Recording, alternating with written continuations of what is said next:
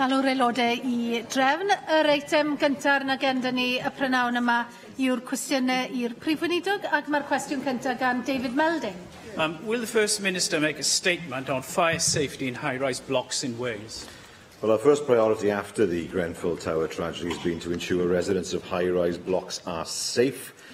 We have provided £3 million to remove and replace cladding in the 3 social sector blocks affected, and we're working with private sector companies to establish their plans to complete the essential work. First Minister, of course, I acknowledge the work that's been done in the social sector, and very welcome it is. But last month, Wales's Chief Fire Advisor said that residents in private high-rise blocks may have to live with unsafe cladding for years because of wrangling over who should pay for it. And the Residential Landlords Association has called on the Welsh Government to offer short-term loans to the privately owned buildings for remedial works while the issue of liability is sorted out. And do you, First Minister, agree with me that for the private sector, the priority should be to remove dangerous materials from these buildings, and the issues surrounding liability, contracts and responsibility should come later? Well, usually the structure and exterior of a building are matters for the landlord. In the case of a high-rise building, it's usually the management company in normal circumstances. They are responsible. Now, there are private companies across Wales who are looking at the buildings that they own and are taking action in order to make them safer, and so they should. And I would urge those private companies who own buildings to do just that. They will have made a substantial amount of money in the main from those buildings.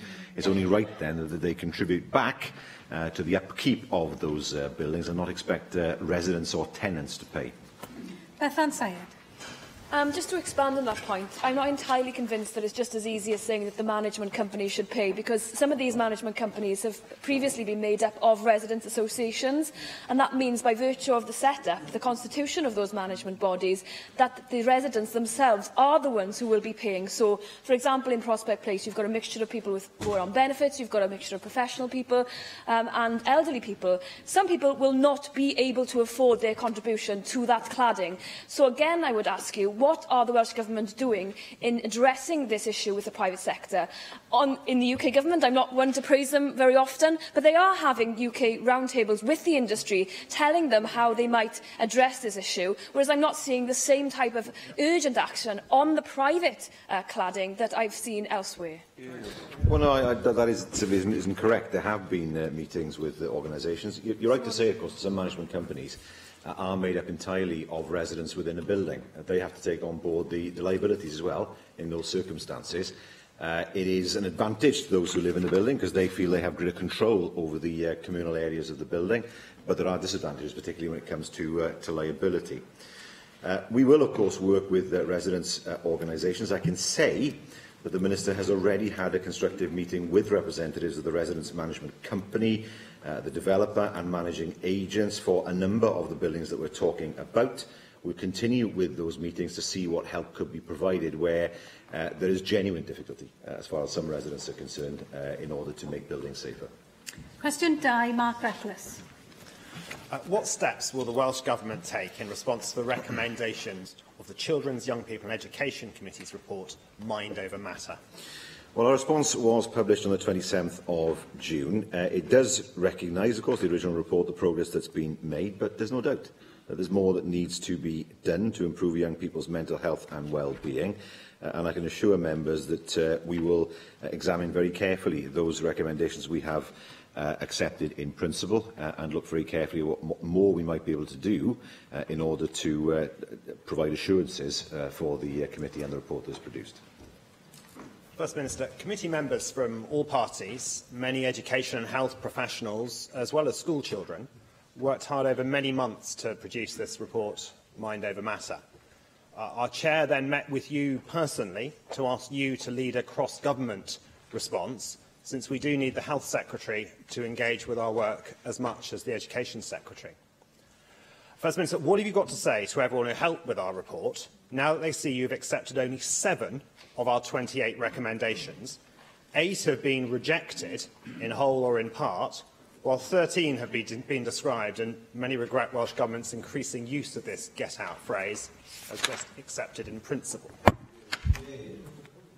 Well, My understanding is that the report makes one key recommendation and 27 separate recommendations. We have accepted fully or in part 23 of those recommendations. Now, it's important that where there has been acceptance in principle, that we look very carefully and seriously at how to implement or take forward those recommendations, and we will do that because we are aware, of course, that mental health is one of the key priority areas for us, identified in Prosperity for All. Lynn Eagle. Thank you, Presiding Officer. First Minister, you are very well aware of my deep concern about the Welsh Government response to Mind Over Matter. Now, I don't want to preempt the committee debate tomorrow because it wouldn't be possible to do this issue justice in a question. But can I just ask you to give me your assurance that you will very carefully consider what happens in that debate tomorrow with a view to ensuring that we do actually get the step change that we so desperately need for our children and young people?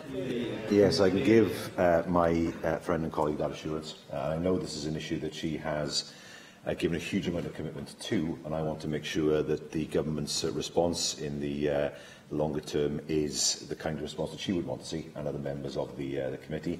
There will, of course, be a fuller debate tomorrow, and these issues can be explored in greater depth at that time. Llyr Griffin. Diolch Llywydd. Dwi'n hefyd eisiau cofrestru'n siom a gweud y gwir ar ymateb gwbl llipa y Llywodraeth I argymhellion yr adroddiad yma.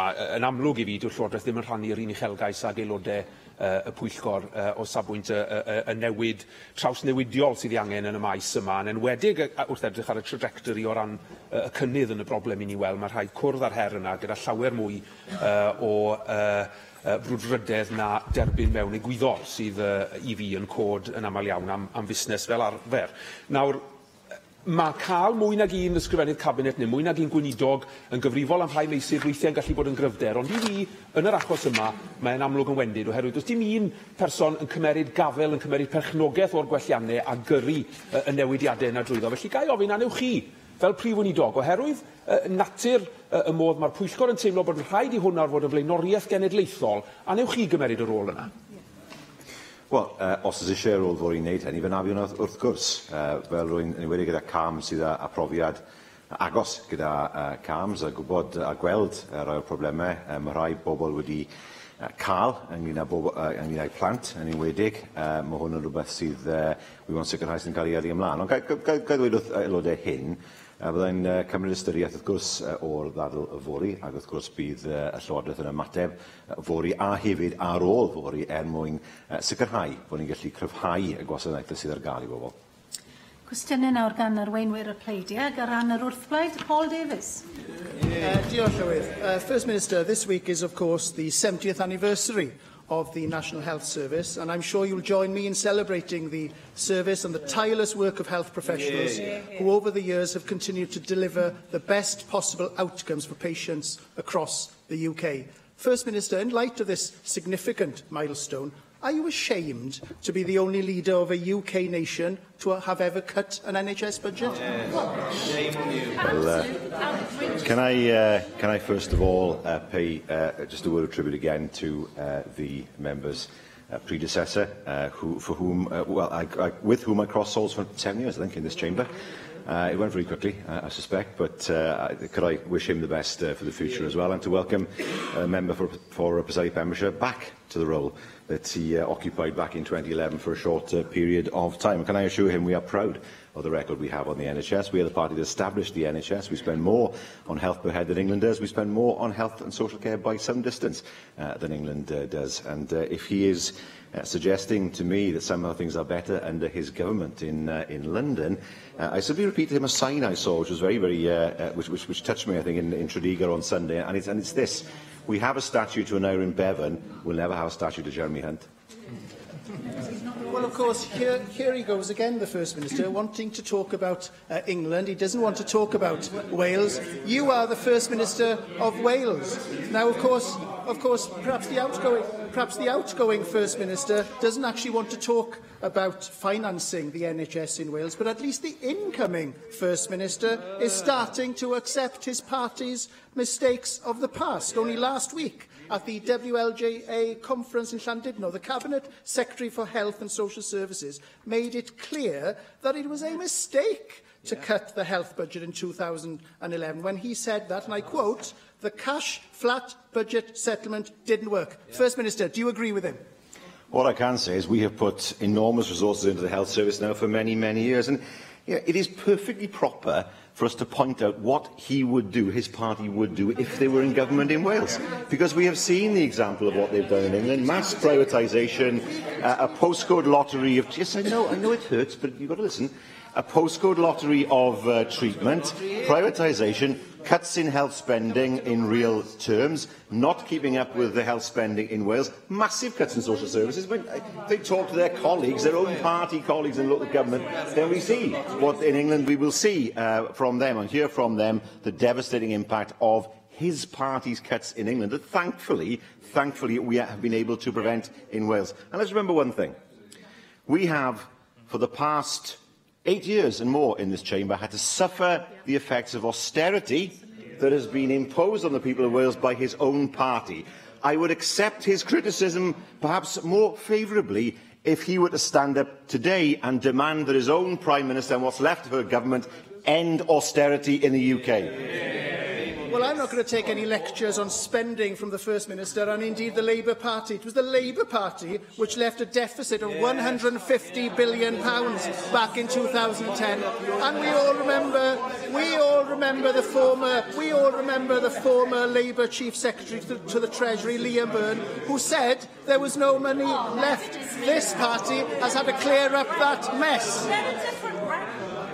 I think we all need to calm down a little bit and listen to Paul Davies. Diolch, Llywydd. First Minister, the effects of the cuts back in 2011 are still being felt by communities across Wales today. The starving of vital NHS funds in recent years has led to Betsy Cadwaladr Health Board in North Wales being put in special measures, the centralisation and downgrading of services at hospitals like Withybush in West Wales in my constituency, health boards struggling and in some cases unable to break even, waiting times up, satisfaction rates down according to your own government's survey, and thousands of people across Wales are still struggling to access their GP. First Minister, the UK government has pledged a funding boost of £1.2 billion to the Welsh government every year for the next few years. Will you now commit to spending every penny of that funding on the NHS in Wales and give the Welsh Health Service the birthday present it so vitally deserves? Well, he is more animated than I've seen in the past 11 years in this chamber. He doesn't need to audition for the job. No one else wants it at the end of the day. So, yeah. But let me say this to him again. He wants to avoid the austerity that his own party has imposed on the people of Britain. It is because of austerity that we find ourselves in a position where we would want to spend more money, more resources on health and other areas, but we are unable to do so. Once again, upon being given the invitation today to stand up and call for the end of austerity, once again he has failed. And, well, I say once again because he's the first one who's done it, but he has failed the people of Wales in terms of what he has done. And once again, he spreads this myth. He spreads this myth about a £1.2 billion consequential. That is not true. Let me explain why it's not true. What will happen is the consequential will come, and then there'll be cuts in other areas. There will be £1.2 billion. It will be far less than that. We know that because that's what's happened over the past few years. So what we will find is there may well be a consequential, but it will be far less than £1.2 billion because his party will make sure of that. His party will make sure of that. They will make cuts in local government, they will make cuts in other devolved areas, and they'll pass those cuts on to us and shave that figure of £1.2 billion down to something far, far less. So let's see if he wants the leadership of his party, whether he will stay today, that he will demand of his party in London that we should get a full £1.2 billion and more, just as they gave £1 billion to the 8 MPs from the DUP. Arweinydd Plaid Cymru, Llawn. Llywydd. In the 70th year of the NHS, it remains Wales's greatest invention, and it is, of course, the staff to which we owe the greatest gratitude. So I'm sure I speak on behalf of everyone here when I say diolch o galon I chi gyd on behalf of all of us. Now, Wales's ageing population means that care services are unable to deal with the pressure that they're under, leading to thousands of unnecessary referrals to the NHS. It's in your gift, First Minister, to create the National Care Service that Plaid Cymru has been advocating for some time now, to alleviate that pressure. Will you do it?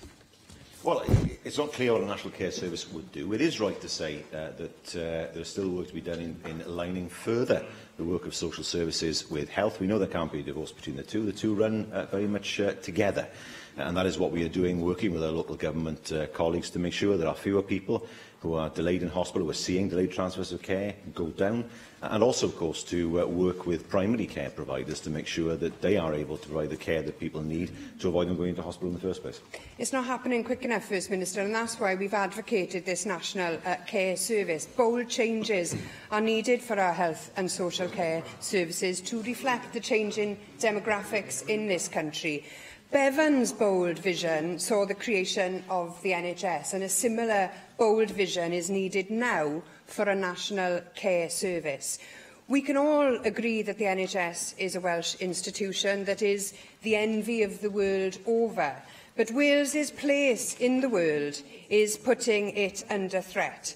Unlike the promises on the side of the famous big red bus, Brexit's danger for the NHS has come into sharp focus this week. NHS England's Chief Executive Officer, Simon Stevens, confirmed that there is extensive planning taking place for a no-deal Brexit. First Minister, can you tell us exactly what planning has been taking place here in Wales, in the Welsh NHS, for a no-deal Brexit scenario? No amount of planning will help us to recruit doctors in the event of a no-deal Brexit. It's a disaster. In fact, people were told 2 years ago that it wouldn't happen, and now they're being softened up for a no-deal Brexit that will lead to many things. And she is right to point this out, because what it would mean, it would be far more difficult to attract doctors and nurses into our health service, and every single health service in the Western world relies on medical staff from other countries, because they want to be able to attract the best wherever they are from. And the message that's being sent out from Britain at the moment is doctors and nurses from other countries are not welcome here. That somehow this is not the country to come to, it's too much bother to come to, too much bureaucracy in the future, and that is not what we want.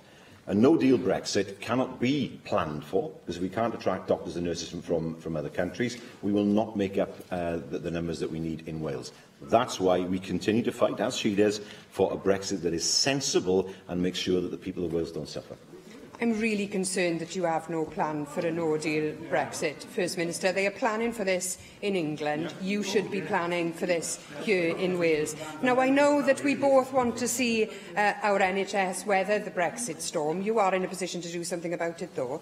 I don't have faith in Westminster to ensure a steady hand on the tiller. No deal needs planning, and that planning needs to start now, for the sake of patients and for staff. Now, one of the most startling revelations relates to our access to medicines post-Brexit. 37 million patient packets of medicines are imported into the UK from the EU every single month. Now, in a no-deal scenario, there is no guarantee about a single one of those packs. Medicines regulation is not a devolved matter, and NHS England has confirmed that they are preparing to stockpile medicines made outside the UK for English patients. That's what planning does. First Minister, are there specific Welsh contingency plans, or are you going to leave it up to the Department of Health in Whitehall to ensure that Welsh patients can access the treatments that they need post-Brexit? Yes, we will do what we have to do in order to cater for that scenario. But let's not pretend here that any of this is good.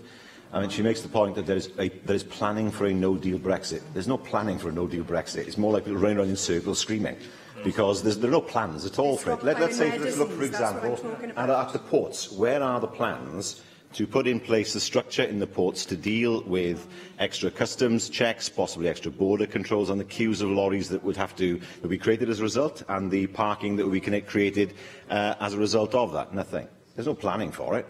The reason why no planning has been done on a no-deal Brexit in Whitehall is because they convinced themselves that the EU would crumble, and therefore there would be a deal. It would be an abject failure on the part of Brexiteers if, having promised the people of Britain in 2016 that there would be a deal that the EU to agree to, that they then broke that promise 2 years on. They will have some explaining to do to the people of Britain. Arweinydd Grŵp UKIP, Caroline Jones. Diolch, Llywydd. First Minister, the whole of my region and communities breathed a sigh of relief when news broke of the deal being struck between Tata and ThyssenKrupp. It ended years of uncertainty for workers at Port Talbot and Deeside. So the Port Talbot works is to get one of its blast furnaces repaired, helping to guarantee the jobs of the thousands of employees until 2026. However, I note from the announcement that the firm only have an ambition to avoid compulsory redundancies until then. So it's clear that the sector still needs significant help if it is to succeed. First Minister, what additional support is the Welsh Government going to offer the steel sector in Wales in general and the Port Talbot plant in particular? Well, a £60 million package that we've already alluded to in this chamber and outside. The UK Government have offered nothing, and there's been no interest at all from the UK Government for the past 2 years. There was, when David Cameron was there was interest, and I acknowledge that. Since then, nothing. I do, however, welcome the deal, and the unions have given it a welcome as well. I think we have to remember we have then the guarantee of no compulsory redundancies until 2026. We also have, of course, the promises in relation to Blast Furnace 5. 2 years ago, things were very bleak indeed. There was a real question mark as to whether the heavy end of Port Talbot could continue in the future. The plant was up for sale. We've come a huge way since then. Part of that is because of the work that we've put in as a government, the money we've put on the table, the talking that's taken place, the engagement that we've had with Tata, and in the 2 years since 2016, when things looked very difficult indeed, we now have, so don't pretend that things are at the woods yet, but we now have as our steel industry in a far stronger position than it was then. Thank you for that answer, First Minister. The UK Government does indeed have a lot more to do for this sector. This strategy to use 3 million tonnes of steel in the next 5 years on infrastructure projects like HS2, Hinkley C and the upgrading of the UK motorways. But this doesn't go far enough because every single infrastructure project should be using UK steel. And every defence project should be using Welsh and UK steel. And every publicly funded and supported project should also be using UK steel. So has your government suggested this in your discussions with the UK government? We can't afford to lose our steel industry because of the short-sightedness of government policy. It is of strategic importance to our nation that we maintain steel production here in the UK, which means here in Wales. First Minister, is your government considering other ways to support the sector in Wales, perhaps looking at a tidal lagoon at Port Talbot, which will help to reduce energy costs for the plant? Well, I think we have to be careful here, because the steel industry, like other industries, does depend on an export market. If we actually say to other countries only steel from Britain is allowed to be used in Britain, they'll say, well, tough, you're not entering our markets either.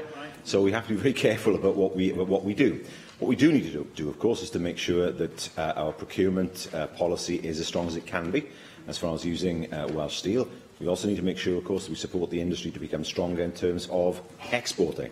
And certainly a small but significant amount of steel is exported to the US, where the tariffs now have made it, well, not so much difficult for Welsh steel, but more expensive for their buyers in the US. So I think we've just got to be very careful here in saying, well, if it's only British steel from Britain used in British projects, well, other countries will then take the same attitude, and we must be careful not to cut ourselves off from the export market. Thank you, First Minister. While the steel industry is of national and strategic importance, we can't ignore the impact that it has on our environment. Living in the shadow of the Port Talbot plant, I see on a daily basis the effect the steelworks has on the environment, with huge plumes of acrid orange smoke released into the air that we breathe, and thick layers of dust covering everything from our cars to our windows. So it's little wonder that Port Talbot has been ranked as one of the most polluted towns in the UK. It is not as bad as it once was, because gone are the days of the acid rain. However, the impact on human health is still present and still a threat. So, First Minister, what actions will your government be taking to ensure that investment at the plant doesn't come at a cost to human lives? Well, I think in fairness to Tata, they have certainly improved the situation in terms of emissions over many years, including looking, of course, at reusing the gas that is flared for energy in the plant. Inevitably, where there's a steelworks, that will have an effect on air quality. But the key is, of course, to make sure that that effect is minimised over the years. But Talbot also, of course, has a very congested stretch of motorway, which is well below the standard that would be built these days. And it's a problem that's not easy to resolve, because it would take a significant amount of money to resolve the issue by looking purely at a road-based solution in Port Talbot. But we want to make sure that we work with Tata, and Tata have been doing this anyway over the years, that the steelworks reduces its emissions, which it has done, as the members recognised, and to continue that trend in the future. Question 3, David Rees. What proposals does the Welsh Government have for improving public transport in areas that will not be served by the South Wales Metro? Well, the new contract for rail services does include a number of proposals for improvements to public transport in each region of Wales. They include proposals that will accelerate delivery of the North East Wales Metro, and also funding to develop a South West Wales Metro as well. Well, thank you for that answer, First Minister. As you're aware, there are many valleys which are not going to be served by the South Wales Metro, including the Avon Valley. And I've received a petition from residents in the Avon Valley concerned about the bus services in the Avon Valley and the reduction in services. In fact, we have Aber-Gwynfi and Blaen-Gwynfi served every 2 hours, so has Glencorrwg, and you can't even get to Glencorrwg by bus after 5:15 in the evening. Now, this is going to have an impact upon lives, because this is an area where a large proportion of people don't own cars and rely upon public transport. What can the Welsh Government do to ensure that it gets equal treatment in the areas that have been served by Metro, so it can have services which will deliver for them, get them to hospital, get them to appointments, get them to the services they need to get to? Well, I can give the member 2 assurances. First of all, we are looking at potential legislation to start to regulate bus services again in Wales, because, as I said in this chamber before, there are many members in this chamber who will have complaints brought to them about bus services that we can do nothing about, because they're private companies, apart from the subsidised services, private companies who can do pretty much as they want. You know, I had unhappy dealings with the Transport Commissioner years ago when that person was based in Birmingham, where not much was done. So we will have greater control, and we can obviously look at sharing that control with local government over the next few years. Secondly, to re-emphasise the point, the Metro is not just about vehicles that run on rails, if I can put it that way. It is about buses as well. And it means, if we're going to have a properly integrated transport system, that the bus services link in with, for example, the Talbot Parkway station, and that people see that they have a seamless, integrated public transport system. And buses are very much part of that, and buses in the Avon Valley will be part of that as well. Russell George. George, since 2010, spending on bus provision by the Welsh Government has fallen by 20%, and the number of registered bus services in Wales continues to fall. This is certainly having an effect right across Wales, but particularly in rural Wales, I'd suggest. So can I ask, First Minister, what are you doing to solve this crisis in Wales? And do you agree with me that what passengers in Wales want is a cleaner, safer and more reliable, especially bus service, bus network, which is valued and funded properly by the Welsh Government? Oh, yeah, good question. You privatised the buses, well, not him personally, but his party, and said it would be marvellous, there'd be competition, whereas in fact across most of Wales what we have is a private monopoly, where in reality there's no competition at all. Secondly, I have to point out to him, when it comes to promises on transport, his own party has a poor record. Where, for example, is the electrification to Swansea that was promised by one Conservative Prime Minister, and that promise was then reneged on by another Conservative Prime Minister? He also fails again to point out the effect of austerity, as if since 2010 we have had a tranche of money provided for us every year to spend as we want, and we are therefore swimming in notes. We are not. His party has made sure that public spending has been cut across the whole of the UK. But despite those challenges, we have maintained the bus services support grant allocations to local authorities at £25 million per year.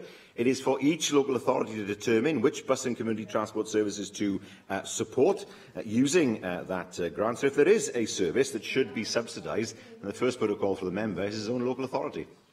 Heaven David. What assurances can the First Minister give that the new major critical care hospital, the Grange near Cwmbran, will be accessible by public transport for all parts of the Caerphilly constituency by the time the hospital opens?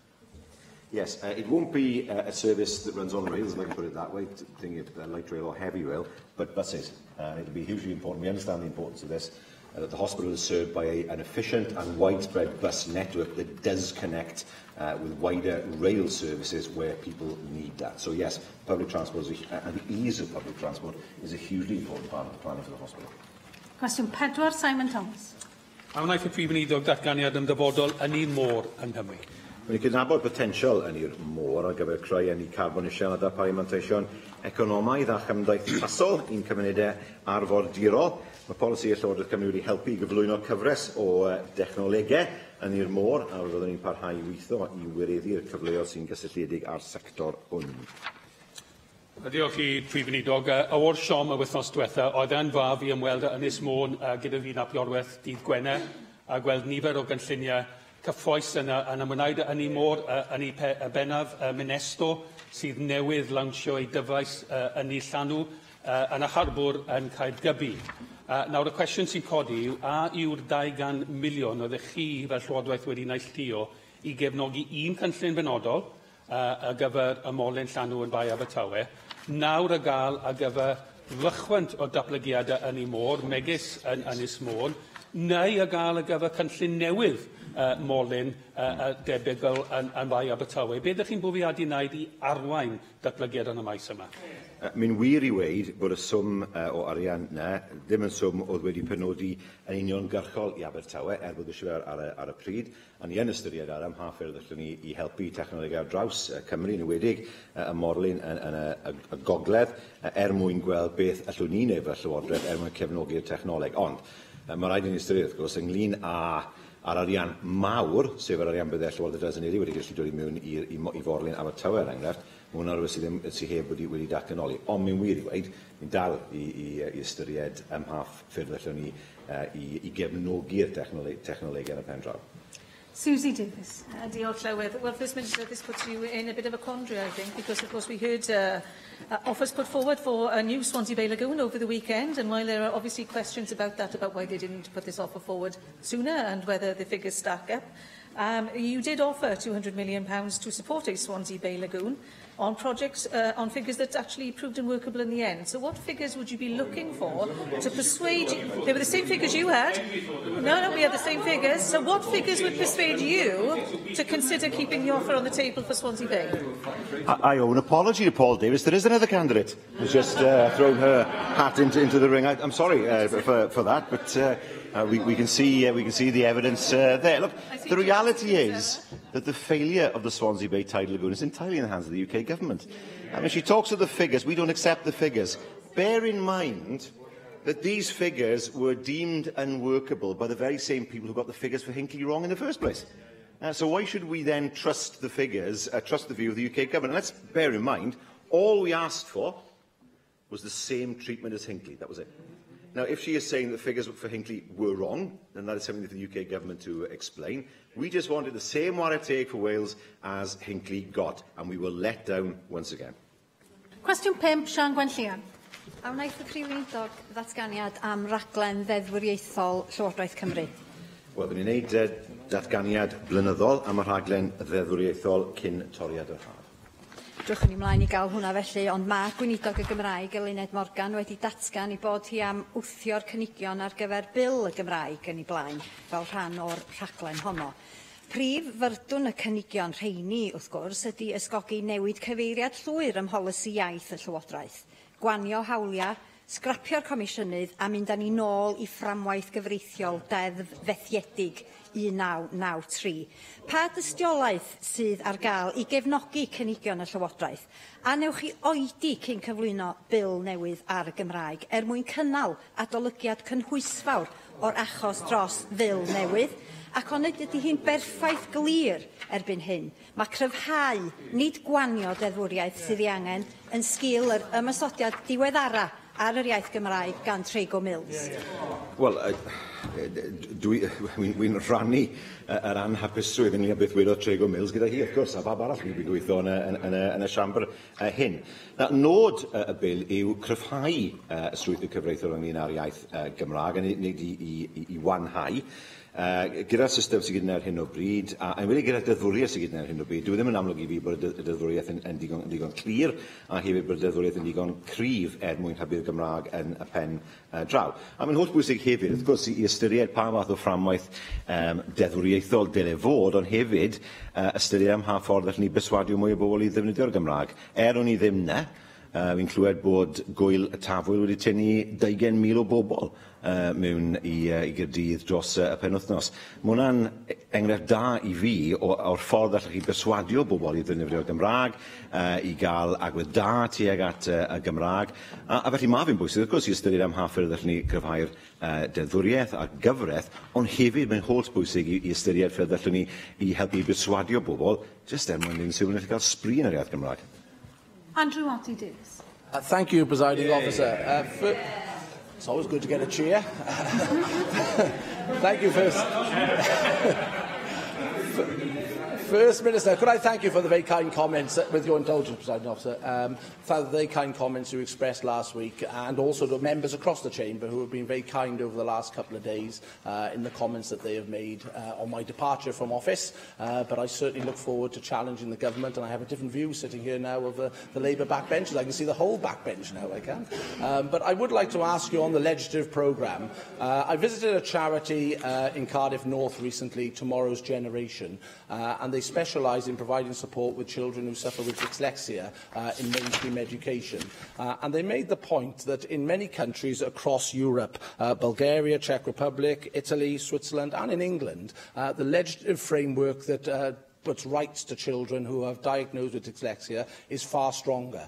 Could I encourage you to have a look at the legislative framework that is available here in Wales, compare it to other examples in Europe, and if there does need to be a tightening of that legislative framework, that those changes are made and the government bring forward the proposals. I can see the Cabinet Secretary saying it is not. I'm just conveying the message that was put to me by the charity. If it is not, then great, but if the changes do need to be made, then I'd hope the government would consider them. Well, I mean, first of all, the reception he had there from his own benches was substantial, and it shows they miss him already, I suspect. But secondly, he raises an important point. If you would allow me to look at this issue and write to him with a substantive answer, he can then convey that answer to those who have expressed their concerns. Cwestiwn 6, Neil McAvoy. Diolch, Llywydd. Will the First Minister make a statement on the Welsh Government's efforts to encourage the UK Government to rebalance its spending on infrastructure?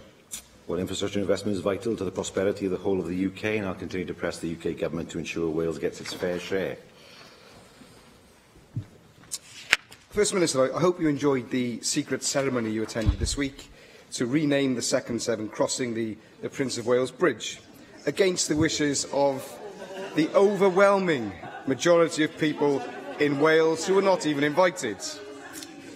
It took I do want to hear Neil McAvoy's question. It took freedom of information requests to reveal how desperate you were to go to the unpopular ceremony and how cosy your relationship is with Alan Cairns. Last week, you voted against a motion of no confidence in the Secretary of State, even though key Conservative manifesto promises were broken, including rail electrification between Cardiff and Swansea. So I wonder, when you were quaffing drinks with Cairns and royalty, if you spoke about the report from the Transport Committee in Westminster that exposed how Wales is sidelined on infrastructure spending and made clear that decisions will always favour London.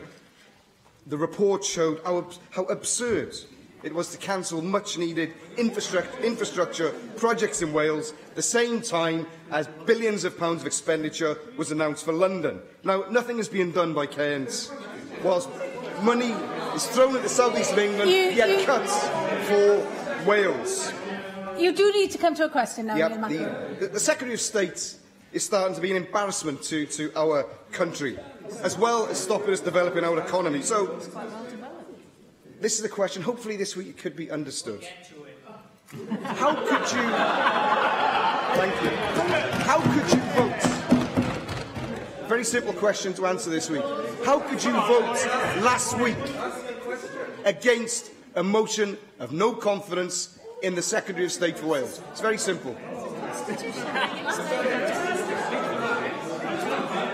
Explain during the debate. In 2 minutes and 5 seconds, because I looked at the clock, the member managed to take an issue on which I agree with him quite substantially and present it in such a ham-fisted way as to annoy almost everyone in the chamber. That is his talent. I understand that. But I have to say that we will always fight to make sure that Wales gets its fair share of infrastructure investment. We do not have a fair share at the moment. And he mentions a secret ceremony, so secret, in fact, that I wasn't even at it. But there we are, and he will see coverage of it on the news in any event. But certainly I share his desire to make sure that Wales does get the promises that it has been given in the past kept in terms of electrification and in terms, of course, of seeing more money made available for the infrastructure that we need in Wales. Nick Ramsey. I was just about to ask you, First Minister, how you managed to wangle an invite to this secret ceremony that I didn't get invited to either, but you've taken the wind out of my sails on that one. Would you say the question about the... And there's always the Alan Davis Road going from Bryn Mawr to Abergavenny, isn't there? Maybe when you're First Minister, we'll see that as well, Alan. But the question about the name of the bridge, I'm getting to a question. The question about the name of the bridge has been raised many times, but isn't it more important, First Minister, that the tolls on that bridge have been reduced and are going to be abolished later this year? Whatever you think about the name of the bridge, some are for that, some are against it. Isn't it a fact that people are now going to enter Wales and leave Wales without paying what many have called in this chamber a tax over so many years? That's to be welcomed. That's because of this UK government. I do welcome the removal of the tolls, and it's about time too. People have been paying for many, many, many years, probably beyond the cost of the bridge since it was built in 1996. So I share his congratulation, if that is the word, for the UK government for lifting the tolls, but it's taken long enough. I mean, the reduction of the tolls was due entirely to the fact that VAT was no longer chargeable on them. It wasn't some kind of largesse the UK government provided in terms of the tolls themselves. But yeah, there are opportunities now, of course, for us to remove what has been a psychological barrier to investors who are looking at Wales, and make sure that we continue with our great success that we've had with foreign direct investment and improve those figures over the next few years. Question 7, Vicky Howells. How is the Welsh Government supporting the cooperative and mutual sector to improve outcomes for children and young people? Well, the Mapping the Social Business Sector in Wales report notes that the sector is now worth an incredible £2.37 billion to Wales, and provides jobs and volunteering opportunities to around 100,000 people. I'm sure the member would agree that the sector, of course, makes a valuable contribution to our society. Thank you, First Minister, and I would wholeheartedly agree with that. I recently visited Cylchmaethrin Serinfach in Mountain Ash in my constituency, a registered childcare provider. They're supported by the Cooperative Centre and achieved really positive results in their recent ESTIN and CSSIW inspections. As we're in cooperative fortnight, and with improving childcare being such an important Welsh Government goal for this term, how is Welsh Government supporting the establishment of childcare providers on a cooperative model, which in turn brings so many additional benefits to local economies? Well, I'll begin by saying that to date, Social Business Wales has provided support to help the group develop a business plan, a sustainability and environment policy, an eco-code and a sustainability health check, and we do refer any individual looking to establish a cooperative model to Social Business Wales, because we want to make sure we create the right support that's needed, both through Business Wales, Social Business Wales, ourselves and WEFL, to make sure that worthwhile projects such as this are able to flourish in the future. Darren Miller.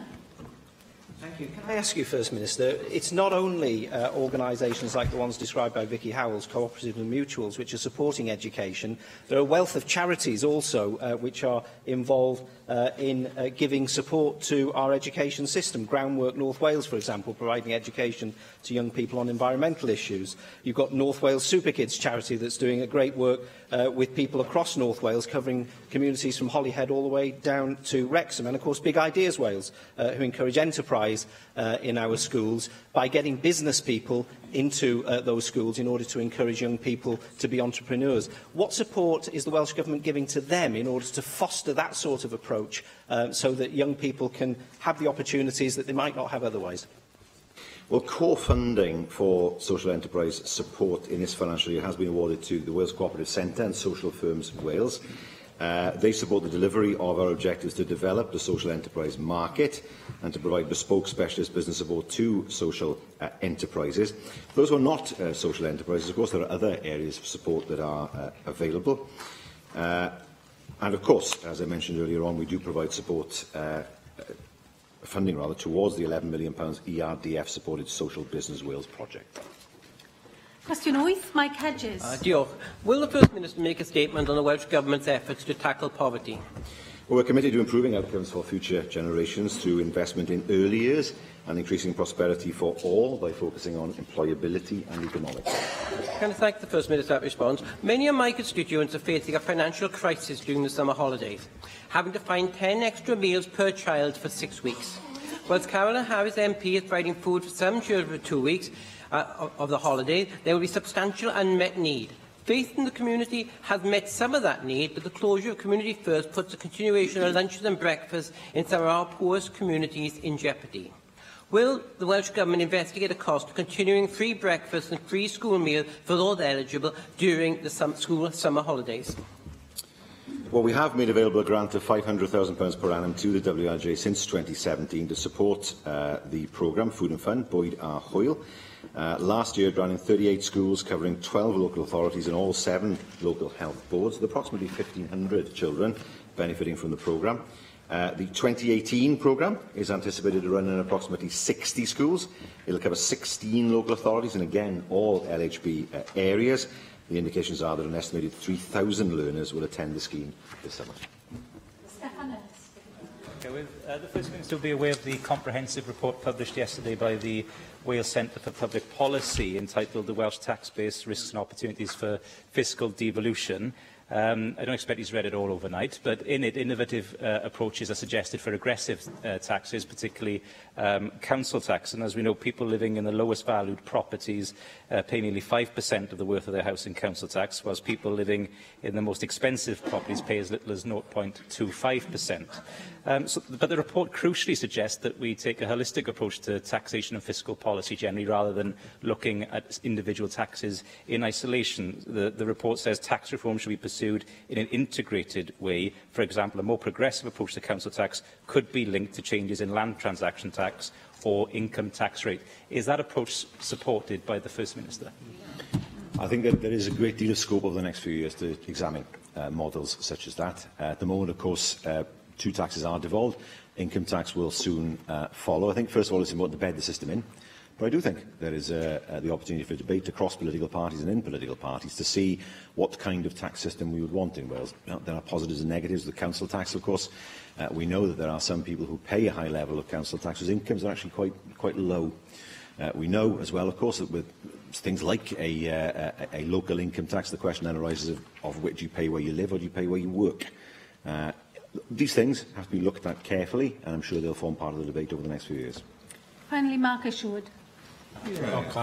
Well, after two decades of Labour government in Wales, Joseph Rowntree Foundation's Poverty in Wales 2018 report found the proportion of households living in income poverty in Wales remained higher than England, Scotland and Northern Ireland, and that poverty among couples with children had been rising since 2003-06. In that context, how do you respond to the statement by the Bevan Foundation that if people feel that policies are imposed on them, the policies don't work, and that a new tackling poverty programme should not be directed top-down?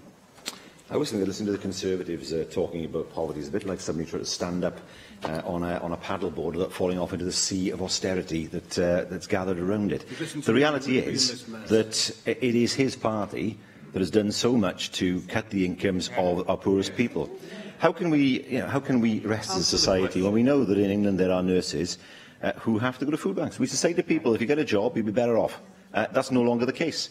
We've seen in-work benefits cut. We've seen tax cuts for those who earn the most. And then we have Conservative politicians wondering why levels of poverty have gone up. Yes, we have, of course, our plans to tackle poverty, but we do need a change of government in London. So we have a government that is far more committed to a more equal society. Diolch i'r Prif Weinidog. Yr eitem nesaf felly o fusnes yw'r datganiad a'r cyhoeddiad busnes.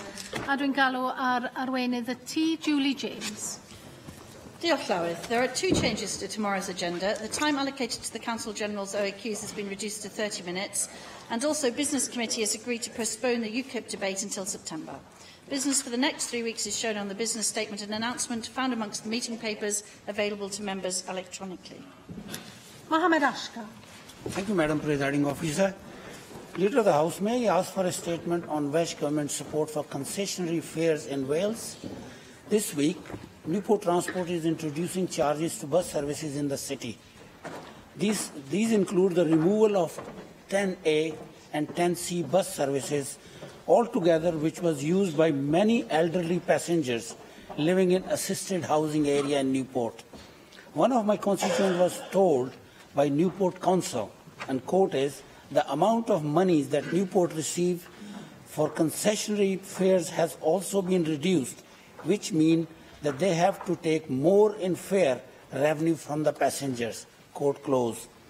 As my constituent says, if you live in an area with a high volume of older people that use bus passes, you are out of the luck with your bus service, quote close. Please could we have a statement on the effect of these cuts on bus services in Wales, and particularly on the mobility and well-being of the elderly passengers who have seen their services cut and abolished altogether. I think not long ago they looked after us, and it's about time for we must look after them, especially in this frail age and old age period. Thank you. Oh, yes, well, I agree with the sentiment that Mohammed Ashkar expressed at the end of his question there. Obviously, that's why we give concessionary bus travel to our older people, because we do agree that they need to have better mobility and so on. The matter of subsidy is a matter for the local authority, and the First Minister just asked a question to that effect. I think the very specific point that he raises about his own council is best asked in oral questions to the Transport Minister. Simon Thomas. Diolch yn fawr, Llywydd. Mae eisoes trafodaeth wedi bod ynglyn â agwedd pechenog Trego Mills tuag at yr iaith Gymraeg, ac oedd y Prif Weinidog yn ateb i Sian Gwenllian yn glir iawn bod yn ddim yn cytuno ac yn anhapus iawn gyda sylwadau fel yna, ond byddwn ni yn gofyn am ddatganiad neu llythyr gan y Gweinidog dros yr iaith Gymraeg i aelodau i esbonio sut y cododd y sefyllfa yma. Dyma fusoddiad oedd yn cael ei weld ac yn cael ei portreodi fel bysoddiad yn ardal Merthyr Tydfil. Mae yna nifer yn gofyn nawr a gafodd y cwmni yma gymorth o gwbl i fusoddi yn yr ardal, ac os gafodd e gymorth o gwbl gan y Llywodraeth neu gan y cyngor lleol, nad oedd parch tuag at dreftadaeth a'r iaith leol yn fan o'r bysoddiad yna. Ac ymhellach, i beidio ailadrodd y cwestiwn y Seisis wedi gofyn ynglyn â statws cyfreithiol y Gymraeg, mae'r agwedd y cwmni yma tuag at lleiafrifoedd eraill, os gael dweud dros y blynyddoedd, hefyd wedi dod i'r amlwg. Rhywbeth dwi ddim eisiau ailadrodd yn y siambr yma ynglyn â pobl hoyw, enghraifft. Os dyma'r pris sy'n ni'n goffa talu ar gyfer buddsoddiad, mae'n well i ni cadw yn pach a gweud i buddsodwyr yma lle i fynd o bosib. Ond yn benodol dwi am deall gan y Llywodraeth beth oedd ymwneud Llywodraeth a'r buddsoddiad yma ymlaen llaw, ac ydy'r Gweinidog bellach wedi cysylltu â Trego Mills ac yn gallu rannu cysylltiad yma gyda ni. Wy'n gwybod bod y Comisiynydd Iaith wedi wneud, ond hoffwn ni wybod beth mae Llywodraeth wedi wneud yn ei gylch. Yr ail beth dwi am godi gyda chi yw ffaith bod diffyg carbon dioxide. A hyn y bryd mae wedi gwrs cyrraedd tudalen y wasg ynglyn â diffyg cwrw ar gyfer y cwpan y byd, ond mae yna rhywbeth llawer mwy pwysig yn digwydd yn y diwydiant bwyd yn hyn y byd, mae diffyg CO2 yn golygu nad oes modd pecynnu cig i gadw yn ffres, na chwaith defnyddio CO2 sydd yn cael ei defnyddio fel ffordd o stynio anifeiliaid bellach, nid y dull trydan yn benodol sy'n cael ei defnyddio, ond CO2 fel nwy sy'n cael ei defnyddio, ac wrth gwrs mae cwestiwn o lles anifeiliaid yn codi yn hynny o beth. Felly, a oes modd i ni cael datganiad gan yr ysgrifennydd Cabinet ynglyn â'r defnydd CO2 o gyfer lles anifeiliaid a pecynnu bwyd, ac ydy y sicrwydd bod hyn yn cael ei wneud o hyd at y safon i ni disgwyl yng Nghymru. Ac yn ail, gan bod hwn, y dweud y gwir, yn tanlinellu pa mor anodd fydd thynnu allan o'r Undeb Ewropeaidd, achos mae'r diffyg CO2 yma yn adlewyrchu'r y gadwyn drwy rhyw 5 ffactri yn gorllewin Ewrop sy'n cynhyrchu nwy i'r safon i ni'n defnyddio. A yw Llywodraeth Cymru bellach yn trafod gyda Llywodraeth San Steffan ynglyn â paratoi i sicrhau y cyflenwad digonol cyn i ni adael yr Undeb Ewropeaidd ac ar ôl. Yes, well, the member raises two very important issues. On the Trego Mills issue, I think we all share his outrage, I think is not too strong a word, at some of the language used. I also won't repeat it, doesn't require the publicity. I will ensure that all Assembly members are updated, probably by way of letter, as to where we are with that. This company has caused problems wherever it's gone in Britain, I think it's fair to say. I well remember the protests when it set up in Cornwall about the environmental damage that it occurred and the damage done to both flora and fauna in that area. So it hasn't covered itself in glory elsewhere in the UK. So I will ensure that all Assembly members are updated as to where we are with that. On the CO2 shortage, the member raises a series of very good points about that. And again, I will make sure that all Assembly members are informed by way of letter where we are with the situation, both in terms of animal welfare and in terms of security of supply as we exit the European Union. Julie Morgan. Since the last questions to the Leader of the House, we've had the news from Westminster that the 5 women's prisons they were going to build have been abandoned, and instead there will be 5 women's centres, which I think is a matter of great rejoicing, and I know the Leader of the House will share that with me because we've campaigned for this for years. So it does seem a fundamental change of policy, finally recognising the unique situation of women in the justice system. So would it be possible to have a statement from the Cabinet Secretary responsible about what implications this would be for Wales? Are we likely to have one of these residential centres in Wales? And what discussions have taken place with Welsh ministers about this very welcome change in policy? Yes, absolutely. Julie Morgan's entirely right. I am delighted that our long campaign to see justice for many of the women in prison for offences, generally of poverty, actually, received the right kind of response. The Cabinet Secretary is meeting ministers at the Ministry of Justice on the 18th of July to discuss our approach to tackling female offending, including the potential to develop a different approach to the secure female estate for women with Welsh domiciled women, to ensure that they get the right support in their communities. And if at all possible, are diverted entirely from the prison estate. Once he's had that meeting on the 18th of July, I'm sure he'll be delighted to update all Assembly members on how it went. Mark Reckless. Could I, in a sense, support Simon's call for a statement regarding the Trego Mills investment, but also including the confidentiality of correspondence for inward investors? My region benefited from 65 million, I understand, of investment in this site. Its head was condemned by both the Welsh Language Minister and the Council General for expressing his view regarding bilingual signage. I haven't heard any similar condemnation from anyone in Welsh Government about the leaking of that correspondence in the first place. Do we now have a fit and proper character test for inward investors? And if so, can we perhaps sort of clarify the scope of that?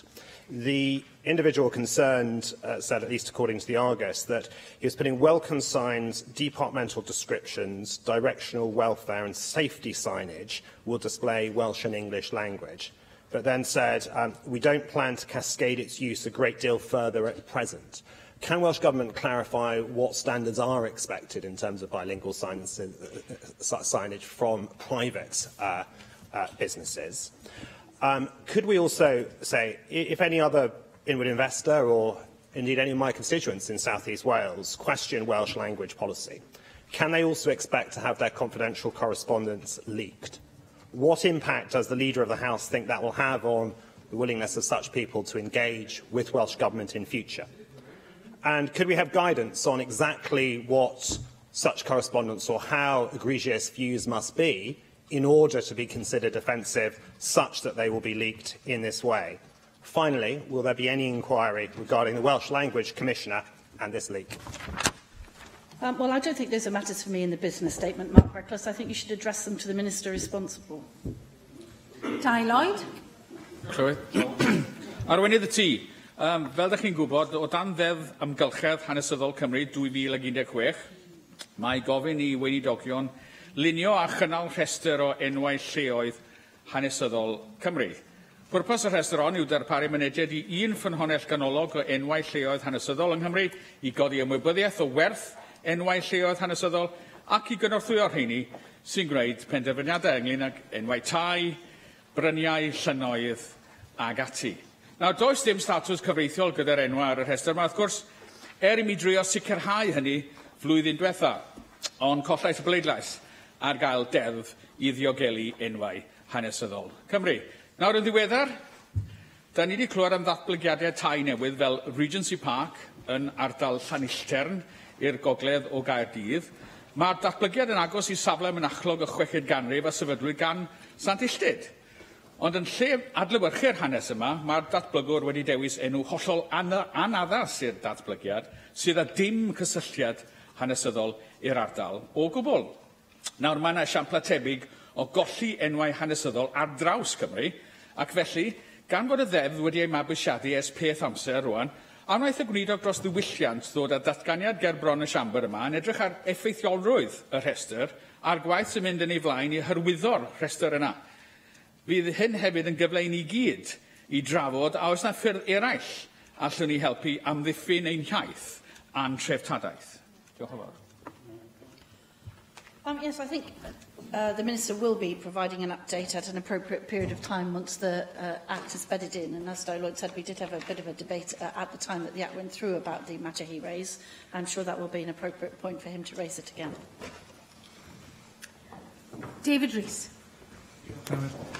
Leader of the House, I'll ask for 3 statements this afternoon, please. I'll do the 2 easy ones. The Cabinet Secretary for Local Government and Public Services yesterday issued a statement regarding a concordat that the Welsh Government has reached with the Ministry of Justice. And reading through the concordat, it actually describes mainly on functions, but it doesn't rule out the possibilities of discussions on a future super prison on Welsh Government-owned land. So could you ask the Cabinet Secretary to actually bring a statement to the House so we can ask questions on that concordat on what it actually means regarding to the justice issues which we have fought for so long in Batolbal, and I want to make sure that what we've achieved to date remains achieved. On the second point, we obviously are awaiting the white paper on the future relationship of the UK with the EU. We all await with bated breath. Last week I was in Brussels talking to many individuals over there who expressed deep concern over the failure of being able to get someone simply because they didn't know where they were going. But can we have a statement from the Cabinet Secretary for Finance or the First Minister once that white paper is published so we can see and ask questions as to how it affects Wales and what we see is the future as a consequence of that white paper, so ensure that in the very short time we have left before a decision is reached, we're able to express those views clearly and to have consultations with businesses in particular who have already indicated their concerns over the future relationship with the EU. And thirdly, on Cabinet Secretary for Economy and Transport has left now, but it would be interesting to have a statement on the steel industry and the agreement which was reached last Friday between ThyssenKrupp AG and Tata that clearly puts a provision in place for medium-term sustainability till 2026. As has already been stated this afternoon, there will be no compulsory redundancies before that point, and the reline of blast, or not the reline, and the upgrade of blast furnace number 5 will last roughly that period of time. But it is important that we look at the long-term sustainability of the works and the future here in Wales and the long-term impacts. And I would like to understand what the Welsh Government's position is on the long-term position of steel in Wales and how we can support the industry and particular Tata ThyssenKrupp merger to ensure that the industry doesn't suffer in 10 years' time. So it isn't a short-term stopgap to keep people happy now. It is actually something which we've always believed in, is that there's a future for steelmaking here in the UK and particularly here in Wales. Yes, absolutely, David Rees. Obviously, the First Minister, in First Minister's questions, broadly welcomed the announcement by Tata Steel and ThyssenKrupp on the signing of the definitive agreement, and I'd just like to reiterate that the Government is extremely glad that that's gone through. We also noted that the steel trade unions have stated they recognise the industrial logic of the partnership and consider it to be the best solution to ensuring the long-term future of Tata Steel's UK operations. This Government's committed to continuing to engage with the company and the trade unions to consider the detail of the announcement and how it might impact on the securing of iron and steel making in Wales over the longer term. The First Minister also mentioned keeping a weather eye on, for example, our export markets and what the tariff situation is and what we can do to support the industry in the meantime. With regard to the UK operations, as you've said, we ensure that the commitments in the existing MOU with the trade unions are taken into account into the joint venture, and we welcome the announcement of the Employment Pact of 2026 and indeed the upgrading of the blast furnace. But be assured that we're still fully engaged with the company at every level to ensure its continued prosperity and success, as we share the concerns that the members expressed on a number of occasions in supporting the steel industry in his constituency. In terms of the Concordat, I think if you have very specific constituency issues to bring up with the Cabinet Secretary, it would be best to bring those up specifically and in questions with him. I don't think it's appropriate to bring a general statement on the Concordat, as we've already got the Concordat in public. I don't think he's got anything of other general interest still to stay on that. And on the relationship with the EU, we will certainly be bringing forward a number of occasions on which members will be able to closely question the ministers involved in those negotiations to ensure that Wales gets the best possible deal out of the so-called negotiations as we continue. Darren Miller.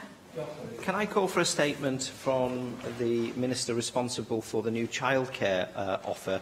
I was very pleased to see that the 30 hours of free childcare is going to be extended in different parts of North Wales later on this year from September, including into Conway, which forms part of my constituency. But, of course, there is one single local authority which is going to be left out of the offer from September of this year, and that's Denbighshire. I have written to the Minister in respect of this matter, but I think it would be beneficial for all members of the House to have some sort of assurance about this, because there are parents who are concerned that there may be cross-border issues if they are working in one local authority area and trying to make a claim for free childcare in another, and how that might impact upon the practicalities of being able to enjoy the benefits of the 30 hours that might be available. So I think some clarity on that should be afforded, and I would urge the Minister to consider extending the rollout into Denbighshire from the same date, the 1st of September, as all of the other local authorities in North Wales, to overcome the potential problems. I feel as if I'm caught between a cross conversation between two people here. I mean, it's clear you're in correspondence about the issue, and the Minister is indicating to me that he's about to write back out to you. It's obviously a series of pilot programmes. Denbighshire is not the only authority in Wales that's not in the initial tranche, but I understand the Minister is about to write to you and explain exactly where we are with it. Bethan Syed. Yes, David Rees put me to the post on Tata, wanting to ask for a statement on the issues with regards to ThyssenKrupp, but also in relation to the investment the Welsh Government has pledged already between Plaid Cymru and Labour. I know that Phase 1 has gone ahead. I'd like assurances on the other phases, but also a general statement that will show us what is happening in relation to state aid post-Brexit. I know that there are varying issues there. I know that the First Minister has already indicated on the record to us that there still is disagreement on that with the UK Government, so a general statement on steel would be beneficial. And also if we could have a statement on an update from the Cabinet Secretary for Health on how the consultation is going with regards to the eating disorders framework. I do welcome it, as I've said previously, but we had a cross-party group meeting recently, and some of those in the health service who were there weren't aware of the consultation happening, so I just just wanted an update as to how they are being told that they can engage with the process, because I want as many people in the health service to be involved in the review as possible, so we can have a fully comprehensive analysis of eating disorder services to get the best deal out of any revised framework. So that would be my second call. Thank you. The Cabinet Secretary is indicating to me that he's just brought to their attention just this week. So we are of course extremely concerned that all consultations get the widest possible response. He's indicating to me that he's brought it to a renewed attention just this week. Hopefully that will elicit the broad range of responses that Bethan Sayed is quite right in saying we need to have in order to be able to evaluate the policy. And on steel, of course, a large number of us who represent that region have a great deal of interest in the continued strength of the steel industry. A number of statements on the record have been made today about that, and I'm sure that you heard that alongside Plaid Cymru we're very keen indeed to make sure that all of the assurances that we've already given are heard loud and clear by the new collaboration. Mike Hedges. I wish to return again to the threat of closure by Virgin Media, their facility in Swansea. Can I firstly ask for an update on the Welsh Government's support for the main submission to try and save the whole site and call centre agents based on their quality and skills? Secondly, can I ask for an update on support for the non-call centre operational staff, of which there are about 80, who are putting a proposal for an alternative site locally or an expansion of other sites in South Wales? Yes, thank you for that. Members continuing to show his concern for the large number of people who are under threat of redundancy in his constituency and in the Swansea area in general. The Cabinet Secretary for Economy and Transport met with Virgin Media on the 14th of June to further discuss the plans for closure, the reasons behind the decision and to offer what support we can to help reverse that decision. The consultation period commenced on the 23rd of May and it will run for a minimum of 45 days. We are assisting with a counter-proposal from the employers' representatives aimed at keeping the site open, and we're awaiting the outcome of that consultation. Should the plans for closure continue after that consultation, the task force will be ready to support affected staff, and that includes discussions with any particular groups of staff who have a specific proposal for parts of the business to be self-standing here in Wales. Sian Gwenllian.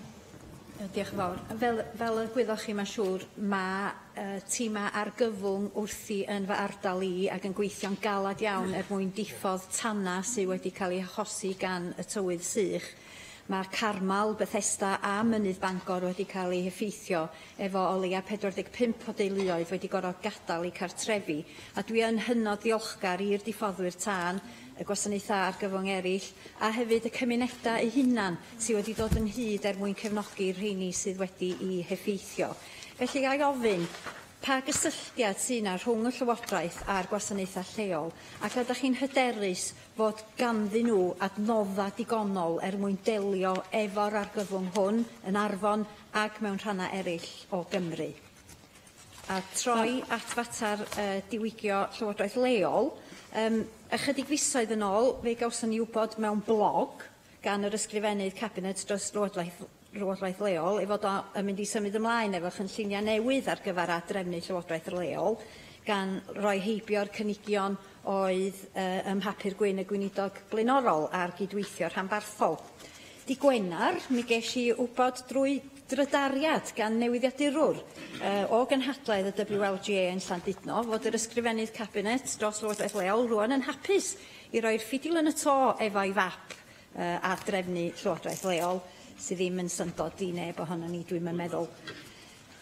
Ond efo datganiadau mor bwysig a hyn sydd yn effeithio'r ffordd mae gwasanaethau cyhoeddus yn cael ei rhedeg yn y dyfodol, da chi ddim yn meddwl bod angen meddwl o ddifri a'i cyhoeddi ar wefannau cymdeithasol ydy'r ffordd briodol o gyhoeddi newidiadau polisi mawr fel hyn, heb ddatganiad ysgrifenedig ffurfiol i aelodau cynulliad, ac mae hynny i mi yn tanseilio hygrededd Llywodraeth Cymru a hefyd hygrededd y cynulliad cyfa. Felly, swn i'n licio cael dau ddatganiad. Un yn nodi be ydy'r ffordd ymlaen wan, be nesa i Lywodraeth leol, be nesa ar gyfer adrefnu, ond hefyd, swn i'n hoffi gwybod pa gyfarwyddiadau sydd na i weinidogion wrth iddyn nhw gyflwyno gwybodaeth sydd o arwyddocâd cenedlaethol i'r cynulliad cenedlaethol yma. Yes, in terms of the fires, I also want to pay tribute to the staff who've worked tirelessly to ensure the safety of well, both the countryside and of the people using the countryside, and Llywydd to repeat the appeals by the fire service for people to be very careful, for example, in things such as where they park, to ensure that a hot exhaust pipe is not touching highly flammable grasses, for example, which in this very dry weather can cause real issues. I'm sure the Minister will update us on the circumstances once we have a full picture of what's been happening. In terms of local government reform, my understanding is that the Minister is intending to update the Assembly once the consultation responses have been properly analysed, and the conversation he was having was about the conversation that was going on at the WLGA conference, which is of course an ongoing consultation. Jane Hunt. Leader of the House, I've got two questions. Firstly, tomorrow I'm facilitating a meeting in the Senedd of the Welsh Mesh Survivors Group. It would be helpful to have an update from the Welsh Government on the ministerially directed implementation group announced by the Cabinet Secretary on the 8th of May, chaired by Tracy Myhill. And secondly, Leader of the House, can you clarify whether the Welsh Government's guidance on the wearing of school uniforms in secondary schools has been updated to respond to these hot weather conditions, with temperatures reaching over 30 degrees over the past week? I'm aware that there are some schools allowing pupils to wear shorts, that's both girls and boys, if preferred by pupils and parents, whilst others are not. Yes, indeed. I mean, the hot weather has been a real pleasure for most of us, but there are some real issues about appropriate responses. School uniform and appearance policies are set by each school head teacher and governing body, but they do give school the flexibilities to relax the rules if they wish, although we would expect some discretion to be used in periods of hot weather by the head teachers. Our guidance on school uniform and appearance policies suggests governing bodies take a flexible approach to basic uniform requirements during hot weather, as opposed to having separate uniforms for winter and summer. So very much along the lines that Jane Hunt has just remarked on. And it's clearly quite common sense needs to be used in these circumstances so that pupils remain comfortable and that they can continue with their learning, which is, after all, the overriding priority. I'm sure head teachers will take that into account. In terms of the vaginal mesh issue, the priority of the Women's Health Implementation Group in the first instance will be to oversee the implementation of recommendations from the vaginal mesh and tape review. We anticipate that the group will consider any recommendations arising from the endometriosis and fecal incontinence reviews in progress. The activities will be directed by the Cabinet Secretary for Health and Social Services on advice from the Chief Medical Officer and Chief Nursing Officer, and will have a central role in providing leadership and strategic direction to ensure an all-round approach is in place to help break down barriers, join up pathways between primary, secondary and tertiary care, and manage women's health in the community. So a fully rounded approach, which I'm sure we're all very much welcome. Joyce Watson. Llywydd, Leader of the House, on Wednesday, that's tomorrow, Sarah Champion MP will lead a debate in Westminster on tackling demand for commercial sexual exploitation. And it centres on the question of whether the UK should follow the United States and other countries by banning so-called prostitution websites. There's mounting evidence that websites like Beaver Street and Adult Work are enabling the huge rise in sexual exploitation and trafficking of women to the UK for profit, making money by placing ads on behalf of gangs and individuals running networks of women, and many of those women are trafficked from abroad into the UK. And Beaver Street operates in 19 countries, and it's owned by an offshore holding company in Jersey, and Adult Work is registered in Panama. Could we have a statement then, following tomorrow's debate, from the government on its assessment of online sexual exploitation here, and whether Wales will add its weight to the campaign by calling on the UK government to ban the online pimps and traffickers? Yes, can I pay tribute to Joyce Watson for her determination, as always, to tackle all forms of violence against women and exploitation, which we fully share in the Welsh Government.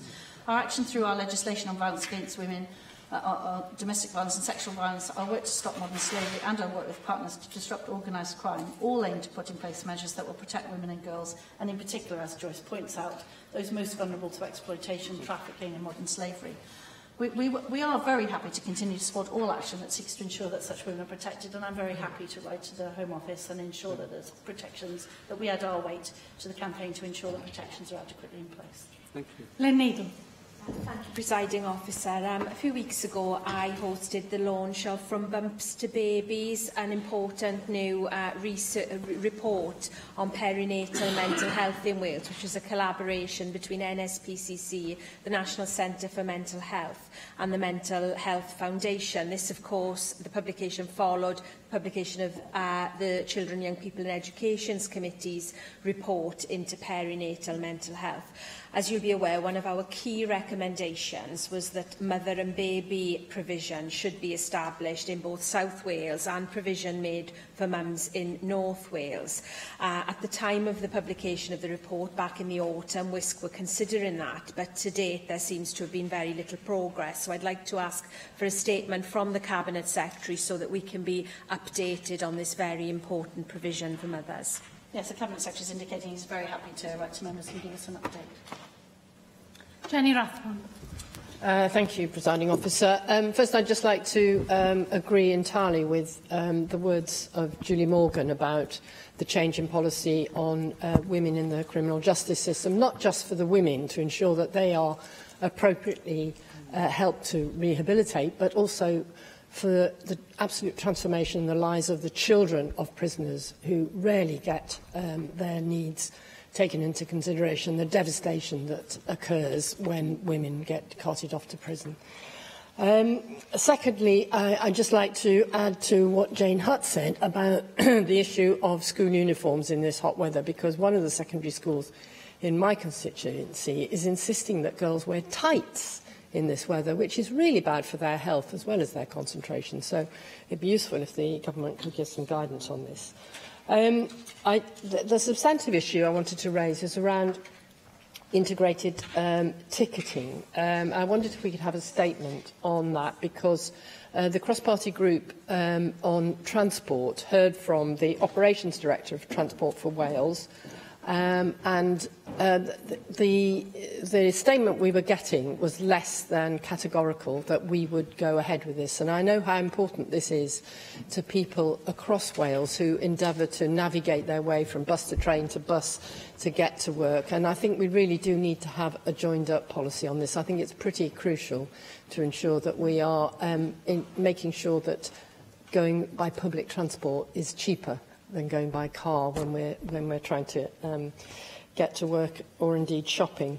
The other issue I wanted to raise, which I don't expect you to have an answer for, but I wondered if we could ask the government to produce a statement on a fair deal for supply teachers, because many of the agencies that assist head teachers who need to get hold of people in a hurry are continuing to flout the agency worker regulations by using something called the Swedish derogation. And there's going to be a march this Saturday from Cardiff Central Station to New Directions, which is currently flouting the regulations. And I wonder why the Welsh Government is putting any work their way when they are still flouting what is the regulations that we currently enjoy through being a member of the European Union. Yes, on the first issue on women in prisons, I couldn't agree more. I've been, as Jenny Rathbone is very much part of the group, has been campaigning for such changes for a long time. And I would just commend to the Chamber the consultation that Mark Drakeford recently announced on preventing councils from imprisoning people for non-payment of council tax, which you know impacts heavily on women and girls, for example, and other such civil offences which really should not result in imprisonment in those circumstances. So I commend that consultation to members if they haven't already seen it.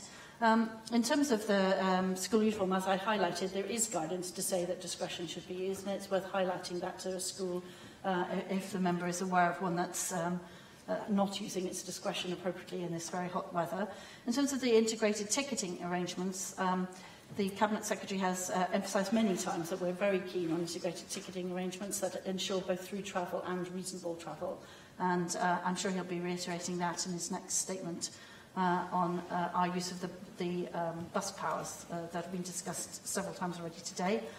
In terms of the fair deal for supply teachers, if the members clearly aware of some specific instances around that company, I suggest she writes to the Cabinet Secretary for Education highlighting that, perhaps copies it to all of us. Diolch I arweinydd y tŷ. Yr eitem nesaf felly yw'r datganiad gan ysgrifennydd y Cabinet dros iechyd a gwasanaethau cymdeithasol yn nodi 70 mlynedd ers sefydlu'r Gwasanaeth Iechyd Cenedlaethol. A dwi'n galw ar yr ysgrifennydd i wneud ei datganiad Fawn Gethin. Diolch, Llywydd. As members are already aware, this week marks the 70th anniversary of our National Health Service. And this is a particularly proud landmark for us here in Wales, given that its founding father was, of course, our very own Aneidan Bevan, the son of a Treager miner who left school at the age of 13 and seemed to be set for a life working underground. And had it not been for a trade union movement committed to self-improvement and mutual support, he would not have had the education opportunities that ultimately set him on a career path into politics. And of course, Bevan's formative experiences indelibly shaped his political views. The absence of a universal healthcare service, a patchwork of local arrangements based largely on the Victorian Poor Law, where those who could pay got care and those who could not usually did not. The disparities and hardships that created and perpetuated are unimaginable to those of us brought up with the NHS. However, as we know, the local Tredegar Medical Aid Society offered Bevan a glimpse of what was possible when individuals took action collectively for the common good. And the battles that Bevan fought to establish the NHS are well documented, and his reputation as a firebrand was certainly one of the reasons why Attlee chose him for the task. In the face of ferocious and highly personal criticism, he succeeded in delivering a healthcare system with 3 fundamental principles that still hold true today in Wales. Services are free at the point of use, they're financed from central taxation, and everyone is eligible. The achievements of the service that he delivered and the positive impact this has had on our society are too numerous to list. Yet it is far too easy to take for granted the extent to which we all rely on our health and care services, from cradle to grave. Every single one of us has benefited from the eradication of diseases that in the past would have debilitated or taken the lives of people in their hundreds every year. We're now able to treat or cure illness and conditions that even 20 years ago would have seemed impossible. As a result, of course, more of us are living longer. And these are incredible achievements to be celebrated. Yet we know there is always more to do. A growing and ageing population places ever greater demands on our services. The ever faster rate of medical and technological advancement is creating opportunity and expectation, together with more funding dilemmas for services with finite budgets and a myriad of competing priorities. In many ways, none of this is new. Almost from day one, the NHS has been surrounded by arguments over funding, spiralling budgets, and arguments over structural and organisational arrangements, capacity, and the rationing of services. What is different now, though, is the scale of the challenge, its urgency, and the scale of the operation. Last year in Wales, there were some 20 million patient contacts, more than 700,000 first outpatient appointments, more than 600,000 inpatient and day cases, more than 479,000 ambulance calls, and more than 1 million people seen in our A&E departments, while some 82,000 adults and around 16,000 children depended on support from our social care services. Between them, these services have a combined budget of over £9 billion and employ a workforce of over 170,000 staff, and all of this for a population of just over 3 million. And when we consider today, of course, we still face the challenges over a range of health inequalities. And I want to recognise now the pioneering work done on the inverse care law in Cwm Tafan and Iron Bevan University Health Board areas, and the signs that they're actually closing a gap on health inequalities, which is a remarkable achievement. And it's worth reflecting, of course, on the passing away of the Welsh GP Julian Tudor-Hart at the age of 91 on Sunday. As with others, I've met him and been impressed by him. But more than that, the impact of his 1971 Lancet paper on the inverse care law continues to prompt debate and recognition, and how we still have a continuing responsibility to tackle health inequalities. We know that meeting these challenges and coping with the different demands that the future will bring means that our services will have to change and adapt, as they have had to do in the past. That's why, with cross-party support, we commissioned the Independent Parliamentary Review to examine our health and care system. And having taken their advice on what needs to change, We spent the early part of this year working with stakeholders across Wales to develop our long-term plan for health and social care. So A Healthier Wales is the first joint health and social care plan in the UK. It sets out actions that we will take as a government to support our services so that they can deliver the transformation required and ensure that our services are fit for the future. As we reflect on and celebrate our past, we have choices to make for our future. More of the same cannot be the answer. We cannot allow our NHS to be changed by service failure. We have to empower and enable change to improve services and outcomes. And crucially, we have to listen to our staff and provide them with a platform to lead a debate with the public about the future. And when I receive praise for the National Health Service, the letters and the conversations I have themselves often refer to the amazing technical capability of the health service. However, they always talk about people. Because the service isn't bricks and mortar. The health service, above all else, is our staff.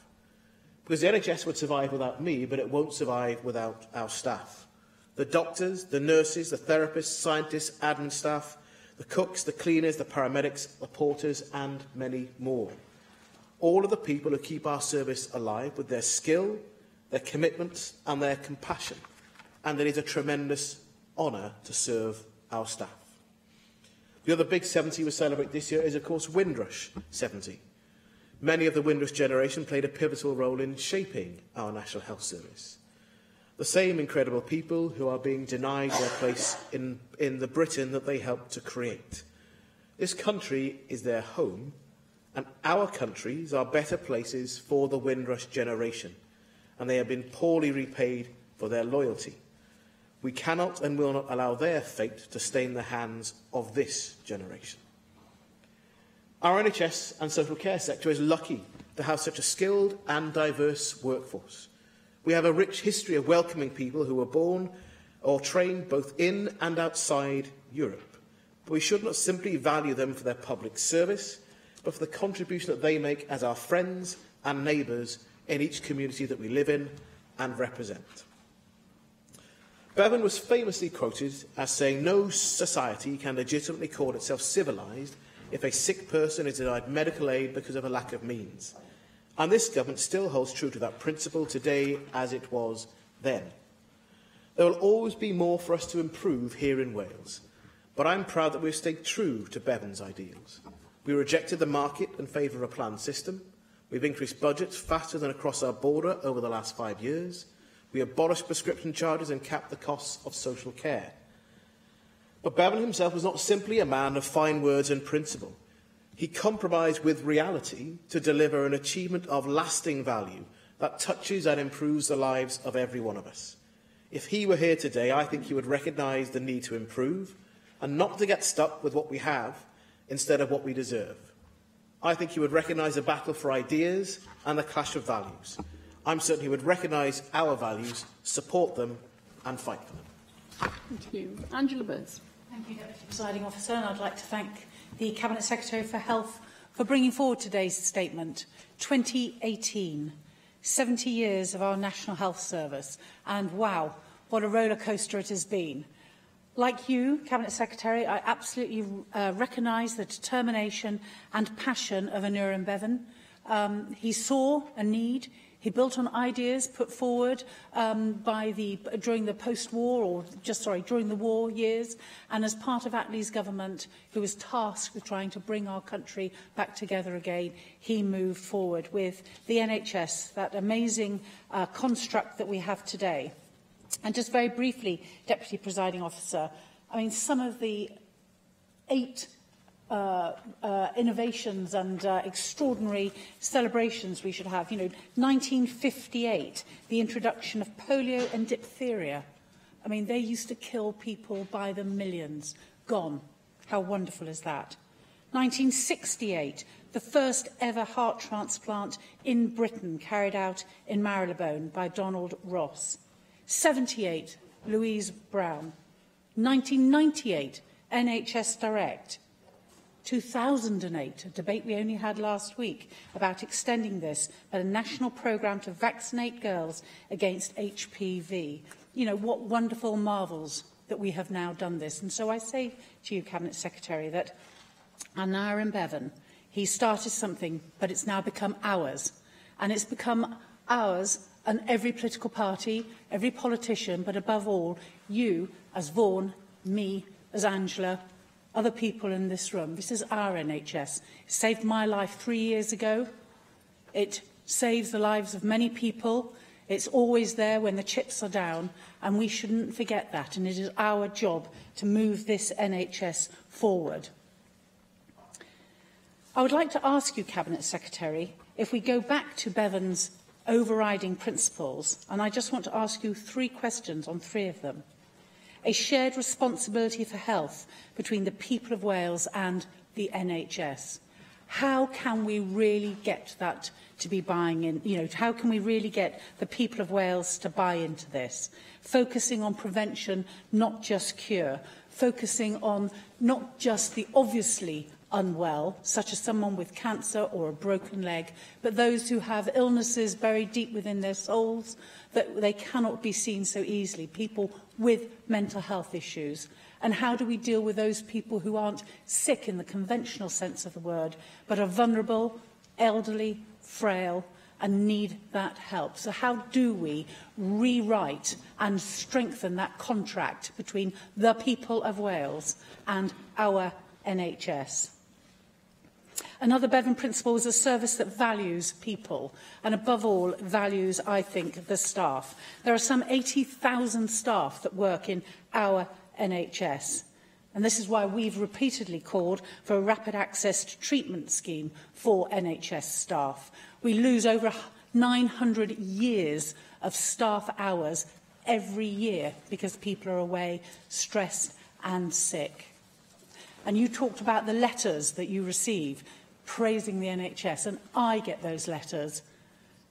I get letters praising the staff, and I get letters despairing of where the system has broken down and where people have been let down because they can't get an appointment, they can't get a return call, they can't get the treatment they need. And those staff who deliver that NHS service of ours, day in, day out, Christmas Day, Easter Sunday, Mother's Day, Father's Day, whenever it is, they need our support because they're working in a system that is flawed, that is creaking at the seams, that doesn't have enough resources to go around. So what can you do, Cabinet Secretary, to really put those amazing 80,000 plus people at the heart of our NHS? Because if we do not do that, then the 3 million people of Wales will be let down. And we want to keep that NHS going. And finally, how do we get that true patient and public accountability?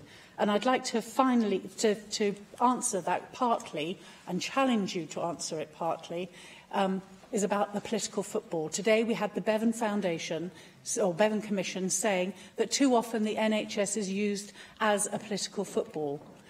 On Monday, Jeremy Hunt announced the most extraordinary app that can now be used by people to do all sorts of things, from making appointments to getting NHS direct calls, 111 calls, to seeing what their prescription medicines are, to reordering. Great idea. There's fantastic innovation going on in Scotland, particularly with the technology. Here in Wales, our own organ donation transplantation. All the home nations have great ideas. Cabinet Secretary, will you commit to really looking about how we can learn from best practice, not just within our own country, but best practice in England, in Scotland, in Northern Ireland, so that the NHS that belongs to every single person in the United Kingdom is here in 70 years' time, not just for Noah and Bevan, but for you and for me and for everyone else in this room. Cabinet Secretary. Thank you, and I do welcome what you say about the personal thanks that each has, not just the general improvement of public health. You mentioned polio, measles, a whole range of other things that killed lots of people in the 30s, 40s and 50s that have been eradicated because we had a universal service that was able to deliver a comprehensive vaccination programme. So it has been a tremendous achievement, and just as you have personal reason to be grateful to the NHS, I too do, and I imagine other people in this room will have their own personal stories for themselves or their loved ones. I'm going to start with your point about the shared responsibility from people and the health service. Well, I remember one of the first things I voted on becoming an Assembly member in 2011 was a report from the Bevan Commission about key principles for the future of the service, and one of those was about personal responsibility of individual citizens, and how we need to have something that will have a positive conversation and relation between the citizen, the service, and, of course, the rest of the state, because we do have a shared responsibility for the choices that we make. And the things that we regularly talk about on almost every major condition, major cause of disease, illness and death, so smoking, how much we drink, how much we exercise, and what we eat. In addition to that, we need to make some of those healthier choices, I regularly say, easier. That's part of what we need to do, because if it's simply a finger-wagging or lecturing exercise, then we'll get what we have. And so there is a broad change from the government, from public services, but also from the business world as well, because work has a huge impact on people's health outcomes. Not just work, but good work makes a huge difference to the outcomes that people have. And, of course, there is then how we persuade people to accept their own measure for their responsibility, the choices they make, and in particular the choices that we make for our children. I want to turn next to your point about the political football of the health service. And on the one hand, this is, of course, inevitable. And, Labour members will understand, I think rightly, complain about the way in which the National Health Service in Wales is regularly talked about in Prime Minister's questions. We heard previously the points about the line of death being off as dyke. Now, I think those things, of course, are bound to produce an inevitable and angry political response.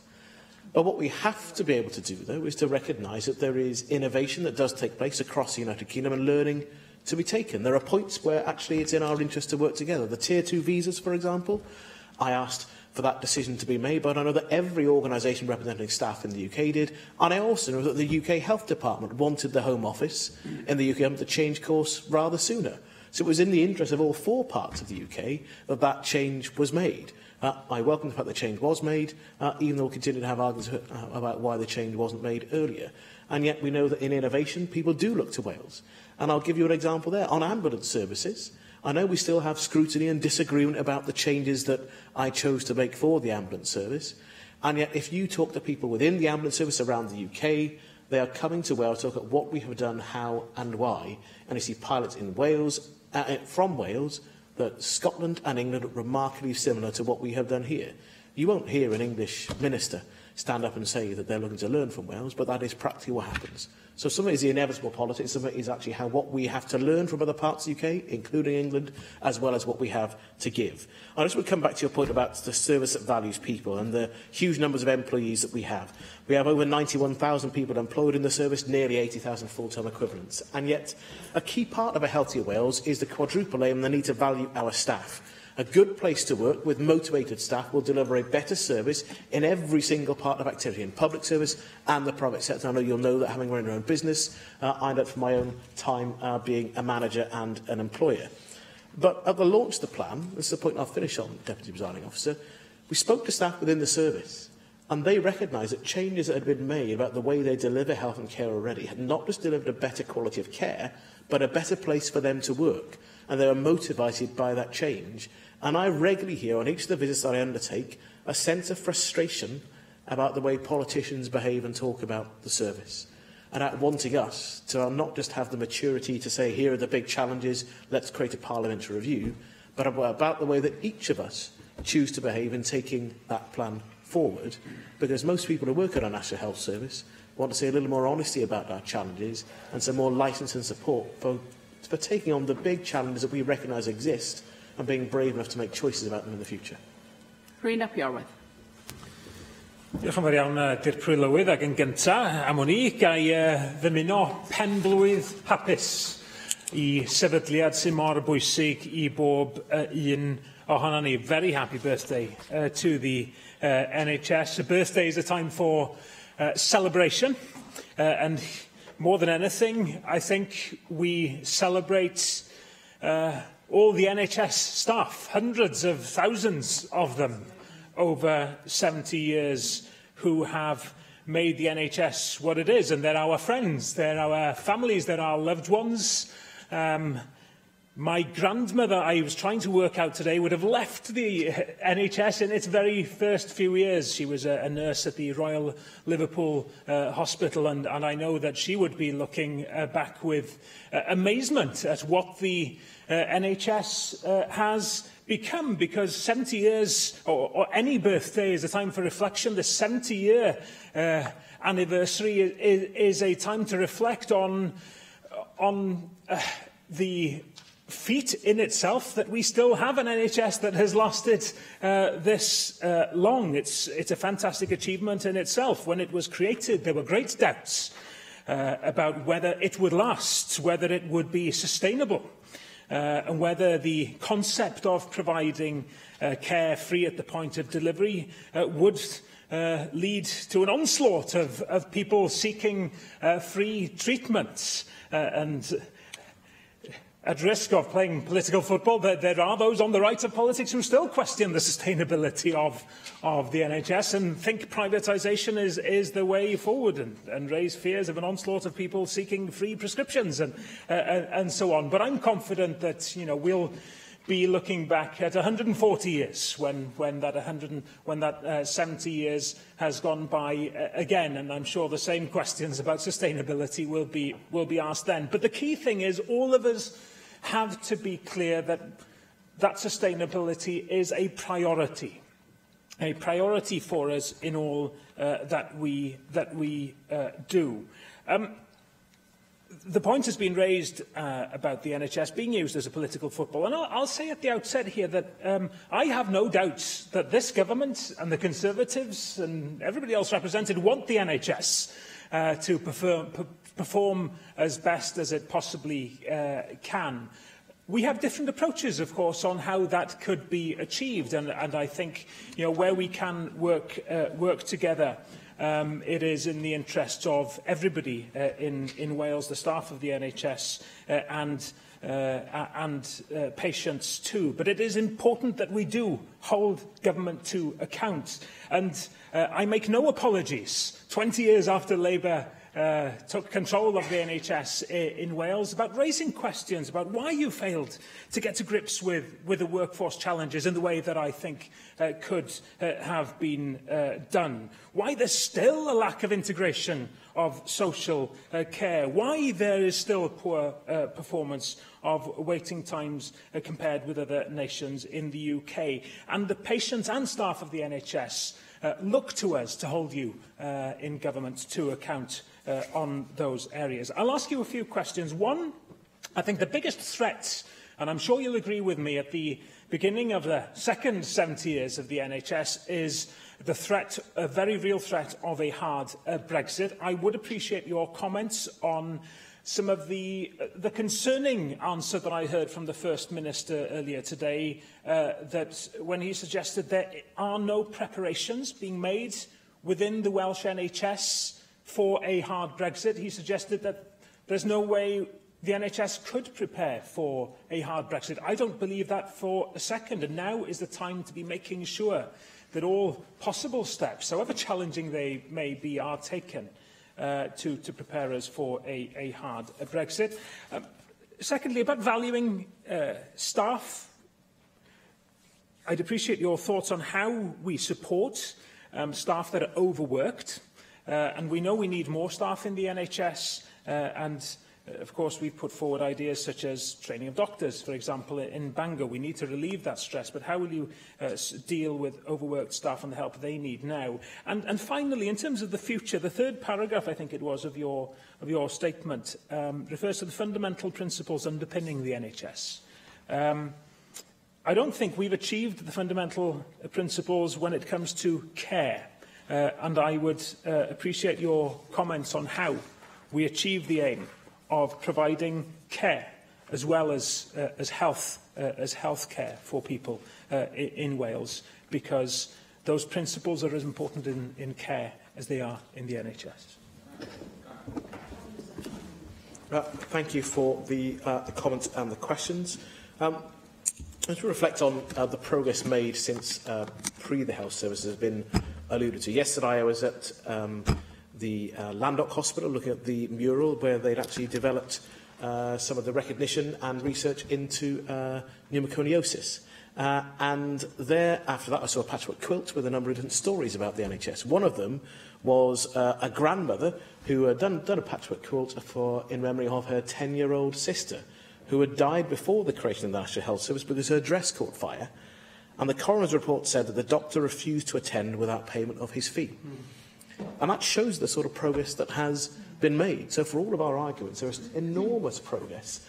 Things that simply do not happen now, or if they do, they are a national scandal rather than a common part of life. And it's also worth reflecting that prescription growth in Wales, as you mentioned, prescriptions, the growth has been lower in Wales than in England since the introduction of our free prescriptions policy, so it has not led to a ballooning amount of prescriptions being provided.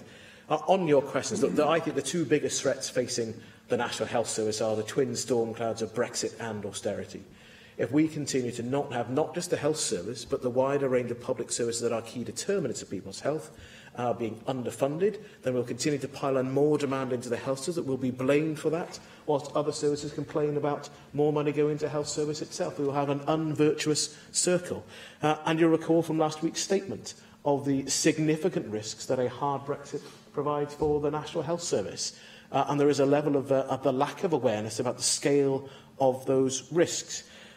I don't think it's a fair or accurate presentation to say that this government is in any way complacent about those risks or is somehow being blasé about not needing to plan for them. Of course, preparations are being planned for a hard Brexit, but the point being made is some of the consequences of a hard Brexit are impossible to resolve without consequence. And last week we had a really good example that you raised and that I've mentioned in other times before. The radioisotopes used for treatment in the health service, almost all of them come from Amsterdam. If we have a hard Brexit, we will not be able to replicate production of those between now and March next year, or even the transition period likely. And so treatment will simply not exist in a range of areas. And you have to be honest about that is one of the consequences of a hard Brexit, and you can't stockpile radioisotopes. So there are challenges that we simply can't replicate if we leave on hard Brexit terms. And as I said last week, the biggest danger for the future of the health service in the immediate future is a hard Brexit. And of course, Simon Stevens and NHS England recognise it too, which is why they're planning for it, why they've mentioned it in public. On workforce planning, the creation of HIW will give us a new structure to plan for the whole workforce. And again, we can't have competing demands from staff groups asking for more of them or for lobbying groups. So whether it's more people in one part of medicine, more people in one part of nursing or therapy, we have to look at the whole service in the round and recognise there is a team of professionals who work together to deliver healthcare. And I expect to see a significant improvement in workforce planning. You'll see more of that once HIW is created from October this year. And your point about care, it's worth reflecting that, of course, social care has always been means tested. As part of the difficulty in integrating health and social care is that the health service is free, paid for by taxation, and social care is means tested. What we're looking to do is try to eliminate some of the wrangles about funding so that the citizen does not fall between the cracks between the two services. And that is why the Parliamentary Review recommendation, the plan we have for health and social care, is so important. It's why I place such value on having regional partnership boards for health and social care to plan together, so that the citizen need not know or need not worry too much whether they're in health or social care. We'll make it easier for the citizen to access those services, which is why the progress on pooled budgets is but a means to an end of making sure we derive much greater value from the £9 billion of combined funding that exists there and much greater outcomes. I expect that integrated model will deliver exactly those outcomes that all of us in this room would wish to see.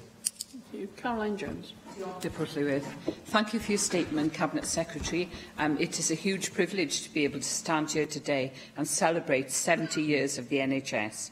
Without the National Health Service, I wouldn't be here today. 11 years ago, a hard-working NHS doctor discovered my breast cancer, and an army of other hard-working doctors, nurses, radiographers and pharmacists saved my life. Without the NHS, many of my constituents, family and friends wouldn't be here. 70 years ago, the average life expectancy was 65, and infant mortality was at around 52 deaths per 1,000 live births. Today, we can expect to live well into our 80s, and it's believed that children born today could live well into their 100s. Infant mortality is down to well under 3 deaths per 1,000, and we have all but eradicated many of the biggest childhood diseases. We have Wales to thank for this. If it wasn't for the Tredegar Workmen's Medical Aid Society and the vision of Tredegar, born MP and Irene Bevan, we wouldn't have an NHS. And without the NHS, we wouldn't have kidney transplants, hip replacements, CT scans, bone marrow transplants and a whole raft of medical science improvements. What makes the NHS such a success is the staff. Their commitment and dedication must be celebrated, and we all owe them a debt of gratitude. From porter to paediatrician, admin assistant to anaesthetist, the NHS would be nothing without its hard-working staff. The NHS is a fantastic achievement and one that we should rightly be proud of. But while we celebrate the achievements of the last 70 years, we have to look to the future. As our population grows and many of us develop long-term life-limiting conditions, and as medicines become more bespoke and therefore expensive, we have to adapt.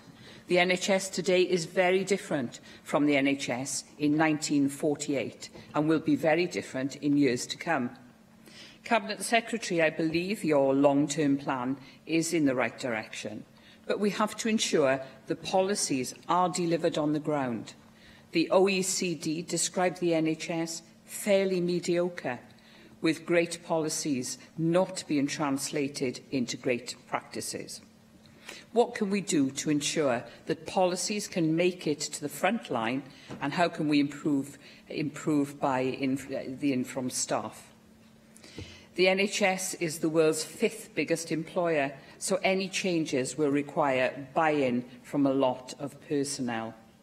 Cabinet Secretary, the Association of Anaesthetists and the Royal College of Anaesthetists and the Faculty of Intensive Care Medicine have raised concerns about the impact of fatigue and shift patterns on the NHS workforce and have launched the Fight Fatigue campaign.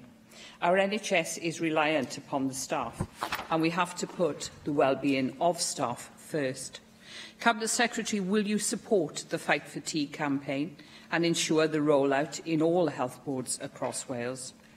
And finally, Cabinet Secretary, I would like to take this opportunity to thank the staff once again and hope that I can play a very small part in ensuring that the NHS is around to celebrate its 140th anniversary, still providing world-class care free at the point of delivery. Thank you.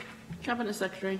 Thank you, Karen. Again, I recognise your personal story and recognition of the fact that the NHS has helped to protect and maintain your own life, and also the huge progress made in improving health and in removing significant causes of disability, illness and death.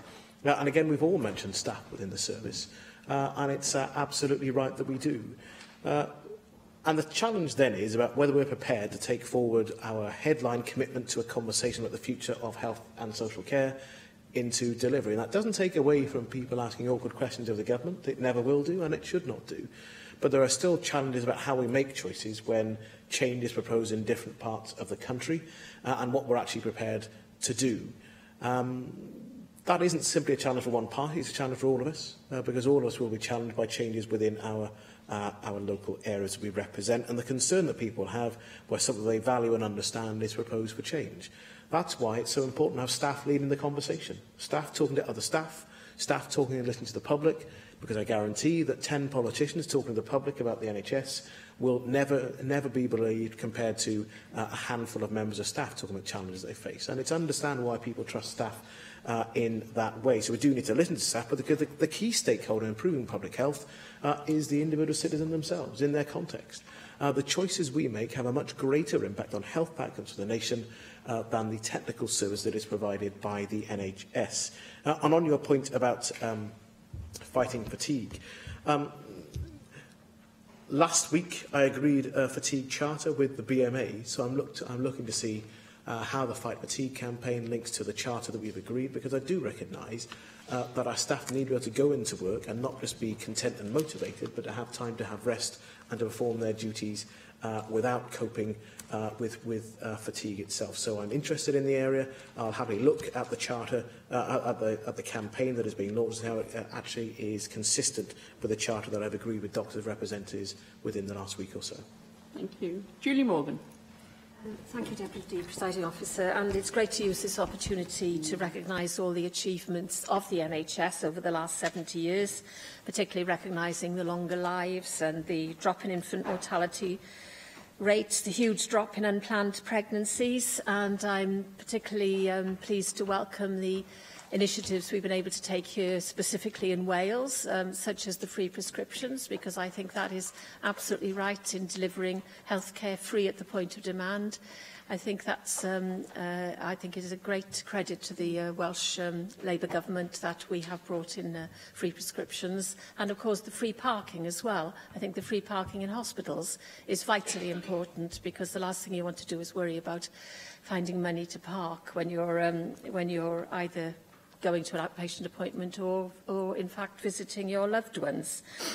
So I think there is so much to celebrate, and it goes without saying my total commitment and support for what the Welsh Government is doing for the NHS. But I did want to use this opportunity to bring up the contaminated blood scandal, because obviously this is one of the big issues that the NHS has had to cope with, and I wanted to bring it up today because the terms of reference were agreed yesterday in Parliament, so that means we can now move on with the inquiry. And as the Cabinet Secretary will know, we have all been very involved with this inquiry here, including the Cabinet Secretary himself, with the families and the people who have suffered, and of course in Wales 70 people did die as a result of this scandal. So what we really need to do now is to do all we possibly can to see that we do get answers, because there have been 2 previous inquiries, but those haven't really found out why this contaminated blood continued to be given to people who were suffering from haemophilia, and many of whom went on to contract AIDS, HIV, and contaminate through the contaminated blood. So I wondered what the Cabinet Secretary could tell us about what involvement he sees from the Welsh Government now that this inquiry has started, and whether there is any support that the Government can offer to the group who, under the leadership of Haemophilia Wales, are putting the case for the Welsh patients to the national inquiry. I know that I'm hoping that the cross-party group on haemophilia and contaminated blood will possibly be involved as a core participant, as we've been campaigning for this judge-led inquiry. But we do want everybody in Wales to make their voices heard. So I just think it's appropriate to raise this on the day that we are marking the 70th anniversary, because it's an issue to do with the health service that is so vitally important and so current for many of our constituents in Wales. Cabinet Secretary. Yes, and I want to recognise in particular the point about the contaminated blood inquiry, because the impact of the health service is so great, because we recognise the challenges we would have without it. That also means that there are times when healthcare goes wrong, it has a huge impact on people's lives too. And there is always learning to be taken from complaints and from where we get things wrong. And actually, the contaminated blood scandal has led to a significant improvement in the safety and the traceability of the use of blood and blood products within our health service. We can be really proud of the work that is being undertaken by the Welsh Blood Service in pioneering a different range of ways to deliver medical benefit. The challenge then, looking back, is not just how we learn lessons, but this challenge of understanding what really happened, because that's the biggest grievance that I think people have, is they don't ever think they've been told the truth, and they never got to the truth.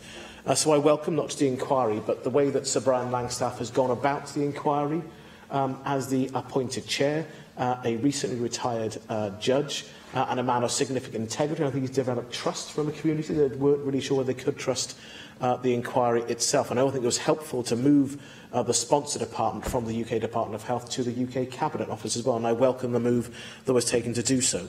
So we do want to encourage people to give evidence.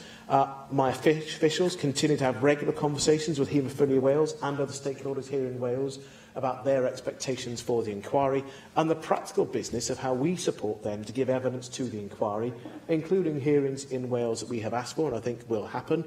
And our challenge is how we have a conversation with not just the Cabinet Office, but the inquiry itself, about how it goes about its business to make sure people really can tell their story and ask questions where they think they have not been answered before.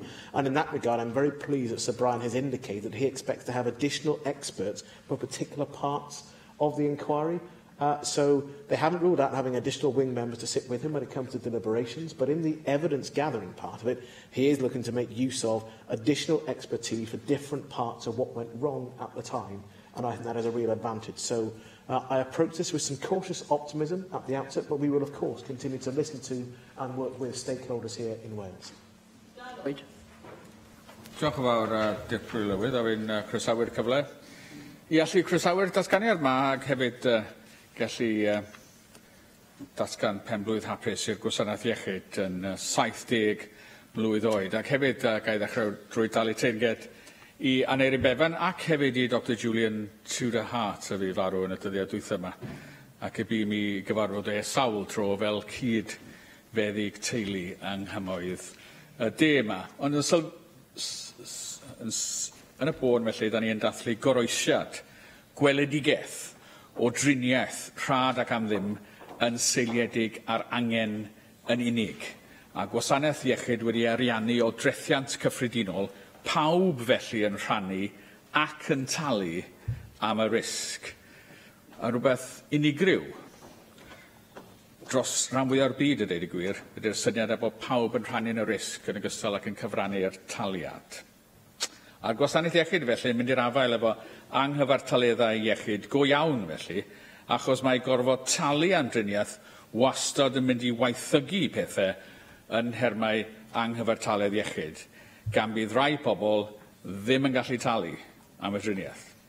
Nawr, dwi wedi bod yn feddyg ers 38 o flynyddoedd nawr, sef dros hanner bodolaeth y gwasanaeth iechyd, ac yn falch iawn o dal i fod yn feddyg yn gweithio i'r gwasanaeth iechyd y dyddiau hyn, balchder hynod, rhai cyfaddau, achos mae rhai pobl sy'n dod i'n gweld i rwan fel cleifion, oedden nhw'n blant pan nes i ddechrau gweithio fel meddyg, a nawr maen nhw yn neiniau ac yn deidiau i hunan, ac mae'n anrhydedd bod yn llunyn didor mewn bywydau nifer fawr o bobl yng Nghymru heddiw. Ac da ni'n mynd gallu gorbwysleisio y rhyddhad o fynd ag arian allan o'r drafodaeth, o fynd ag arian allan o'r consultation. Wrth gwrs, mi ddoth taliadau am prescription fewn yn 1951, ac mi nath Aneurin Bevan adael y cabinet yn sgil hynna. Ac wrth gwrs, y llywodraeth yma'n hyn ddoth ar polisi na yn ôl i rym rhyw 11 mlynedd yn ôl. Gyda dileu talu am prescription, da ni wirioneddol yn gallu canolbwyntio ar y triniaethau gorau, achos mae talu am prescription yn Lloegr yn golygu bod chi'n talu dros 8 punt bob eitem sydd ar eich prescription chi. Felly, os da ni'n rhaid i ni orfod tan drin yn cleifion yma yng Nghymru, achos bod ni fel fyddygon yn pryderu am y gost i'r glaf. Os ym rhaid i newid y driniaeth, neu peidio presgribio rhywbeth, achos y gost yma yng Nghymru, i'w gyferbynnu ar sefyllfa dros y ffin yn Lloegr. A bydden ni'n syfrdanu felly o orfod cynilo ein harian, neu werthu ein tŷ, neu dalu crocbris am gymorth iechyd. Chi'n meddwl o sefyllfa? Mewn sawl gwlad heddiw, mae rhaid chi gasglu arian cyn i chi gael llawdriniaeth. Nid fel na efo'r gwasanaeth iechyd. Ond yn rhyfeddol, heddiw yng Nghymru ac yn y Deyrnas Unedig, dyna yn sefyllfa ni efo gofal cymdeithasol. Mae disgwyl i bobl arbed eu harian, i gynilo. Mae disgwyl yn y weithiau i werthu i tŷ. Mae disgwyl yn y weithiau i dalu crocbris am gymorth gofal cymdeithasol heddiw. Swn i'n deud wrth i ni ddathlu gwasanaeth iechyd am ddim yn seiliedig ar angen yn unig wedi'i ariannu o bod angen yr un ateb i ofal cymdeithasol a chael hwnnw am ddim ar sail gwasanaeth gofal cymdeithasol cenedlaethol. Byddwch chi'n cytuno? Thank you for Cabinet comments. Secretary. You mentioned Julian Tudor-Hart. I know a man who you have met several times yourself. I last met him at the South West Wales faculty of the Royal College of GPs, and he still had plenty to say at that point in time, as he always did. I recognise what you say about sharing risk and sharing benefit, and we see developed countries, not just developing world countries, developed countries where they don't have the same privileged access that we enjoy as of right in this country. The United States being the most obvious example, where people still cannot afford what we would think of as basic healthcare. On your challenge about social care funding, of course, in Healthier Wales, we committed to reviewing the future needs on a social care basis, and to do that in partnership with local government, and in particular the Association of Directors of Social Services, but also to review the funding requirements to go with that as well. And in that regard, in the last week we had the report from Jerry Holtham looking at the future and potential options for how we might choose to use our powers in this place to fill the gap on social care funding. I would be delighted if we did not need to do so, if there was a different settlement at a UK level for public services. But we should not wait for that to be the case. And his proposal of creating a fund that is ring-fenced for social care purposes is particularly interesting, and ministers across the government are looking at those proposals to try and understand what that would mean for us. And I look forward to a range of cross-sector engagement and involvement in what those proposals mean, because this is a challenge for the country, not just for one political party. Two more speakers, and I will call both of them, even though we're running out of time. But that's no indication that you can go on for 5 minutes. So, and I'm sure you won't, either of you. David Rees. And I won't. Can I, first of all, thank the Cabinet Secretary for his statement this afternoon. It gives me an opportunity to put on record my thanks and appreciation to all the NHS staff who have worked over those 70 years and who are still working and will work in the years ahead of us. And again, I put on record, Deputy Presiding Officer, that my wife is one of those members of staff at this point in time. And can I also pay tribute to Dr Julian Hart, who passed away on Sunday. Of course, he was a GP in Glencorrwg in my Avon Valley, where he actually worked alongside Dr Brian Gibbons, my predecessor, and also a former health minister. So he is well known to many of us, and his loss is a sad loss to society because of the work he did for deprived communities, particularly in the valleys. Cabinet Secretary, you've highlighted many issues, and I think one of the biggest things you've highlighted is perhaps the understanding that there is a need for change, and we have to empower that change, both within the service and also within the public. And part of our role as politicians is to take that challenge on board and to lead that change as much as anyone else, and to recognise that we can't always keep on saying, well, it worked better 10 years ago, because that's where it has to stay. But in doing so, we need also, therefore, to look at strategies for that change. Clearly, recently in my own area, we've seen a change in strategy of bed closures, as an example, but we don't have a clinical strategy. The Welsh Government has put together fantastic programmes and plans, cancer care delivery plan, the respiratory care plan, and many others. But the question I want to ask is, where's the joined-up thinking to ensure that all these plans can work together, deliver a clinical strategy for the whole of the service? And how do the health boards also ensure they have a clinical strategy? So when they come across a service which is working better, which is improving because of efficiency measures, that instead of closing beds, we look at how we can best use those beds for improving the strategies in other areas to deliver the service for our patients. And I think that is an important way forward, because I, like Angela Burns, want to see it not for 30 years or 70 years, and I won't be around in 70 years, but for years ahead. So our children, their grandchildren, and their children beyond that will have a service which they can rely upon as free at the point of need. I have a sister in America who doesn't have that service, and believe you me, we don't want to see anything like that. We need to ensure the health service continues, but we do have to recognize change. But it's also change that carries us with it and carries the patients with it. And so therefore it's important. And can I also ask the question, the South Wales programme was clearly one of these mechanisms by which we will see this change, but I'm seeing very little as a consequence of the South Wales programme. So when will we see more on that to ensure that service change, which was led by clinicians, will actually deliver those changes we so desperately want, because we know that is a difficult challenge ahead of us. We know the resources are difficult. And finally, on the workforce, I think we always highlighted a very important point about how we develop it, and you answered quite well. It's not just about nurses, it's not just about doctors, it's a wide range of staff. Can you ensure that HEIW covers that wide range of staff?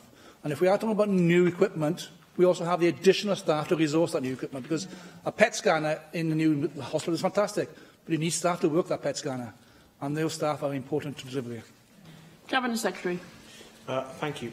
Good to hear a mention of one of my predecessors, Dr Gibbons, who I saw recently in reference to Julian Tudor-Hart as well, and Dr Gibbons is still full of ideas and views about the future of the service.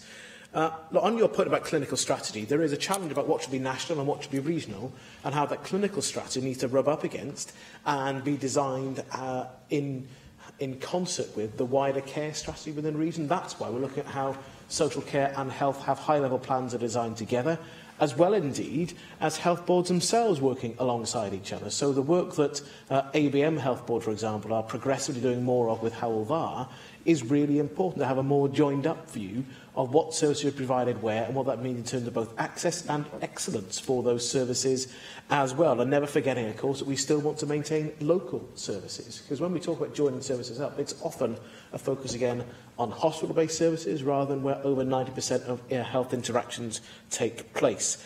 And that again comes back to the point about our staff and the crucial importance of staff leading a conversation about what change looks like and why it is or isn't a good thing.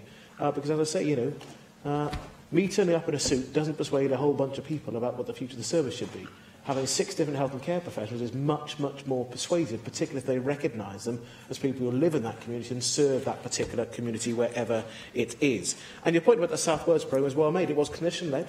There was agreement on what to do, and we have achieved a number of those things, but it, again, usefully highlights the point about the pace and the scale of change. We have taken a long time not to deliver all of the programme, and that's one of the things we need to really get over and get around for the future. Because the pace at which we're able to move frustrates everyone. It makes people anxious about whether change will really happen. And it means we don't deliver the improvements we recognise are necessary as quickly as possible.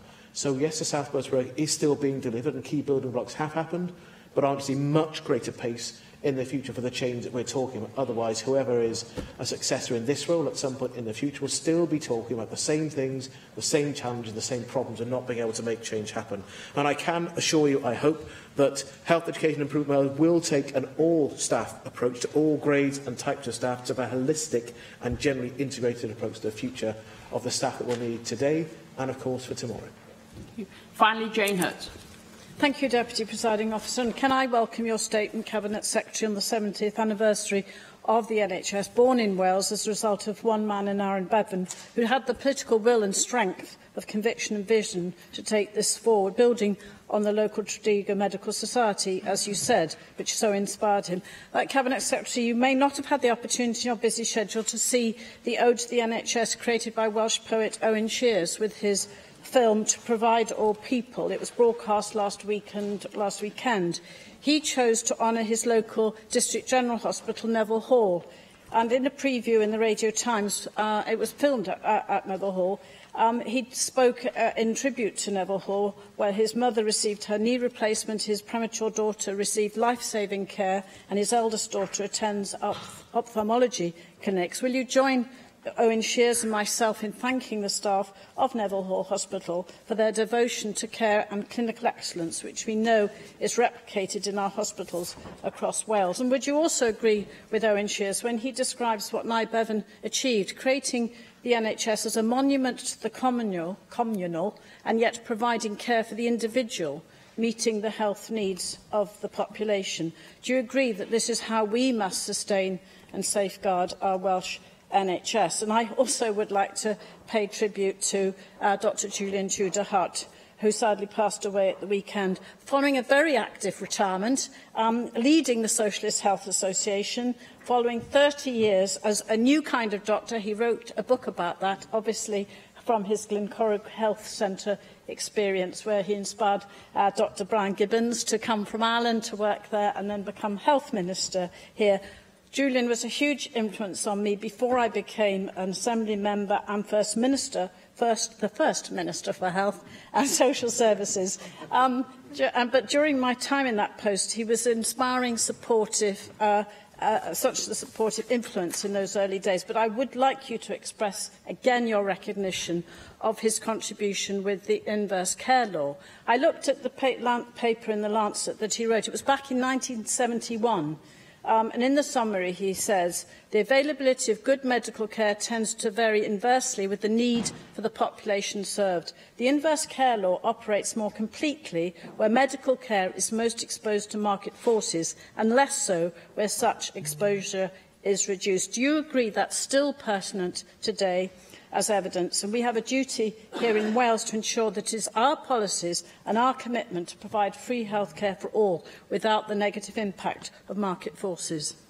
Cabinet Secretary. Yes, and look, Julian Tudor-Hart's work will continue to challenge not just this part of the National Health Service system, but actually every part of the developed world. And, you know, the challenge that those who most need medical care are the least likely to receive it and utilise it, whereas those with the least need of health tend to use health services more and more effectively. And that's a challenge for a range of our public services, actually, not just health service. And that's why it's particularly interesting, and I mentioned it in my opening, that you can see both Cwmtaf and our Bevan University Health Boards making real progress on their inverse care law programme work. And that's a real cause of celebration for us, that they're turning the corner on health inequality. The challenge now, as in so many others, is to be able to roll it out more consistently across the country. And look, I recognise again the points made about the communal and the individual contribution and benefit with and from the health service. And I have found time to watch For All the People. I particularly enjoyed it. A range of stories, and the actors were reading words provided by people describing their real experience of the health service in a range of different areas. It wasn't a work of fiction. It was telling the stories of people in and around the service. It was particularly poignant for me because that's where my father passed away in Neville Hall. I remember getting a tearful call from my mother and going to the house that they'd retired to in Llangadda and finding the remnants of where my father had fallen over, visiting him in hospital, talking to him, and I was the last member of my family to talk to him in Neville Hall. And I don't just remember the fact that they cared for my father, but I particularly remember the kindness and the compassion they showed to my mother, because she could not accept that he wasn't coming back. When he was on a ventilator, she didn't believe that he wasn't going to come back. And the fact that they did that gently, but they did it as they should have done, not to provide false hope, I thought was a great kindness. And it's that kindness and compassion that I think people remember when they think of the best part of our health service. Not just the machines, but the people who provide and deliver the care for all so people. Thank you very much, Cabinet Secretary. Item 4 this afternoon is a statement by the Counsel-General. The Supreme Court referenced the UK withdrawal from the European Union Legal Continuity Scotland Bill. And I call on the Counsel-General, Jeremy Miles. Diolch i'r Prwy Llywydd. Ar y 7fed o Fehefin, cyhoeddus datganiad ysgrifenedig yn dweud fy mod I wedi gwneud cais i'r goruchaflus am ganiatad I gymryd rhan yn atgyfeiriad bil ymadawiad Deyrnas Unedig ar Undeb Ewropeaidd, parhad cyfreithiol yr Alban. Rwy wedi derbyn cadarnhad bod modd I mi ynghyd â thwrnau cyffredinol Gogledd Iwerddon gymryd rhan, sy'n golygu y bydd dadansoddiad ar y symeg o goruchaflus yn seiliedig ar farn pob rhan unigol o'r Deyrnas Unedig. In accordance with the timetable agreed by all parties to the proceedings, I filed my written case with the Supreme Court on Friday of last week. Let me be clear, the Welsh Government's participation is not about our own law derived from the European Union Wales Act. As you know, through the changes to the EU Withdrawal Act and an intergovernmental agreement, we have secured protections of devolution in Wales and made sure laws and policy areas which are currently devolved remain devolved. However, the issues raised by the Attorney-General and the Advocate-General for Scotland in their case raise questions regarding all of the devolution settlements in the UK and are not all limited to the Scottish Bill, nor to the Scottish Devolution Settlement. So our participation in the Scottish case before the Supreme Court touches upon these issues that extend beyond the Scottish settlement and which relate to the future functioning of the UK after Brexit, where it is vital that Wales has a voice. I want to be clear that I do not address the specific issues which are particular to the Scottish Bill and the Scottish devolution settlement, which are, of course, addressed by the Lord Advocate for Scotland and the Advocate General for Scotland. My written case, therefore, focuses on the following 4 issues. Firstly, I address the question of what impact leaving the EU has on the competence of the Assembly. I strongly contend that leaving the EU will see all of those powers in devolved areas which currently sit with the EU, for example in relation to agricultural support, no longer being constrained by EU law. As the Supreme Court itself noted in the Miller case, withdrawal from the EU will enhance the devolved legislature's competence. It is for the Assembly to determine where, if at all, it wishes to pool any of those powers through common UK-wide frameworks. The second issue relates to the legislative practicalities of withdrawal. My case states that legislating for the domestic consequences of withdrawal from the EU, where those consequences relate to matters which are not reserved, falls squarely within the legislative competence of the Assembly and not within the international relations reservation. Thirdly, I contend that it is perfectly within the Assembly's competence to legislate in advance of exit in order to make the necessary changes needed to be in place from day one after the UK leaves the EU. Indeed, if that kind of legislation could be said to violate the current EU law restriction, it would be equally true that Parliament could not lawfully legislate in such a way prior to the repeal of the European Communities Act, an intention which is at the heart of the UK Government's own EU Withdrawal Act. The fourth point in my case deals with the scope of the Court's power to review Assembly legislation outside that expressly provided for under the Government of Wales Act 2006. The Supreme Court made it clear in the AXA case that where the democratically elected devolved legislatures act within the scope of the devolution frameworks laid down by Parliament, their acts are reviewable by the courts only on very limited grounds, and only where fundamental rights or the very essence of the rule of law is at stake. The examples which the court gave in that case included an act which would abolish the right to judicial review, for example, or which would otherwise abrogate fundamental rights. The Scottish Continuity Bill is clearly not legislation of that extreme kind. I hope that this clarifies my role in these proceedings. It is not, as some have incorrectly, indeed bizarrely, suggested, to support the Attorney-General and Advocate-General in their reference of the Scottish Bill, but to make sure that the voice of Wales on these broader questions is heard in defence of devolution before the Supreme Court. And in case anyone is unclear on my position with regards to the law derived from the European Union Wales Act, I will reiterate that I remain 100% confident that the Act is within the competence of the Assembly. Had the Attorney-General not withdrawn his reference following the successful conclusion of the intergovernmental agreement, I would have defended that Act in full before the Supreme Court. Now that all parties have filed their cases, we await the hearing which takes place on the 24th and 25th of July, and I will, of course, keep Assembly members updated with any developments. David Meldon. Diolch yn fawr, Llywydd. I do accept the point that this is an important referral, even though it is not an active one for the Welsh Government, now that they have come to an agreement, and a very solid agreement, in my view, with the UK Government. It was always our position this side of the Assembly that the LCM process remains the key defence. But there are ambiguities in it, especially when a government deems that it can unreasonably withhold consent, which I think many of us believe is the position in Scotland. But that takes us into more controversial territory, no doubt. how jurisdiction disputes are handled is very important in decentralised forms of government, and all systems have to have robust mechanisms to do this. And I would argue that the Supreme Court has a good track record in devoting the necessary time and thought to resolving these disputes.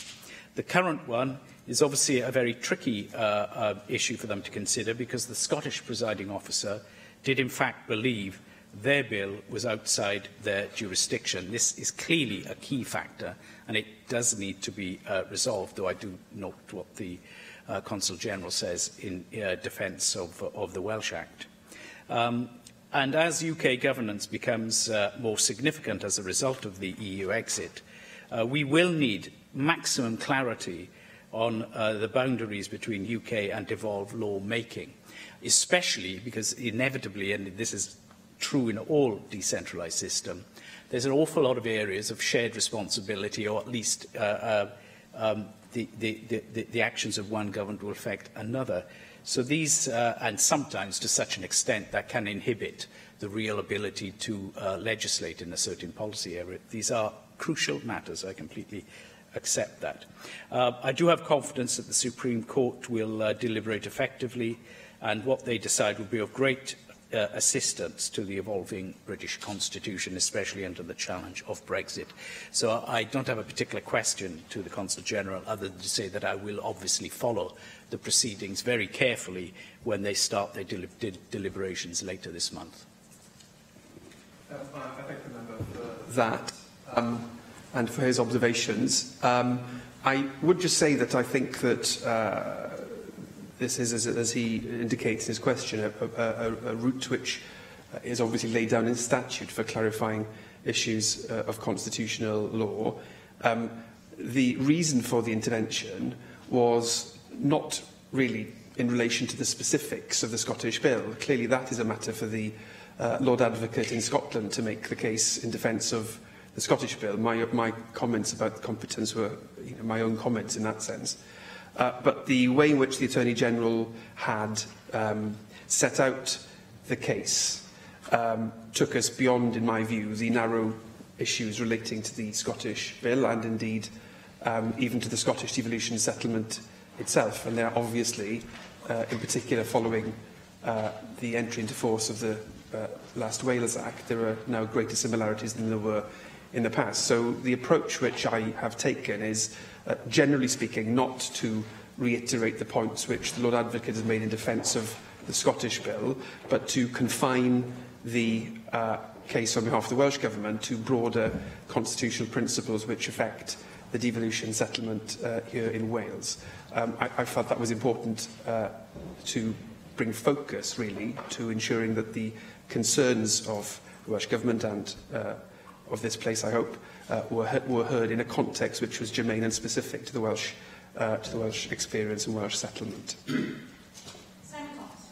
Diolch yn fawr Llywydd, ac fe fyddai'n cymryd bargyfeithiwr fi, dweud y gwir, i llunio cwestiynau a sail y datganiad yma. Ond wedi dweud hynny, mae gen i chydig o bwyntiau ac un cwestiwn o leia.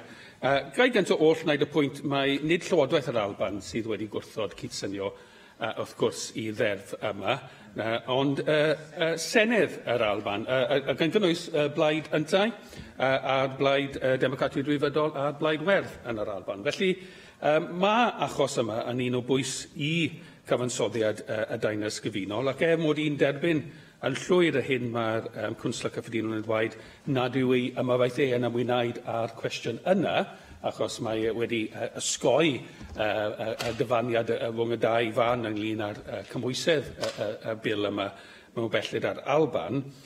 Mae yn bwysig yn wleidyddol sech hynny bod y mater yma yn cael ei ddatws a bod Senedd yr Alban yn cael ei gefnogi yn y ffordd maen nhw yn datgan i priod hawliau nhw. Dyna sut ydym yn datblygu grymoedd seneddol yn ôl traddodiad yn y yswaith hyn, mae fai dweud. Gai hefyd dweud yn fas iawn mod i'n Plaid Cymru'n cytuno ar 4 maes. Mae wedi dewis ymyrryd yn ei gylchau, maen nhw'n bwysig i cynulliad hwn, neu Senedd fel y bydd e. Mae un sydd yn troi y pedwefydd o gwmpas, neu sy'n deillio o gwmpas yr hyn digwydd os AXA, yn hynod bwysig, dwi'n meddwl, achos mae gwneud yn glir a cryfhau a cefnogi penderfyniad y cynt ynglyn â lle mae'r llysoedd yn ymyfyd ynglyn â syneddau sydd wedi datganoli yn bwysig, ac mae'r bil yn codi fai o'r cwestiwn yma, ac felly mae'n briodol bod y Cwnsel Cyffredinol wedi bod yn rhan o'r broses yn y goruchaf lys o fan Llywodraeth Cymru, ond o fan cyfansoddiad Cymru yn y dan yna. Ond y prif bwynt sy'n cael ei codi yw y pwynt cyntaf mae am wneud. Mae'n dweud bod yn rhan o'r achos yma, oherwydd bod e'n credu bod cymhwysedd y cynulliad hwn yn ehangu wrth i ni gadael yr Undeb Ewropeaidd, gan fod deddfwriaeth Ewropeaidd wrth gwrs yn diflannu, ac wedyn yn gwneud un o ddau beth, yn un naill llai yn datgan, fel i ni wedi wneud yn ein bil parhad yn hunan, sy'n bellach yn derdd gyfraith yn deillio o'r Undeb Ewropeaidd, neu ni naill llai yn datgan bod y deddfwriaeth hwnnw'n parhau, neu i ni dod naill llai yn hunan, neu gyda cytundeb gyda rai eraill, i roi deddfwriaeth eraill yn ei lle. Ac felly mae'n bwysig bod hynny yn cael ei ddatgan. Yn ei ddatganiad, mae'n disgrifio hwnna fel pool any of those powers through a common UK-wide frameworks. Ond yn rhyfedd iawn wedi cael y gwahoddiad yma i redeg fas fel sprint, mae wedi dewis clymu y cynulliad hwn mewn rhyw fas tair coes gyda Llywodraeth San Steffan, achos dyna beth mae'r cytundeb rhynglywodraethol yn ei wneud, wrth gwrs am 7 mlynedd, yw cyfyngu yn gallu ni i ddefnyddio y grym newydd yma sydd yn llifo i'r cynulliad, ond yn hytrach drwy cytundeb sydd wedi cytuno rhwng 2 lywodraeth, a fydd ddim yn ei lle, fel y ddyn 2 lywodraeth am hen 7 mlynedd, i gwneud pethau y cyfan ar y cyd. Mae gyda fe, wrth gwrs, dehongliad wahanol na fyna, na Plaid Cymru, ynglyn â fydd hwn yn fygythiad i'r lle hwn. Ond pan mae'n defnyddio'r gair bizarre yn ei ddatganiad, neu i defnyddio'r tafodiaeth Ceredigion yn gomic efallai Llywydd, beth sydd yn gomic yn y datganiad a'i gred yntau yn y materion yma, yw bod gyda ni eisoes enghreifftiau o lle dyw Llywodraeth San Steffan ddim yn dilyn ysbryd gytundeb rhynglywodraethol. Mae sôn am bil pysgodfaidd, mae sôn am bil amaeth. Mae papura sy'n cael ei trafod diwedd y wythnos yma ynglyn â'r cytundeb fasnach yn ei mynd i cael gyda gweddill yr Undeb Ewropeaidd yn ôl y pwyllgor materion allanol y cyfarfod ddoe, heb cael ei wanu gyda Llywodraeth Cymru to. Dim ond y penawda yn fas iawn sydd wedi cael ei wanu. Felly, dwi ddim yn ymddangos i fi bod y cytundeb rhynglywodraethol yma sydd yn sail wrth gwrs i'r ffaith nad yw y deddf gyfraith yn deillio o'r gymuned Ewropeaidd Cymru yn rhan o'r achos yn y goruchaf lys.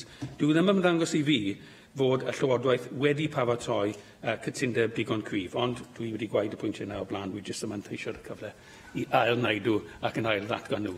Sy'n dod â fi at yr un cwestiwn.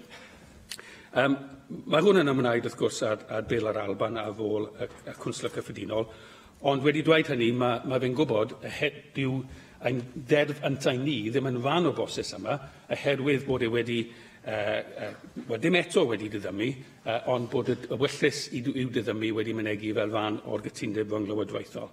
Beth felly nawr fydd y camau a fydd y Cwnsel Cyffredinol yn cymryd i diddymu ein deddf ninau, a fydd yna ymgynghoriad dros y haf ar y camau hynny, a fydd yna cyfle eto i'r cynulliad hwn i drafod ac ail edrych ar y gytundeb rhynglywodraethol a sut mae wedi gweithio dros y haf, dros y nifer o penderfyniadau pwysig dwi newydd amlinellu, ac beth felly fydd y terfyn i cynulliad hwn ynglyn â penderfynu diddymu'r bil y ddeddf dyn ni'n dweud yn ei peidio.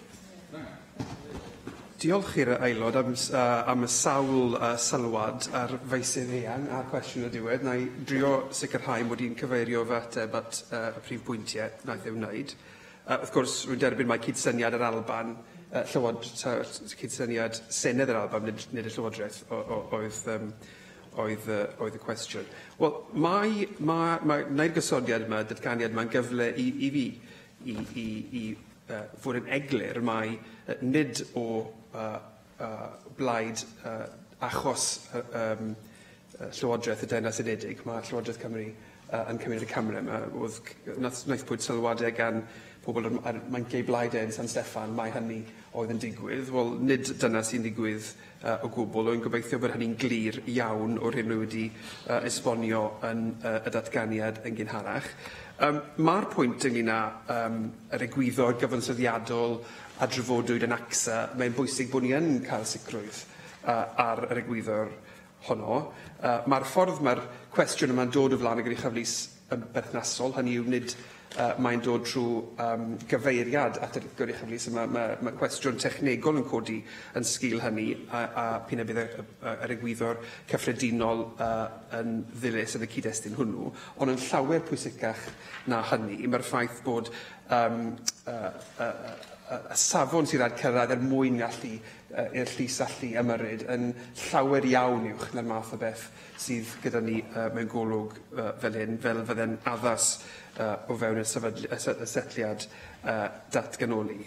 Wy wedi trafod sawl gwaith gyda'r aelod gwahanaeth barn sydd gyda ni ar y cytundeb rhwng lywodraethol, just mwyn bod yn hollol glir ag os ydy yn credu bod posibilrwydd o ryw ugain pŵer yn cael ei cytuno i fod yn cael ei rewi yn lleihad ar bwerau y lle yma. Beth felly yw'r dadansoddiad o'r dros 20 o bwerau sydd yn dod i'r lle yma heb unrhyw fath o gyfangiad o gwbl ar y pwerau hynny. O jyst ddim yn cydnabod y dadansoddiad hwnnw fel un sydd yn cyfangu ar bwerau y sefydliad hwn a Llywodraeth Cymru hefyd, a'i fod yn eglur berffaith. Mae Llywodraeth Cymru'n disgwyl i Llywodraeth y Deyrnas Unedig weithredu yn unol gyda'r cytundeb mewn bob maes ac i sicrhau bod nhw'n cadw i lythyren ac ysbryd y cytundeb ar bob achlysur. Nath e ofyn am camau sydd yn briodol i'w cymryd o dan y cytundeb hwnnw er mwyn diddymu deddf bellach, deddf parhad y Senedd hon. Mae cytundeb o fewn y cytundeb hwnnw i ni gymryd camau nawr i sicrhau bod hynny'n digwydd. Y perianwaith ar gyfer hynny yw bod ni'n gosod regulations o flaen y Senedd mewn drafft am 60 diwrnod tra bod y Senedd yn eistedd, hynny yw ddim dros cyfnod yr haf. Bydd rhaid i'r Senedd gael dadl ac gytuno i'r cyfeiriadau hynny cyn bod nhw'n dod yn gyfraith. Gosodwyd nhw ar wythfed o Fehefin oherwydd cyfnod yr haf, bydd dim posib cael trafodaeth ar hynny tan dechrau mis yr Hydref, ac felly ar ôl hynny bydd y broses yn mynd rhagddi ar ôl y cynulliad gael cyfle i drafod a penderfynu ar rheini. Mae rai fi bod yn glir unwaith eto, does dim cyfyngiad yn y cytundeb hwnnw i fi fel Cwnsler Gyffredinol rhag cymryd y Camrwy wedi cymryd i ymyrryd yn yr achos hwn, fos ni ddim yn neud petas ni ddim yn golygu fod yr egwyddorion ehangach yn y fantol a wy felly wedi cymryd y cam pwysig hwn. Neil Hamilton. Well, I welcome the statement. It's perfectly reasonable, I think, that the Counsel General seeks to intervene in this case brought by the Lord Advocate of Scotland. Devolution is an evolving process, and there is inevitably going to be uncertainties and ambiguities which are created by the legislation which is the means of bringing it about. We moved from a conferred powers basis to a reserved powers basis in the sense that perhaps provides more work for lawyers to unravel the areas of doubt which will continue to remain as experience of life throws up practical problems to be solved. So I do think that the Welsh Government is entitled to take part in these proceedings. In fact, it is vital that we do resolve the ambiguities which are inherent in the Scottish case. And I would like to pay a compliment here to the Welsh Government, as I've done before, in comparison with the Scottish Government, that they've taken a practical approach to withdrawal from the EU and not tried to turn it into a kind of political football match, as has happened in Scotland. I appreciate that there are other parties behind the refusal of legislative consent in Scotland, as well as the Scottish nationalists, but I do think that, although the Scottish position is different because devolution has gone further in Scotland, but nevertheless I do think that the arguments which they're producing are specious and are fundamentally designed to inhibit the withdrawal process. So I'm pleased that the Welsh Government has taken a different view, and it is sensible that they give Wales's voice a hearing in the court as well. And I also think that the 4 issues that the Counsel-General has identified as necessary to be resolved are the vital questions in this case. I fully agree with the Government's view that all powers currently vested in Brussels, which under the devolution settlement should come to Wales, should be vested here. And it's always been, I think, a paradox that those who complain that the devolution process is being undermined are actually talking about powers that we don't currently have the power to use anyway. So I think the important point that the Counsel-General made earlier on was that the EU withdrawal in this respect does potentially enhance the competence of this Assembly. It gives us more power. It may not go as far as Plaid Cymru would like. I fully understand their objections and reservations. They're entitled to make those points because they don't believe in the United Kingdom as the political structure within which we will continue to exist. I think it is, and I think it's very important that their point of view should be expressed, and that that these arguments should be put in this Assembly, and that the government should defend itself against those arguments. It's very important that this should be done in the most open and transparent way as possible. I also think that it is very important that the Court's powers to review Assembly legislation are further refined through cases of this kind. There will inevitably be areas of uncertainty which need to be resolved, and the common law process, it works by case law, and so we build up a corpus of constitutional law, not just by statutes, but actually more fundamentally in the interstices of the law through individual cases turned over long periods of time into legal principles and conventions. So I think that this is an inevitable step in the devolution process and also in the process of withdrawal from the EU. It's one that I welcome, and I wish that the Counsel-General well in his advocacy for Wales in the case. Thank the member for those remarks. I think that the very point of devolution is that different parts of the UK can reach different outcomes and different conclusions about how to approach this sort of question. And that is what happened ultimately in this case. The Scottish Government, Scottish Parliament, took a different view ultimately than we did here in Wales. That is inherent in the nature of devolution, and in fact, if you're a devolutionist, it's a thing to be celebrated. Different considerations apply. The Welsh Government was clear from the start that our main objective was to secure appropriate amendments to the EU Withdrawal Act as it is now, and that the Continuity Bill was a means of achieving progress in relation to that. I would also say that we have benefited throughout by working very closely with the Scottish Government in relation to the development of the International Intergovernmental Agreement and subsequently as well. And I think this is the start of a longer process as all parts of the UK withdraw from the European Union. That kind of collaboration and cooperation will, I think, stand us in good stead as we go forward over the coming months and no doubt years. Just on the point which he makes, really which echoes the point in the Supreme Court case of Miller, i.e. that without an intervention, a legislative intervention, the withdrawal from the European Union extends the competence in those devolved areas rather than limits it. The argument that an Act of Parliament is needed before a devolved legislature can act in an area where EU law is withdrawn is obviously fundamentally at odds with that observation.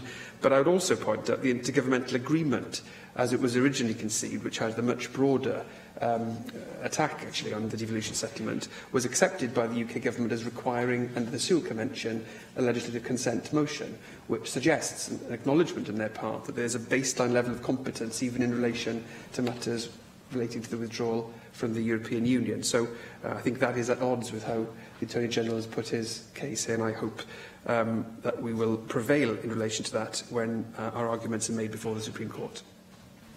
David Rees. I can thank the Council General for his statement. It's very interesting to understand the position for that need to intervene. And I fully support your points. I understand the need to separate the way in which this institution has actually decided upon a consent based upon the agreement and the amendments. And the Scottish Parliament, as Simon Thomas quite rightly pointed out, took an alternative decision. But you're also focusing upon the implications of devolution and the rights of this Parliament to make a decision on devolved competencies, which you believed we were well within our rights to do so on this particular bill. Have you made an assessment of what if Scotland was also within their rights and the Supreme Court rules that Scotland was correct in putting that bill forward, therefore it makes it legitimate, and how well, or what the issues then will we be facing in Wales compared to what Scotland is concerned? Because Scotland will have different powers and different laws, because it will be approved, compared to what Wales will now be operating under, and therefore the frameworks issues we're going to be discussing might be under different scenarios as a consequence of that. And have you made that assessment yet? Well, the Scottish Government has indicated it wants to participate fully in those common framework discussions in any event. So, in practical terms, that will be available as a mechanism to all parts. Obviously, the Withdrawal Act applies to all parts of the UK.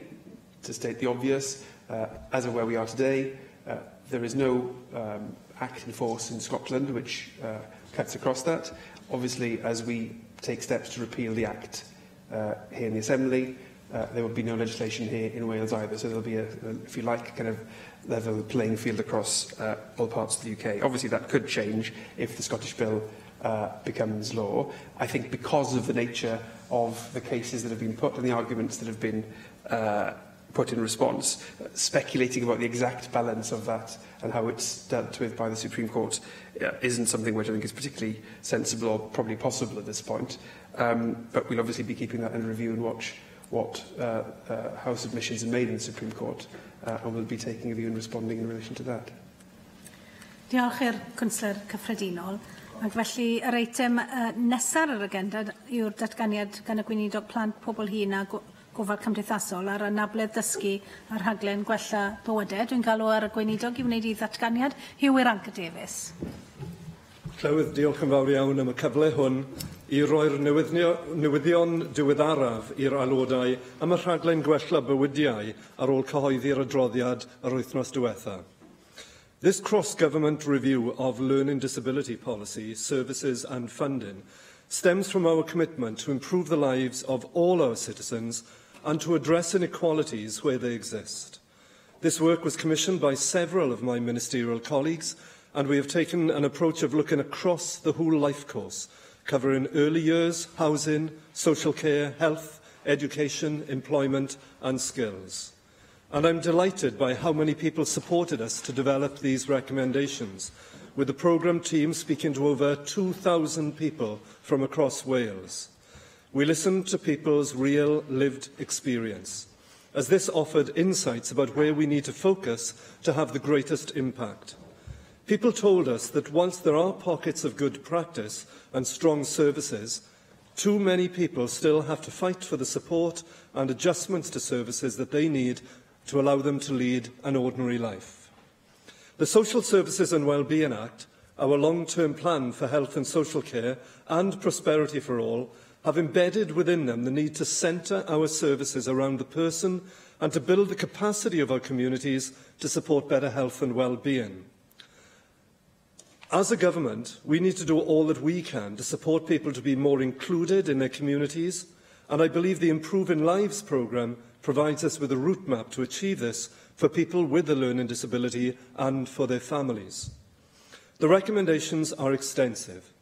However, I believe the three immediate priorities are the reduction of health inequalities, increasing community integration, and improving planning and funding systems. Evidence from a number of reports shows that the life expectancy of people with a learning disability is considerably lower than others in our population. The Improving Lives programme aims to reduce this inequality and to prevent premature deaths. Reasonable adjustments in all healthcare settings will enable people to access appropriate services in a timely fashion. Annual health checks for people with a learning disability are important, and work is currently being undertaken to explore ways in which we can increase the uptake of these. And this includes developing a standardised, all-Wales, easy-read invitation letter promoting joint working between colleagues in primary care and learning disability services to ensure that all those eligible for health checks are known to services. In our general hospitals, we aim to increase the use of the care bundles. Originally launched in 2014, following a coroner's report into the death of Paul Ridd, whose family now run the Paul Ridd Foundation, a key partner in supporting our work on health inequalities. The Paul Ridd Foundation has a full programme of hospital learning disability champions training and has ensured wards across Wales have a resource folder to support the use of care bundles. Our second priority is that of increasing community integration. Now, 2 weeks ago, I visited a Mencap Cymru friendship project, and I was struck by the personal experiences of stigma and isolation which the children and young people told me about. They also told me how they felt there was a difference in the aspirations society had for them and for young people as a whole. Now, I'm sure all members would agree that tackling the stigma that people with a learning disability and their families face must be a key priority. We need to push for the same attitudinal change we are beginning to see around mental health by celebrating the contribution that people with a learning disability make to our communities and using our funding streams to ensure that people achieve their aspirations. So some of the things we will look to do include working with the Minister for Housing and Regeneration to increase housing options and ensuring people live closer to home through the targeted 20,000 new homes agenda. Using the £105 million 3-year Integrated Care Fund capital programme announced last week by the Minister for Housing and Regeneration to support people with a learning disability to lead independent and successful lives. And I look forward to working with the regional partnership boards to achieve the best results for people with a learning disability from this boost in investment. And supporting projects for people with a learning disability through the revenue arm of the Integrated Care Fund, which we have again allocated £50 million in 2018-19. The scope of the fund has expanded to include regional partnership boards' priority areas for integration, including people with a learning disability, resulting in financial backing to a wide range of projects which increase community integration of people with a learning disability. And finally, we all will recognise one of the most powerful ways of ensuring people feel integrated into their communities is ensuring that people have a route into work. With only 6% of people with a learning disability in paid employment, I recognise the enormity of the challenge we face. So I will work with the Minister for Welsh Language and Lifelong Learning to explore options for people with a learning disability to access employability support, including the possibility of introducing supported paid work placements. Our final priority is the need to look at improving data and access to funding. Social services registers indicate that there are 15,000 people with a learning disability in Wales, but it is thought that there are many more not currently in receipt of services.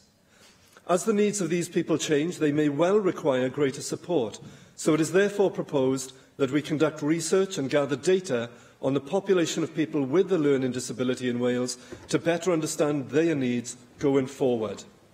And we also need to make better use of existing funding through looking at how direct payments are used and reallocating health and social care funding to enable swift packages of care to be agreed, combined with joint commissioning of services. So I am indebted to the support of the Learning Disability Ministerial Advisory Group in delivering this report and the recommendations, and I very much look forward to working with them and the Chair, Mrs Gwenda Thomas, and the Co-Chair, Ms Sophie Hinksman, to deliver services which will indeed improve the lives of people with a learning disability in Wales. Diolch, Dyma'r Llywydd. Diolch. Mark Isherwood. Diolch, and thank you for your statement. As Chair of cross-party groups, including disability and autism, I endorse your statement. There are pockets of good practice, but too many people are having to fight for the support and adjustment to services they need to enable them to lead an ordinary life. You refer to working with the Minister for Housing and Regeneration. How, alongside her, will you be looking at the Equality and Human Rights Commission report recently considered by a cross-party group on disability, which showed that only 1 in 22 Welsh authorities have a percentage target for accessible and affordable homes? And also to concern raised in my own North Wales casework that there's a disconnect between the needs of individuals, particularly on the autism spectrum, to live independently with appropriate support and local authority awareness and engagement with often social housing providers such as First Choice Housing, which are working in my region, to plan for and deliver those, because when they get it right, it can revolutionise the quality and independence of lives. You refer to regional partnership boards. How do you refer to the concern, which I know was expressed to you by Age Alliance Wales at the beginning of this year, that the third sector representatives, including in this area, on those RPBs felt sidelined? This was a view or concern also expressed to me as recently as last Friday when I opened with the Chief Constable of North Wales the Centre for Sign Sight Sound in North Wales by Regional Partnership Board representatives who attended as guests. You refer to ensuring people have a route into work. What engagement have you or your colleagues had with the new regional DWP community partnership teams, which have been recruited externally, primarily from the third sector? I recently met people in my area who had previously worked in an autism charity and for Remploy, delivering a 12-month project supporting vulnerable people, upskilling Job Centre Plus staff and building bridges between the public, private and third sectors. You referred to the Social Services and Wellbeing Wales Act in the report that you're making the statement about, and of course this places a specific duty on local authorities to promote the involvement of people in the design and delivery and care and support services, and the Part 2 Code of Practice very much emphasises that, giving people clear and unambiguous rights and responsibilities. How, therefore, do you respond to a situation, for example, currently occurring in Wrexham, where changes within Wrexham Adult Learning and Disability Services to the Work Ops project in Wrexham threaten the jobs of around 100 people with learning difficulties? And I'm told by a number of families that Wrexham Adult Services are reviewing the projects as part of the review running a consultation period, but the terms review and consultation are misleading, quote, because it suggests that social services are listening to what parents are saying and will take this into account before a decision is made, when the reality is the decision has already been made. And the officer, they said, claimed that the review was being carried out to meet the criteria of the Social Services and Wellbeing Act, but they don't see how this can be the case. Just two final groups, if I may mention. The National Deaf Children's Society, as you know, has highlighted concern about the continuing attainment gap for deaf learners. As they say, deafness isn't a learning difficulty, but deaf learners are being disabled by the continuing inequity in outcome.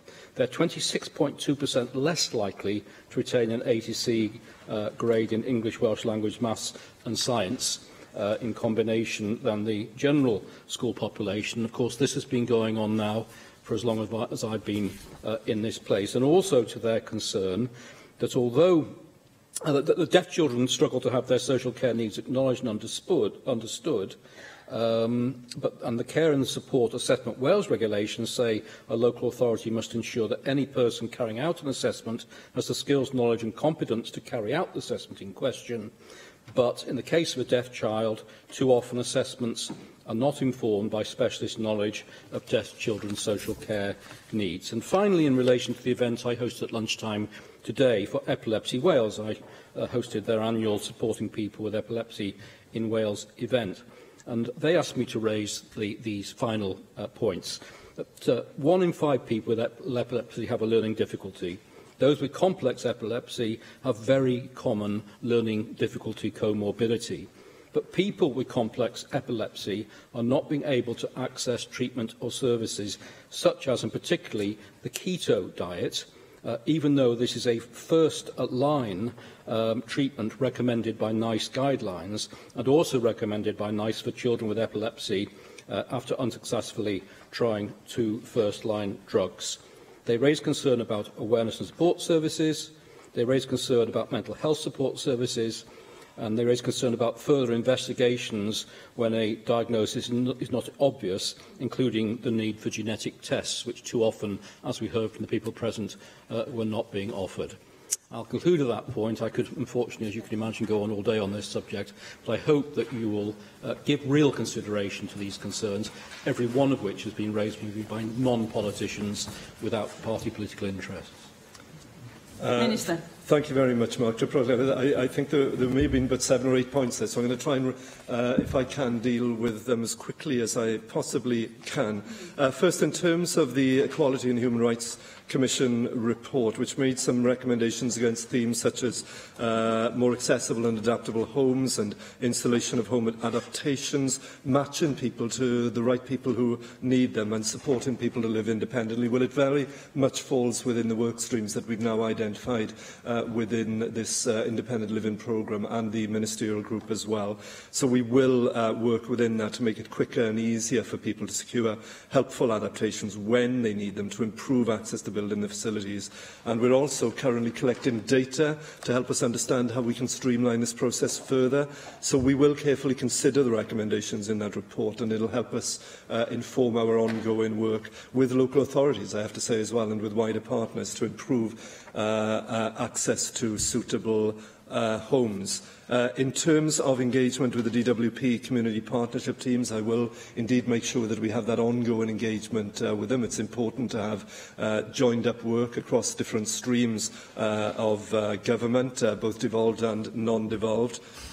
In respect of Wrexham Adult Services, I'm sure they'll have heard the point that he's made today, but if he wants to write to me with any further information, I'll be happy to ask my officials to inquire about anything that he's raising. I recently attended the Deaf Hearing Loss CPG, where some of these issues were raised, and I took them up immediately with my officials. It is important that appropriate assessment by local authorities is conducted and the right specialist services are provided. And on the points raised around epilepsy, I'll certainly take those back. I'm sure my colleague Vaughan Gething, the Cabinet Secretary for Health, will have been listening as well, and we'll take that back, and I'll take those back to him so that we can discuss those further. In respect of regional partnership boards, Mark, you're absolutely right. The point has been raised about the meaningful engagement at those. In fact, there's some really good practice, and in fact, one of the regional partnership boards is chaired very ably by a third sector partner, representing the wide umbrella reach of those third sector organisations. And in some, it's really working very well. In others, it's an evolving feast because the RPBs are relatively recent. But I have indeed, and in fact, I'm on a tranche of going round the regional partnership boards at the moment, and it's one of the things that I'll be stressing to them as I go round, the meaningful engagement with social value with third sector organisations, both in delivery but also at a strategic level. And I think that has covered all the points, but if I've missed any, we'll happily chat to you afterwards as well. Lloyd. Diolch yn fawr, Dirprwy Llywydd. Mae'n llai ddiolch hefyd i'r gweinidog am ei ddatganiad. Ie, yn wir, rhaglen gwella bywydau, y sawl sydd efo anabledd dysgu, ac wrth gwrs o'r teitl yna. Ac hefyd o'n mhrofiad personol dros y blynyddoedd, mae gwir angen gwella bywydau y sawl efo anabledd dysgu, achos yn wir iawn mae'r bobl hyn wedi cael ei anghofio.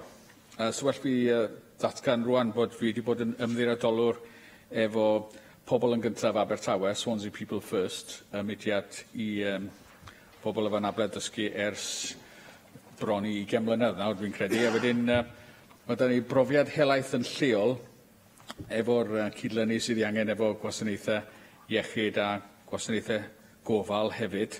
Ond yn gyntaf i nodi y gwaith rhagorol mae'r sector wirfoddol yn ei wneud yn y maes yma. Pobl yn gyntaf Abertawe, wrth gwrs, fel mudiadau cyffelib drwyddi draw yng Nghymru yn rhoi cefnogaeth bendigedig un pobl. Ond wrth gwrs mae yna her sylweddol. Os y beth ddim digon adnoddau, mae yna golli gwasanaethau, mae materion wastad yn llwm. Mae'r system o dan straen, Mae'r gweithwyr cefnogol wastad yn newid achos maen nhw'n colli swyddi neu maen nhw ar contractau byr dymor.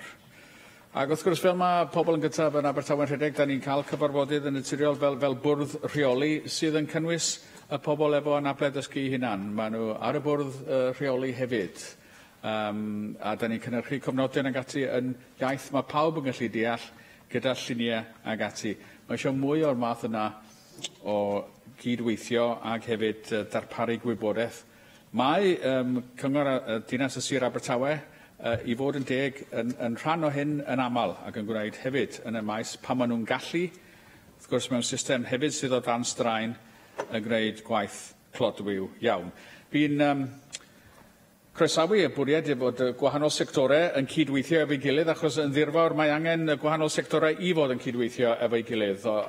Yn enwedig mewn amseroedd o lymder fel uni a lle mae cyllidebau yn bryn iawn. Ond o gydnabod yr angen i gydweithio, mae angen just bod pobl yn gallu gweithio yn y lle gyda hynny bod digon o staff gyda ni, enwedig yn yr ochr nyrsio cymunedol yn y sector gofal, y nyrsys arbenigol yna sydd yn gallu gofalu am y sawl efo anableddau dysgu a weithiau efo angenrheidiau sydd yn gymleth iawn. A da ni wedi gweld dros y blynyddoedd diwethaf mae diriwiad yn y niferoedd o nyrsys arbenigol yn enwedig yn gweithio yn y gymuned ac yn gwasanaethau cymdeithasol. Felly mae hynna'n her a sy'n ni'n gofyn i'r gwydog amlinellu beth mae o'n mynd i wneud ynglyn â'r her yna. Dwi'n siŵr bod yna lot o waith yn digwydd tu ôl y llenni. Wrth gwrs, o'r datganiad mae'r prawn da ni'n gallu gweld y manylion i gyd, ond mae'n deg nodi bod yna bryderon ynglyn â staffio. Mae yna bryderon wrth gwrs hefyd ynglyn â'r angen i fod yn cyllido prosiectau tymor hir. Dwi'n ymwybodol bod pobl yn gyntaf dros y blynyddoedd wedi bod yn cynnig am wahanol prosiectau, ac wrth gwrs maen nhw'n prosiectau bendigedig, maen nhw'n cael ei ariannu, wrth gwrs wedyn mae'r arian yn rhedeg allan, a mae'r prosiect yn dod i ben, da ni'n colli'r staff, mae rhaid dod fyny efo syniad newydd am brosiect, mae rhaid cynnig am ragor o bres. Mae holl beth hyn yn signo egni mewn system sydd o dan ddigon o bwysau eisoes.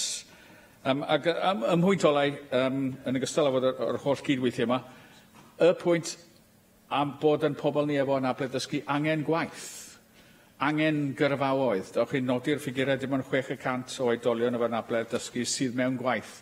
Mae bod mewn gwaith yn un o'r pethau pwysica gall unrhyw unigolyn fod ynddo fo. Mae'n diffinio ni fel unigolion.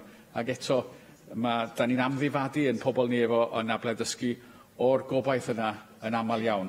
Fi'n clywed beth ydych chi'n dweud ynglyn â angen i ariannu prosiectau sydd yn cynnal y pobl mewn llefydd gwaith i nhw gael profiad o waith, ond mae eisiau bod yn llawer mwy rhagweithiol na hynna. Mae rhaid ni, dwi'n credu, gael rhaglen bwrpasol o wneud yn siŵr bod yn pobl ni efo anabledd dysgu mewn gwaith yn y lle cyntaf a gwneud hwnna yn blaenoriaeth. Diolch yn fawr. Minister. Some important points there.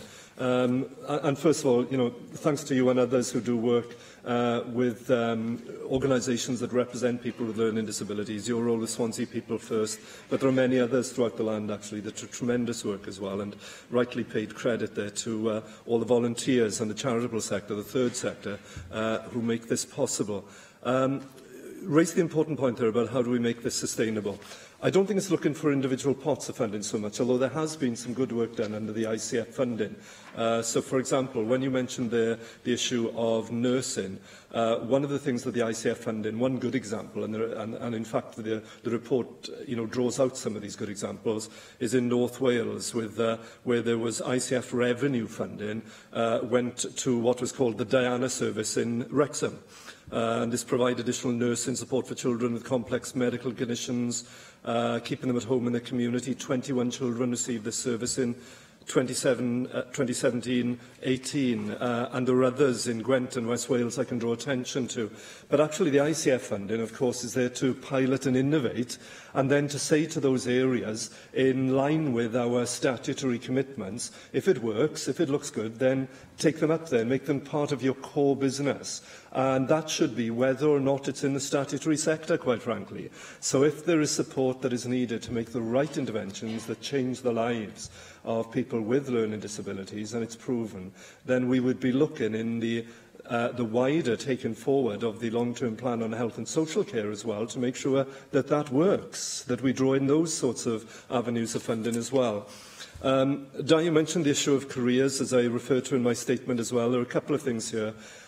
One is actually challenging the stigma and the misconceptions around here, because people with learning disabilities have much to contribute, actually, in the workplace, and that's what we need to say right up in front. But then, I think there are ways, and I mentioned one of them possibly here, the discussions that I can have with the Minister for Welsh Language and Skills, exploring things such as paid, supported placements. And I think the evidence shows that once an individual has their foot in the door, it leads then to those long-term paid employment. So we do need to deal with that. But it is the right challenge, and I think on all these matters, the ones that have been raised here today, but also in going forward, I think the Ministerial Advisory Group and I would be keen to hear the suggestions of the way forward, whether it's in terms of sustainability or actual work streams that build on the 27 actions identified within this report, because this is going to be not an overnight fix. This is a journey of improvement, improvement, improvement. Thank you. We're over halfway through the statement and we've had 2 questions from, I'll grant you, from spokespeople, but if we can make some progress. Michelle Brown. Thank you, Deputy Presiding Officer, and thank you also for your statement, Minister. I'd also like to thank the Paul Ridd Foundation for their valuable work in helping to produce the report.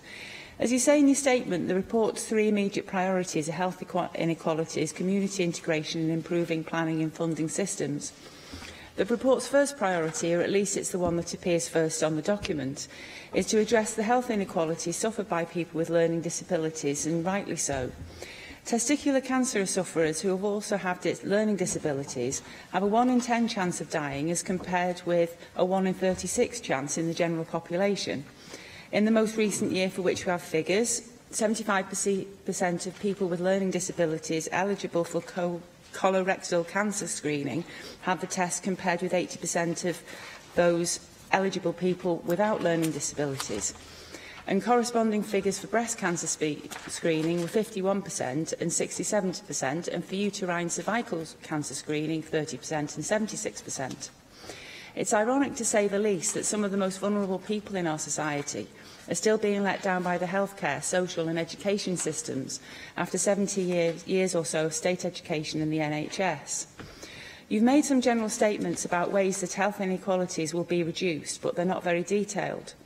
In England, in 2013, a report was produced by Bristol University that made 18 detailed recommendations aimed at reducing premature deaths of those with learning disabilities, and the government responded later that year. Again, in England, objectives have been set since 2014 for the NHS there to close the health gap between people with mental health problems, learning disabilities and autism, and the population as a whole. Again, NHS England also published a national action plan to develop community services, close inpatient facilities for people with a learning disability and/or autism. I could go on, but I won't. Now, no doubt the opposition parties of Westminster have their own views about how effective all that work has been, but the fact remains that the work is still being done across the border. So I'd like to ask, to what extent are you using the information gathered from those studies and the work being conducted over in England to inform the work that you're doing here? Have the Welsh Government measured any impact of the approach of the English NHS and the government responsible for it are taking? You know, have you looked at that research? Have you looked at the reports that have been produced? Have you looked at the action plan? And what's your view? You know, are you learning from it for Wales? The Westminster Government's been looking at this in detail in England, so I wonder why it's taking your government so long to catch up. If implemented, your report is likely to make a positive impact, and don't get me wrong, I really do. You know, I welcome your report. I think it's a good report. I think it's a very good first step. But you do admit that there is no new money to implement it, and the existing budget's under strain. So what assurances can you give us that what you say you want to do will actually be done and will continue for years to come? Will the money and the funding be there in the future to support it? The people whose lives are affected by learning disabilities deserve to know that they're high up on your list of priorities. So if there are problems with budgets in the future, which areas of spending will be cut before these proposals are put at risk? What detailed plans are there to increase the screening and take-up rates in Wales and the other inequalities suffered by people with learning disabilities in the health system? Now, I know the healthcare system isn't in your portfolio, Minister, but the welfare of people with learning disabilities is. And that what happens to people with learning disabilities in the healthcare system is intrinsic to their overall welfare. So I'd be very interested to hear what work you're doing with the Cabinet Secretary for Health to coordinate your activities, to work together to improve the chances and reduce the health inequalities that people with learning disabilities are suffering. The recommendations and the report itself are very laudable, but without knowing who has a learning disability and therefore needs the help, you're a bit of a loss to help those people. And there's a great number of people who haven't been identified, and you've acknowledged that yourself in your report and in the statement. And I am very pleased to see that you're actually looking at ways that you can gather the data so that you're better informed in the future. What specific research will you be conducting, though, to gather that data? And how will you actually go out and gather that data? Which sources are you looking at using? Or are your plans in such a sort of prototype phase that you aren't going to be able to tell me that? So, finally, what plans have you and the Cabinet Secretary for Health put in place? And will you be publishing your own action plan to achieve the objectives of the report, and if so, when? Thank you. Thank you, Michelle. And I'm not going to cause you any anger, Dyma'r Llywydd. I'll try and be very, very quick, but there were about 7 questions in that as well. Can I go to the core ones here? You don't have to answer them all. I'm not going to. Otherwise, I would be here for... But I'm going to try and address the key ones. First of all, in terms of learning lessons from England or elsewhere, we definitely do that. The Leader report, which came out, looking at issues around the mortality review for people with learning disabilities, we're very aware of that. So the recently agreed Improving Lives work actually has very clear recommendations aimed at reducing those health inequalities for people with learning disabilities. And in fact, it's been very much informed not only by the stakeholders, but by the Paul Ridd Foundation as well. So we have a national steering group, Improving Health Outcomes for People with Learning Disabilities, and the remit of this group is to plan and oversee ways in which a national approach to reducing those health inequalities can be taken. For example, promoting the use of care bundles for people when they go into hospital. And as I say, this work within the NHS, and I hope that deals with your point about the work that Vaughan Gethin and I, the Cabinet Secretary, do together on this, is supported by the work of the Paul Ridd Foundation, where brother and sister Jonathan Ridd and Jane Nichols have both recently, of course, been awarded, in tribute of the work, the BEM medal in recognition of their work to improve care standards for people with learning disabilities. The other substantive point that you raised, Michelle, but there were many, if I can deal, is the issue of the annual health checks.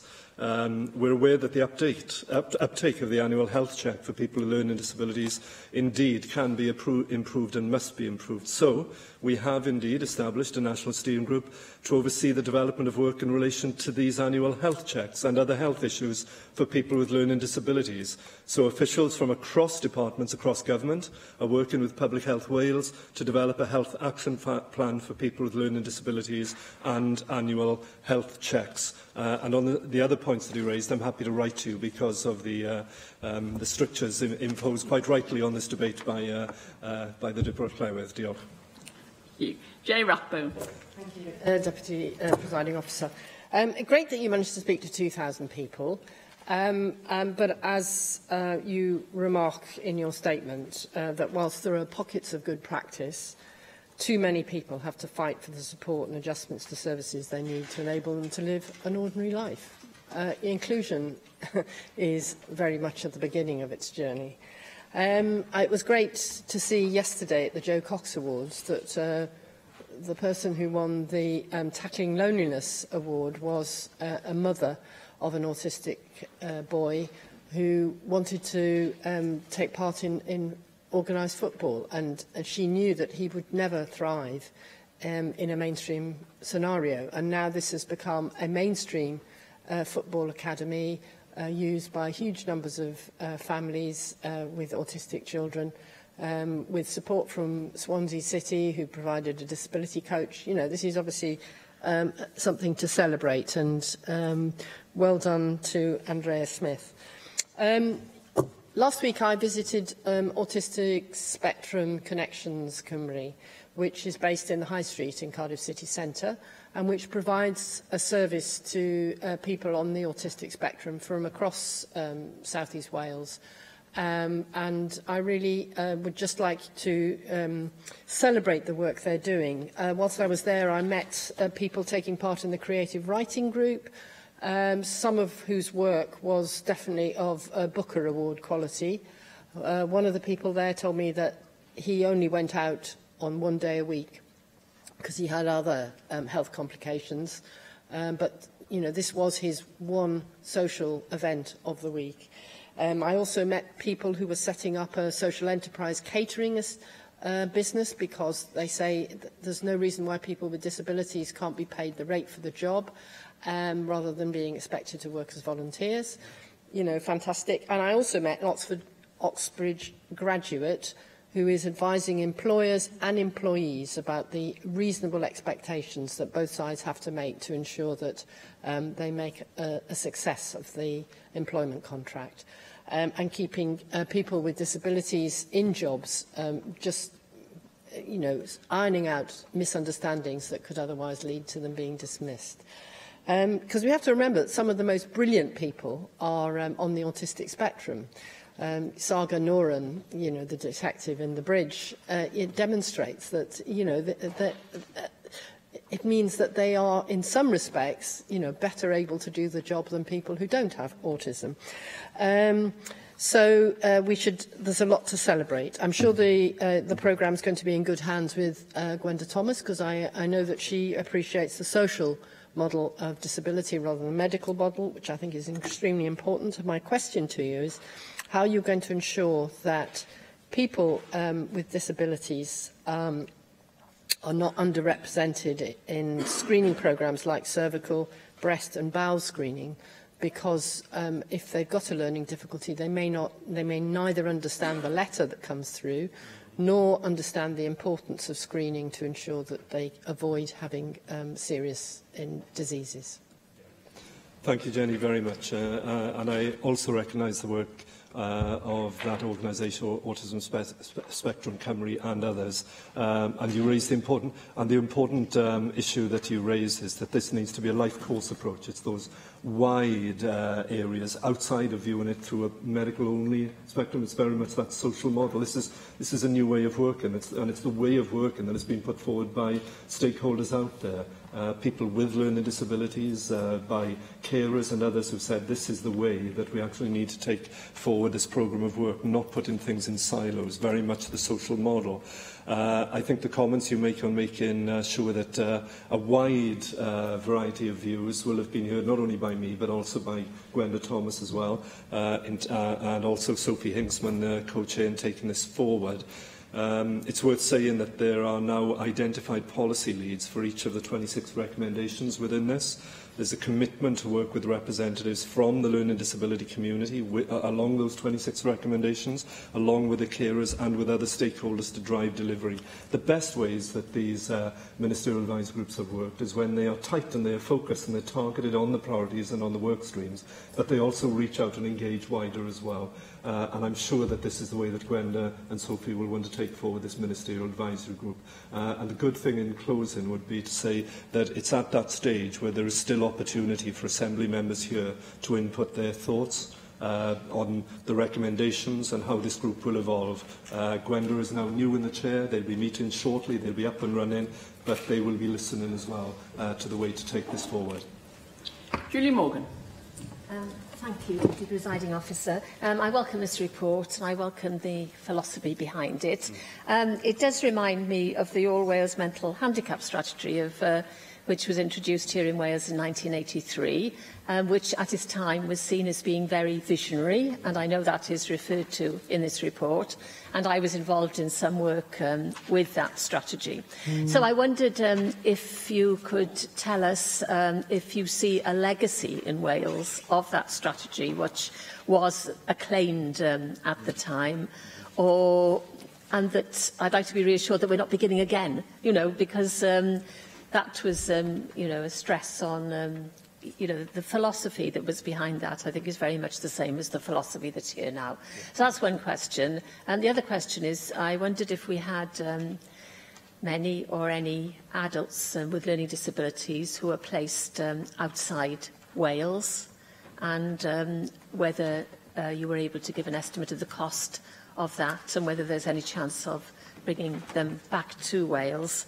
And finally, in terms of the health inequalities, I was staggered to read that in one of the English reports that the life expectancy of people with a learning disability lagged far behind, 23 years for men and 29 years for women, which I think is an absolutely staggering figure. And I wondered whether we had any Welsh-based research that indicated whether that was a similar figure for Wales. And I think you've already answered about how you're going to tackle health inequalities, but whether you could comment on those figures.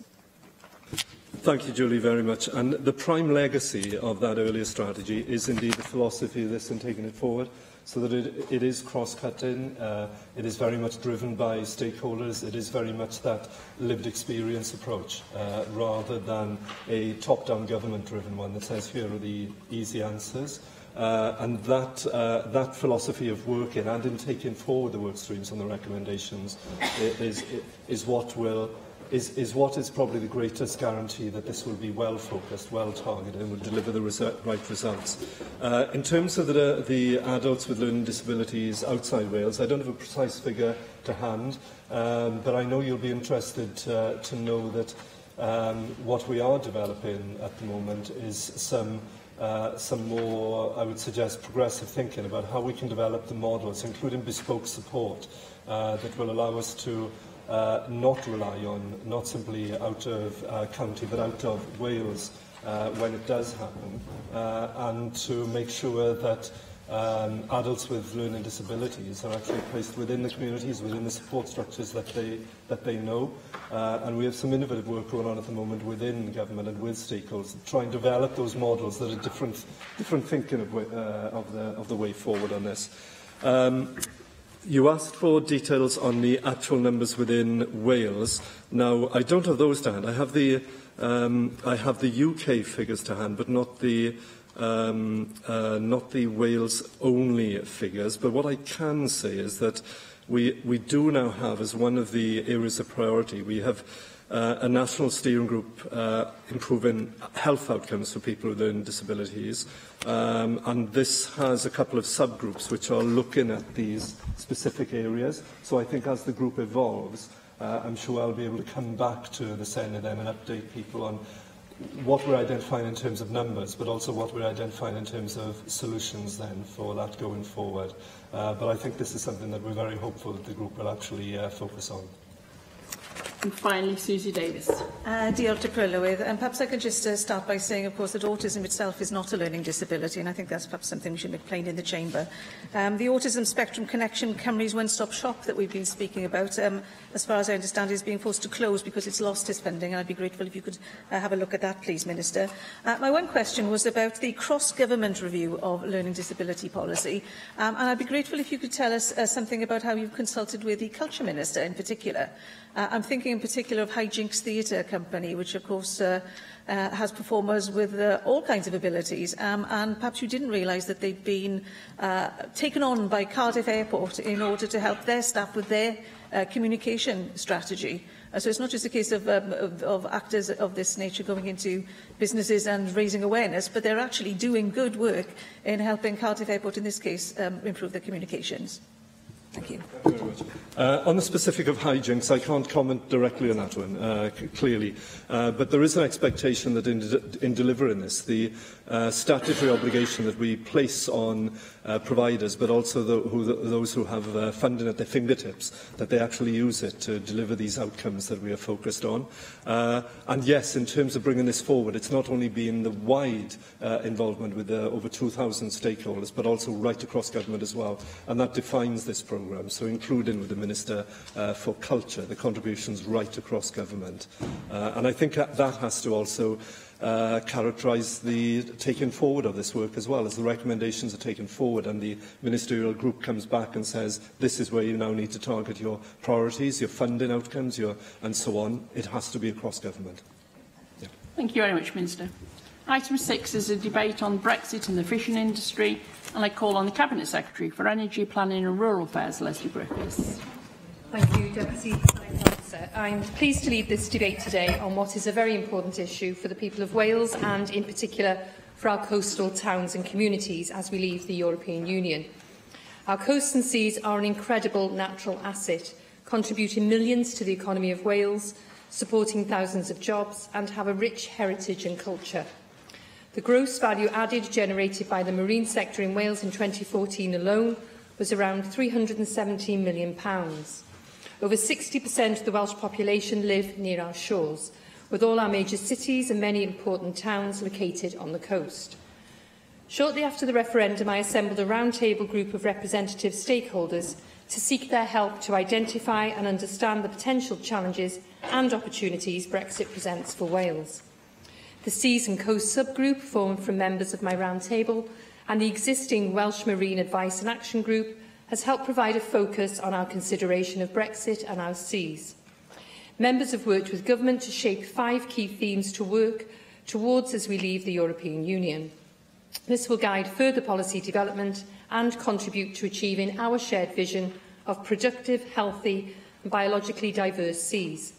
I've made arrangements for these to be circulated to members today, and the themes include planning to make the best use of our seas, which includes delivering the Marine Plan, provide effective stewardship of our marine environment and natural resources, including our contribution to a network of marine protected areas, continue to be responsible partners in the UK, including working closely with our partners across the UK in terms of science and enforcement. We will work with those with whom we share a sea area. Secure a fairer deal for the fishing industry, including rebalancing the UK share of fish quota and grow opportunities in domestic and overseas markets. And standing on our own 2 feet by enhancing our marine science and data collection capability and reviewing our fisheries legislation to embed SMNR principle and make sure it's fit for purpose. I ask members to consider these themes as part of the debate today. Leaving the European Union presents an opportunity for a Welsh fisheries policy with the best interest of Welsh coastal communities and fisheries at its heart. To fully understand these opportunities, I commissioned the Wales Centre for Public Policy to provide independent insight on the implication for fisheries policy in Wales following Brexit. I wish to thank the WCPP for their work, and I'm pleased to bring this report to the Assembly today. I hope members note the significant and distinct challenges facing the industry. As outlined in the Welsh Government's White Paper, Securing Wales's Future, the Welsh fishing industry deserve a fairer share of fishing opportunities in the future. I believe it's important the Welsh fleet has a prosperous and sustainable business model to encourage investment and attract future generations into the industry. Fishing opportunities for the fleet are currently managed through a mixture of Welsh legislation and the Common Fisheries Policy. These set the total amount of fish available and establish the rules for managing fish stocks, which spend part of their time in our waters. However, the CFP is heavily skewed toward more industrial-scale fishing, and my approach in annual negotiations is to ensure the small-scale sector obtain a fairer deal. Some commentators talk about a Brexit bonanza of fish returning to the Welsh fleet. The CFP has not served UK vessels well in terms of the share of the fish. The WCPP report confirms Wales's share is only a fraction of the UK share. Any additional fish will need to be negotiated, stock by stock, and will take time. Any additional fish realised through these negotiations are a public good, not a commercial asset to be bought and sold. It should be available to rebalance fishing opportunities. The nature of fishing in the 4 parts of the UK is different in scale and the species they target. We have a long history of working together to manage our respective fleets and the mobile fish species. In Wales, for historic reasons, The fleet is primarily small, under 10-metre vessels. The fishing industry is reliant on non-quota shellfish species, such as crab, lobsters and whelks, around 90% of which is exported to the EU or other countries via EU trade deals. Most of our shellfish is exported as live or fresh products. This means timing is critical. You can imagine the difficulties exporters will face if this shellfish is held up in UK or EU ports due to non-tariff barriers. It is clear any future policy can only succeed if we maintain full and fettered access to the EU market for our existing fisheries products. Both the WCPP report and our stakeholder groups were clear on this. I continue to push hard for this at meetings with my counterparts at Whitehall to get the best deal for Wales as the trade negotiations develop. And I hope the Assembly can support our attempts in this area also. The general picture she just portrayed, she's talked about the shellfish industry, which of course is not dependent on quotas. And earlier she talked about quotas and the potential for releasing new stock, which we'd assume would be done on a sustainable basis. And she said that such quotas should be for the public good. Does that mean she envisages Welsh fishing policy going forward to be based on quotas, based on environmental sustainability principles, but not based on buying and selling? I just mentioned the additional fish being a public good, so I think it's very much open to discussions and negotiations, and that's something we'll be taking forward. It is clear, the First Minister has recently announced funding to help the fisheries and aquaculture sectors prepare, including funding further research and tactical analysis for EU exit. I want to be very clear. I expect a fairer deal for Wales as part of any future fisheries agreement. I am unhappy with the current quota system and the way it is managed, and I believe any new system will need to provide a community good, and any future fishing opportunities should address historical inequalities. I expect the UK Government approach to Brexit should be done in a responsible way. I will also push for devolution equivalent to Scotland by gaining full legislative competence for fisheries in the Welsh zone. Welsh Government is responsible for managing fishing in that area, but is not able to make primary legislation. It makes no sense to have an artificial line in the sea, which prevents us from making consistent legislation for our sea area. There is a need for all parts of the UK to work together in some policy areas in the future, so-called UK frameworks. The agreement reached by the Cabinet Secretary for Finance on the intergovernmental agreement recognises this and protects devolution as we exit the EU. Fisheries management is one of the 24 areas identified where powers returning from the EU fall within our devolved competence and where common UK frameworks are likely to be needed. We are working closely with the rest of the UK to identify what this framework will look like, which parts require legislation, what we want to do together, and what we want to do ourselves. Alongside this, we're working hard to prepare the industry for day one readiness, and will work to reduce any impact on businesses following the UK leaving the EU. Fisheries is heavily regulated. Over 90 directly applicable EU regulations covering hundreds of pages of legislation have been identified as needing amendment to make it operable. This is a mammoth task, and we are working closely with the rest of the UK to ensure the legislation work post-exit and also devolution is protected. We are also well advanced in our preparations to amend our domestic legislation. Having a working legislative framework for our seas post-exit is of vital importance, and I very much look forward to members' contributions. Rwyf wedi dethol y 6 gwelliant i'r cynnig, os derbynir gwelliant 2 gyda gwelliant 3 i ddad-ddethol. Galwyfar Neil Hamilton i gynnig gwelliannau 1 a 3 a gyflwynwyd yn enw Caroline Jones. Neil Hamilton. Well, I'm very pleased that the Government has brought forward this debate today, and I find it difficult to disagree with many of the things that the Cabinet Secretary had said. I was particularly pleased to hear her say in the course of her speech that she will concentrate on getting a fairer deal for small-scale fishers and a fairer deal for Wales. That's what we all want in this Assembly, I'm sure.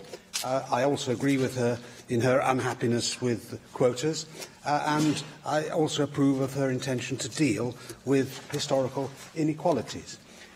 Unfortunately, we will not be supporting the motion today, but that's only because of one word in it, because it says in paragraph 2 that it recognises the distinct challenges of Brexit without making any reference to the opportunities.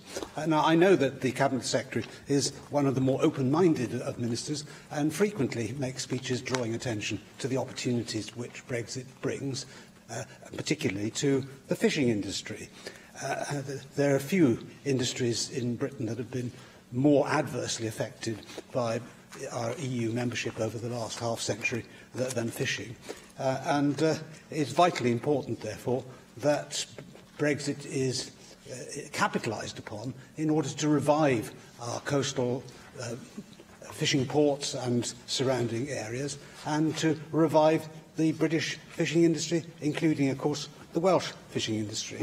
And I'm pleased in reading the report which was commissioned by the Cabinet Secretary to see that it does actually refer there quite explicitly on page 8 to the fact that the Common Fisheries Policy was cobbled together back in 1973 within hours of Britain's application, along with those of Ireland and Norway, to join the European Union. There was no Common Fisheries Policy in the EU before our application to join, and this was a last-minute addition to the EU, designed purely and simply to enable other EU countries to plunder our waters in the North Sea and elsewhere. And in doing so, over the last 40 years, they have utterly devastated the fishing industry of this country and the towns and villages that depend upon it. 90% of the EU fish stocks, including the applicant countries in 1973, were in the waters of those applicants, and 80% of the fish were actually in UK waters. This was an act of political piracy by the then common market, as it was called, on a grand scale. But that's all history, and now we have the opportunity to reverse the process. We've lived through the most appalling times in the last few decades of industrial fishing, and I was very pleased that the Cabinet Secretary, in the course of her speech, also referred to her intention to avoid that being repeated in Welsh waters. Fishing is a very small industry. It's only 0.05% of the UK GDP. And to that extent, it is in danger of being traded away as part of the Brexit process, as well as the process which brought us into the EU in the first place. And it's vitally important, therefore, that the UK government does not sell British fishing industry down the river yet again as part of the process of negotiation of our withdrawal, because it is possible that the government will say that full access to British waters will be the price to be paid for some kind of a free trade deal or other sort of a deal which is in the process of being cobbled together. The EU has played hardball throughout this whole process because their negotiation is not designed to improve the economic well-being of the peoples of Europe, but is designed to keep tottering on with their failed federalist political project. Now, Wales, of course, does have markedly different interests in fishing from other parts of the UK, not least because of the importance of shell fishing, as Simon Thomas frequently points out in his contributions to these debates. But we do have the opportunity in Wales to develop the industry in other ways as well. It isn't good for any industry to be over-dependent on particular forms of production, and diversification is an important part, therefore, of the opportunities which lie before us. Yes, certainly. Well, do you not accept, though, that with the agricultural produce and with the fish produce that we have within Wales, if we don't have absolutely unrestricted access to the European market where most of it goes, most of it will become adulterated, that market will actually be lost, and the only people who will benefit will probably be the Welsh population who will be forced to eat lobster every week. Well, Pembrokeshire lobster is extremely palatable, I can tell you. Yeah, well, yes, I realise that the industry is very dependent upon exports, but there's a massive opportunity for us here, because we have a massive imbalance in our trade in foodstuffs with the EU, and if tariffs are idiotically imposed by the EU, not because the British government won't be interested in doing so, then we have huge opportunities for import substitution and changing perhaps the tastes of the British public to take advantage of the opportunities which will arise. Sadly, I haven't time to go into all the complicated arguments of trade imbalances, which I'm sure there'll be other opportunities to go into. But it is important to recognise this gives us huge opportunities also to remedy the economic and the environmental disaster which has befallen the British fishing industry over the last 40 years, and I welcome the intention of the Welsh Government to play its full part in that process. Galwafar David Melding I gynnig gwelliant 2 a gyflwynwyd yn enw Paul Davies. David Melding. Diolch yn fawr, Llywydd, and I move the amendments. And can I congratulate Neil Hamilton on the sensitivity of his speech in emphasising that environmental concerns must override the free market. And I'm sure that many of us have thought that a very, very, very important principle. Hooray, UKIP now embrace it also. This is a very important debate, and we don't talk enough about it in the Chamber, so I'm really pleased the Cabinet Secretary has brought it forward. I have to say points 1 to 3 of the motion I have no difficulty with, but the fourth one does cause problems. I have read this excellent report, Implications of Brexit for Fishing Opportunities in Wales, and recognise the challenges and, in fairness, the opportunities, as Neil Hamilton has outlined, that the Brexit process brings the Welsh fishing industry and the marine environment. These are very important considerations for us to contemplate. And the Brexit is an opportunity for Wales to build upon the progress made by the EU Common Fisheries Policy and to create a more tailored and environmentally ambitious regime for Welsh fisheries management after Brexit. We also support the work of the Seas and Coasts Roundtable subgroup and welcome the themes that they have put forward. Point 4, as I've hinted, wasn't as straightforward for us because the only way that a country is going to get full and unfettered access to the EU single market is with acceptance of the preconditions such as the freedom of movement of people, goods and services. The EU has made it clear that there won't be unfettered single market access for any country that doesn't commit to these principles as they see them. And this is a reality indeed that Jeremy Corbyn has publicly conceded. We should be aiming to get the greatest possible access to the single market through negotiations with the EU in the form of a comprehensive free trade agreement, as with one of the UK government, as is the one that the UK government is currently working to achieve.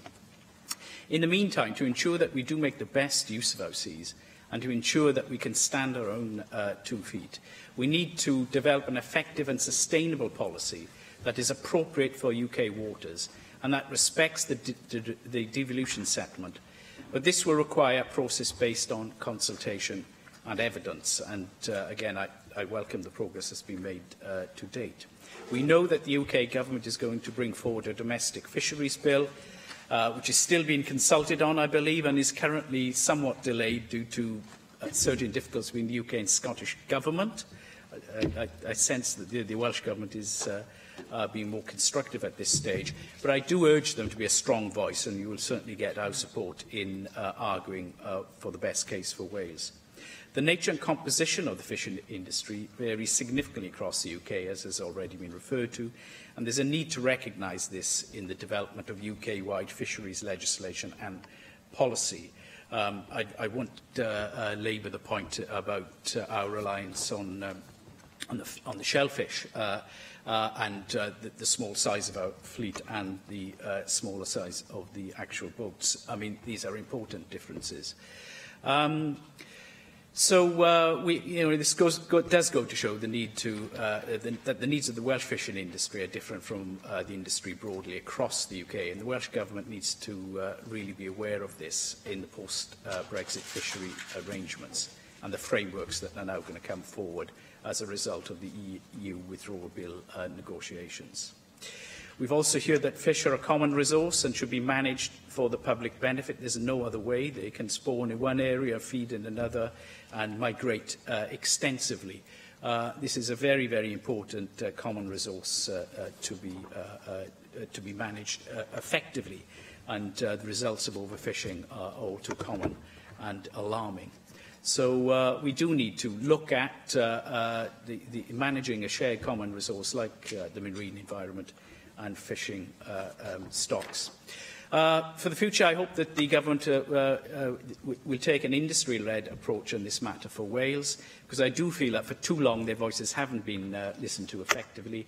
And I do acknowledge the frustration that was very powerfully expressed by Neil in his contribution in this respect. The research presented to us in the Climate Committee as part of our inquiry into fisheries post-Brexit has told how examples of Norway, Iceland and the Faroe Islands have shown that collaborative relations between government, local authorities and the industry are vital for thriving fisheries industry. So we need to build on these sorts of approaches.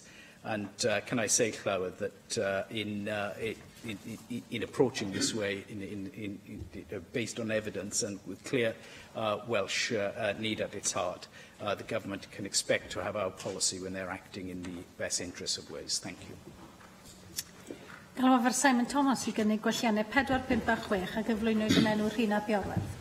Diolch yn fawr Llywydd, ac dwi'n cynnig y gwelliannau ac yn falch iawn I cyfaniad y ddadl yma. Mae yn hen bryd I pysgodfaidd cael ei drafodaeth llawn.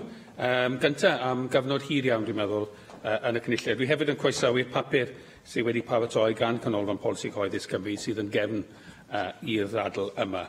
Nawr, fel sydd wedi cael ei nodi eisiau bod pysgodfaidd yn sector gweddol bychan yn economi Cymru, mae yn fan pwysig o fywoliaeth cymunedau arforol diol Cymru.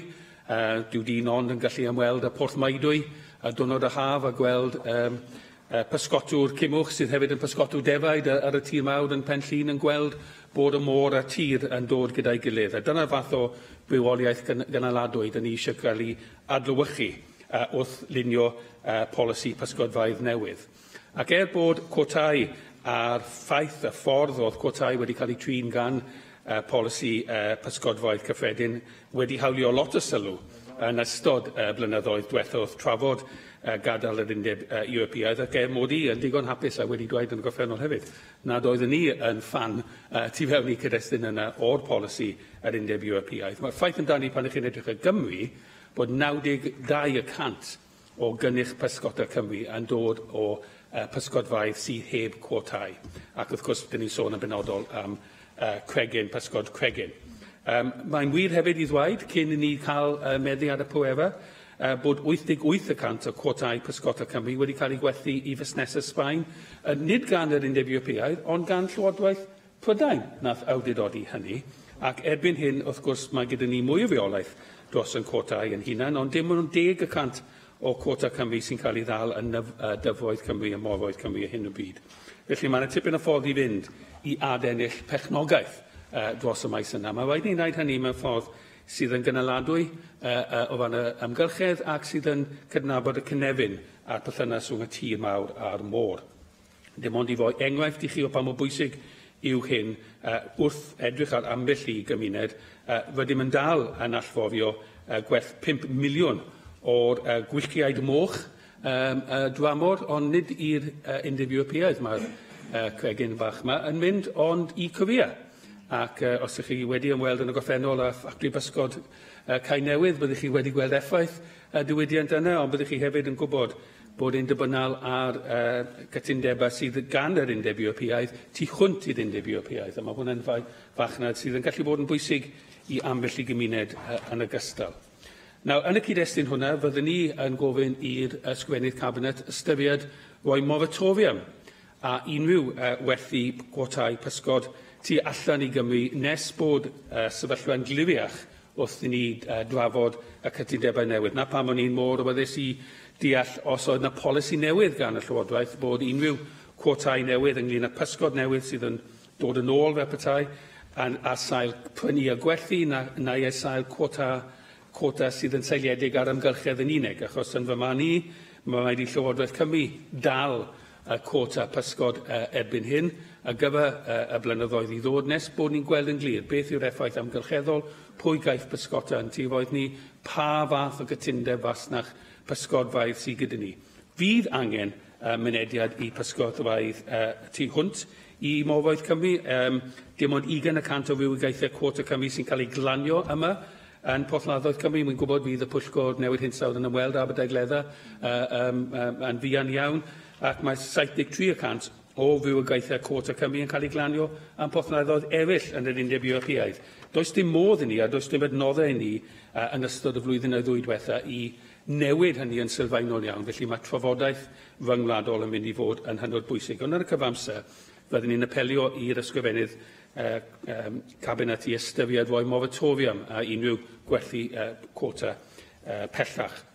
Ail fan o'r ddadl sy'n bwysig i ni yw bod yna adnoddau digonol i gwirioneddu hyn. Roeddwn ni wedi ymweld gyda fi'n Iorwerth a'r Prince Madog, llong ymchwil sydd gyda ni yng Nghymru, gyda Prifysgol Bangor. Mae'n amlwg fod angen mwy o fusoddi yn y maes yna. Dwi'n meddwl bod yr ysgrifennydd cabinet wedi cydnabod yn y pwyllgor cyllid wythnos diwethaf bod angen mwy o fusoddi yn y maes yma. Dyn ni ddim yn deall digon am y Morfoedd yn hunan, lle mae'r pysgod, sut mae cynefin nhw, sut mae cynnal Morfoedd cynnaladwy. Felly mae angen i ni fusoddi yn yr ymchwil yn ogystal â'r amddiffyn o bosib a'r plismona hefyd o unrhyw pysgota wrth mynd ymlaen. A'r pwynt ola i ni wneud yn y gwelliannau yma. We've credu just about answer. I just want to very much endorse the comment you just made. I visited the School of Oceanic Sciences in Bangor last year. They spoke to me about the Prince Malik, of course, in dual ownership. And I raised with the Welsh Government, they represented that as a reason not to intervene, rather than a mechanism they need to follow to ensure this ship continues. But I fully endorse you. This ship must continue its great work. Dwi'n siŵr, a fi'n gobeithio bydd dwi'n gallu cynnig yn ddadl fer gyda fe, cyn bod hyd dwi'n deall a fydd yna mwy o trafod ar dyfodol y llong, ond fi'n derbyn y pwynt. Y peth ola, os gael jyst cloi gyda hwnna, yw yn y cyd-destun sydd ohoni, mae yn bwysig iawn i ymladd yr achos dros sicrhau masnach heb dafiffau i bysgodfaidd Cymru. Na i jyst cloi drwy dyfynnu James Wilson sydd yn gyfrifol am Cregyn Gleision Bangor. Mae'n siŵr bod rai ohonych chi wedi blasu nhw a lan y fennau a disgrifio ei busnes fel hyn. There's a wagon waiting at the quayside when we land. We take the mussels off the boat and they put in the wagon. The wagon drives away. And then it's a 26 to 18-hour transit time from North Wales to northern France or the south of Holland. If they order from me on Monday, then they expect the wagon to arrive on Tuesday because they want to sell them on Wednesday. It's that seamless. Anything that introduces delay or uncertainty, or whatever you call it in that process, becomes an issue in terms of the supply chain. It's not just a small problem. Nobody wants to eat mussels that have gone off. Jenny Rathbone. Presiding Officer. I think there were many wild promises made by the Brexiteers. One of them was that leaving the EU would enable the UK to become an independent coastal state, which we were nearly 50 years ago. But I think that completely ignores some of the realities of life, one of which is that fish don't need passports to cross boundaries, and whatever policies are adopted by the European Union once we've left will affect the numbers of fish that are swimming in our waters just as much as they did before. I agree that the EU fisheries policy is not one of the most successful policies that completed by the EU, and that was because politicians were always interfering with what were essential environmental and sustainability measures. And so always the last-minute negotiations at 4 in the morning, people would water down the proposals that had been put together by the experts. So we are where we are for a lot of reasons, but not because we were or weren't a member of the European Union. As Simon Thomas has already pointed out, most of the fish that is landed by Welsh fishermen is not subject to quotas at all. But nevertheless, we need to ensure that the agreements that are reached with the European Union don't avoid or lose the trade that is already experienced by some of our Welsh ports. I understand that a third of the value of fish landed in Welsh ports comes from EU vessels, and presumably we want to continue to have the benefit of that trade.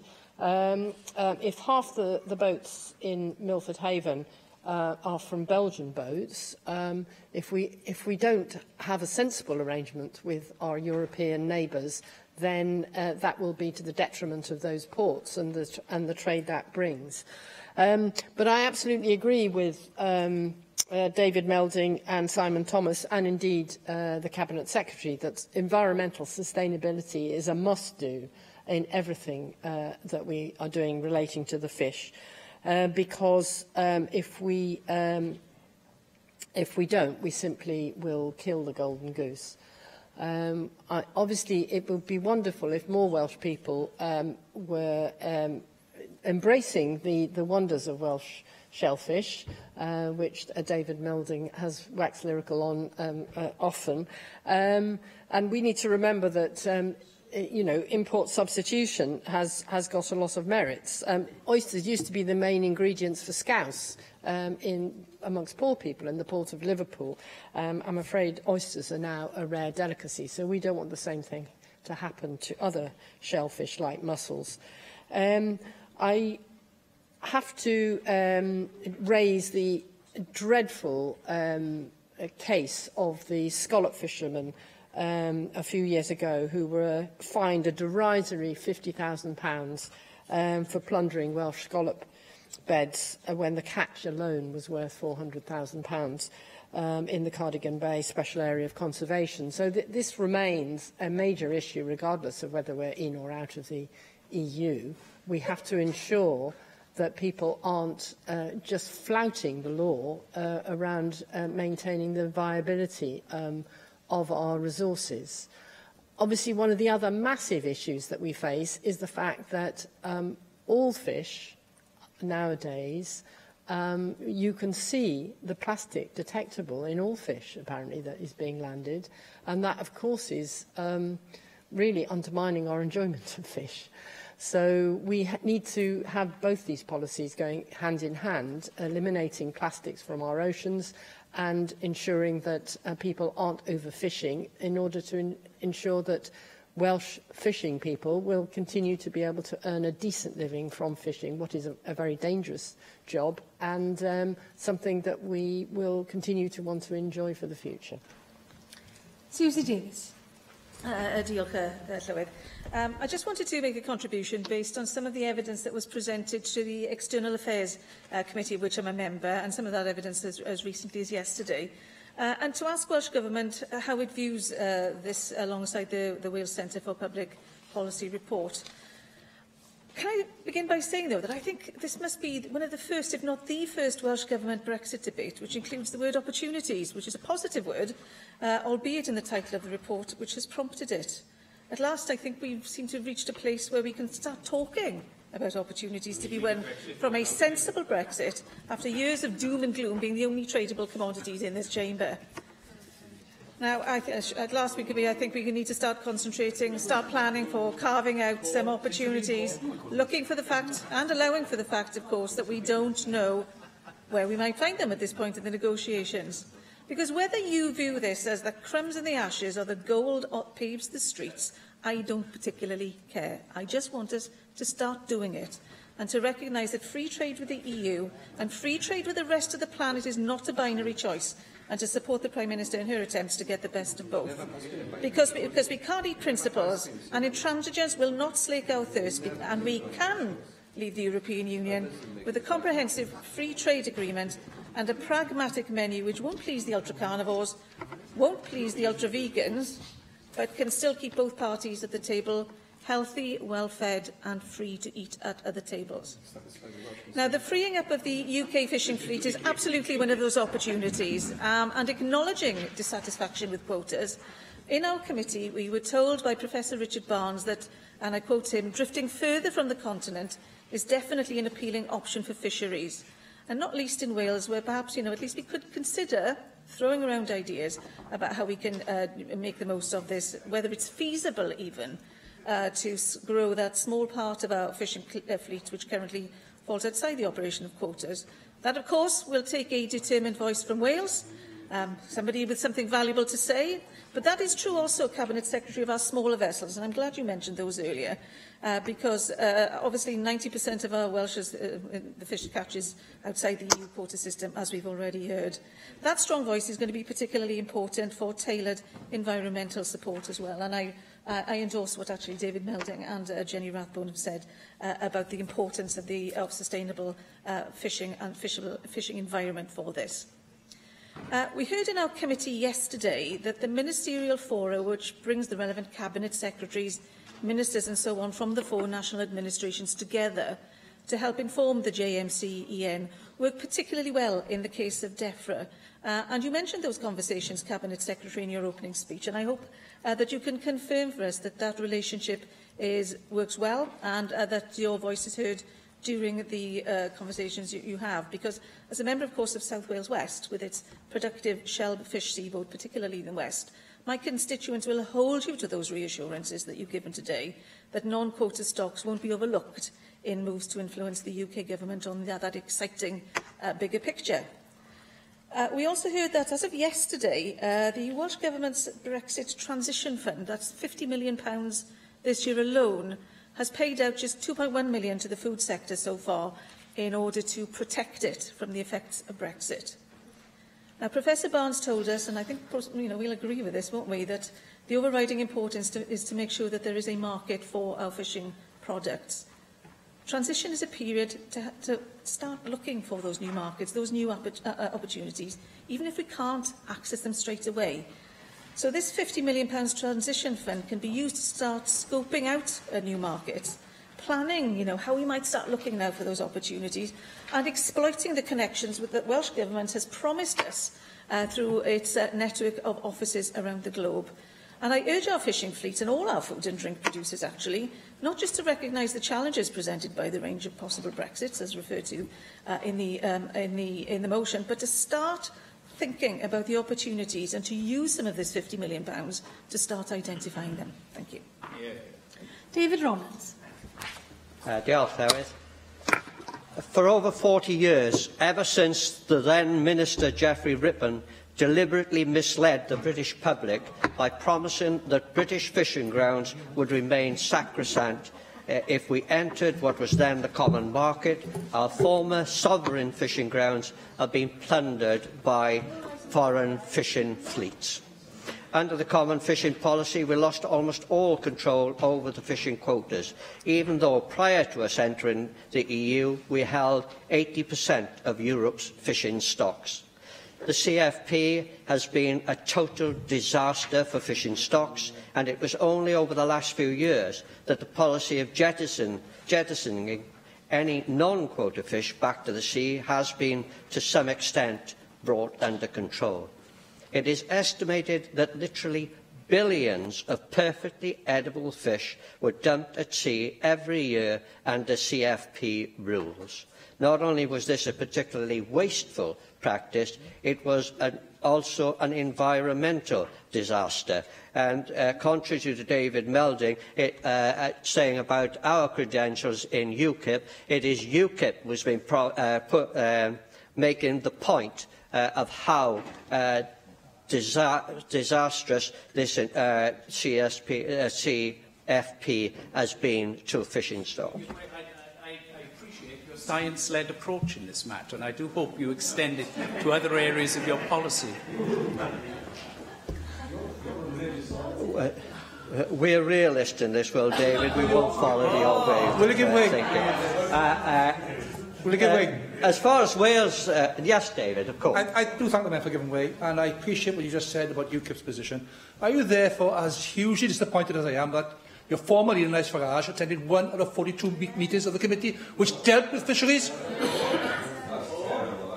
Yes. And quite frankly, it was because he read very carefully many of the reports, which is what most of the other MEPs did not do, and that's why he came to many of the conclusions he came to, actually.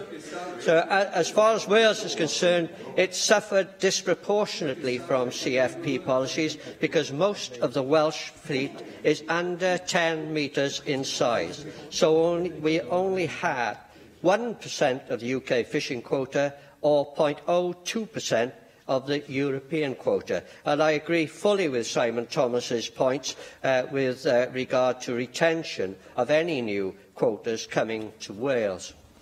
After Brexit, the UK should return to the 200-mile exclusion zone as advocated by the United Nations Law of the Sea, freeing up huge areas of the seas around Britain to British fishing fleets. Incidentally, these are some of the richest fishing grounds in the world. Welsh fishermen will then be able to invest in much larger vessels, perhaps aided by Welsh Government grants, which could lead to a vastly expanded Welsh fishing industry.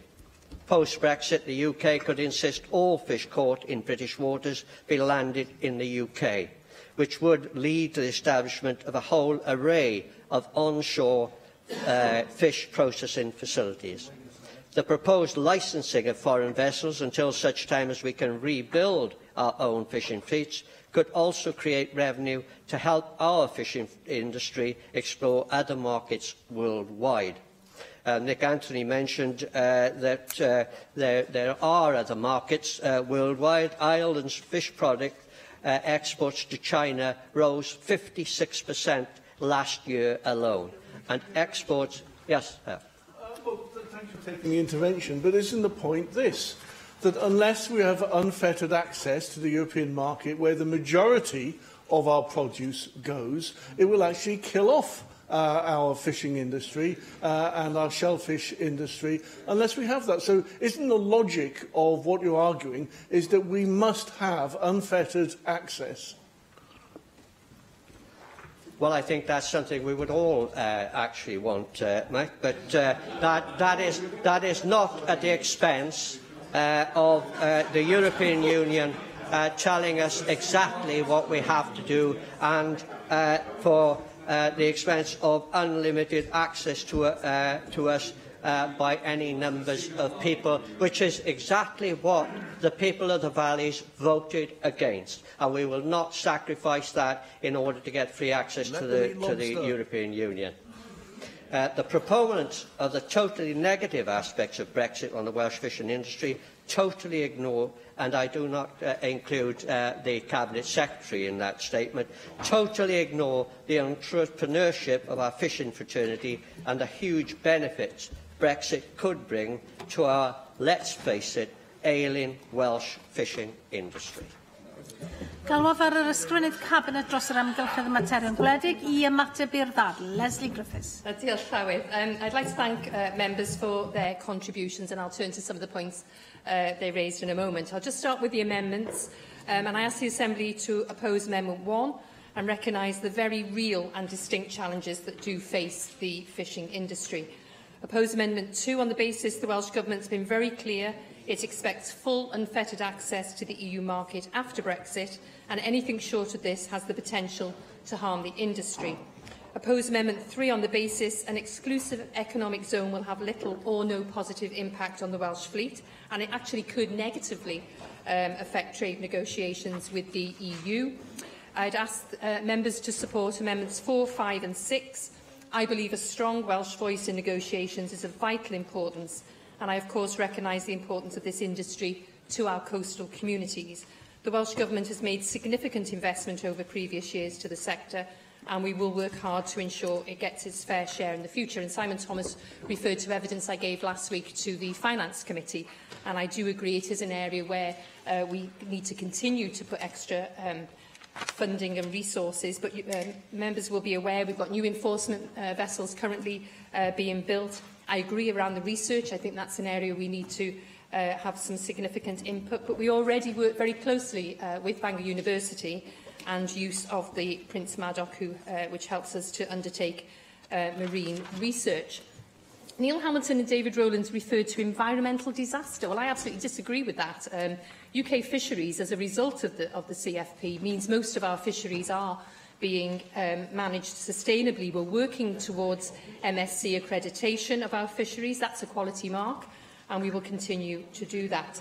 David Melding, we do very proactively engage with the fishing sector. I mentioned they sit on the Ministerial Advisory Group. I have regular meetings with the fishing sector, so I think we do that anyway, but of course we can always do more. Susie Davis talked about the word opportunities for the first time. As even Neil Hamilton recognised, I do use the word opportunities. It's very hard sometimes to look for them, but I think we have to do that. I engage fully in the quadrilaterals with my UK Government counterparts. The next one's on Thursday in London, and it's really important that Welsh Government sits around that table. You also mentioned about the EU Transition Fund. Well, my portfolio did very well in the first tranche, and while you say it's only 2.1 million, I have to say my food and drink companies are very happy with the funding that we've already got. Several members talked about shellfish and seafood. I've just today announced a new £1 million project to market both domestic and international markets. The UK market will not absorb the volume of shellfish that we have been exporting, so we need to look for new markets. I was at Liverpool Port yesterday having discussions there around the amount of shellfish that is exported there, particularly from North Wales. And clearly, we don't want to see it sitting on the docks. And you made a very good point about James Wilson and Bangor mussels. I also wanted just to be clear to Simon Thomas, the quota, it was Welsh fishing businesses that sold the quota to Spanish boats. It is a public good, and I have no intention of allowing quota to be sold out of Wales. I think, we don't own it, we're the guardians of it, and it's really important for our future generations. I'm certainly happy to consider a moratorium on the sale and movement of quota outside of Wales, and I think that we could include that in a future fisheries policy.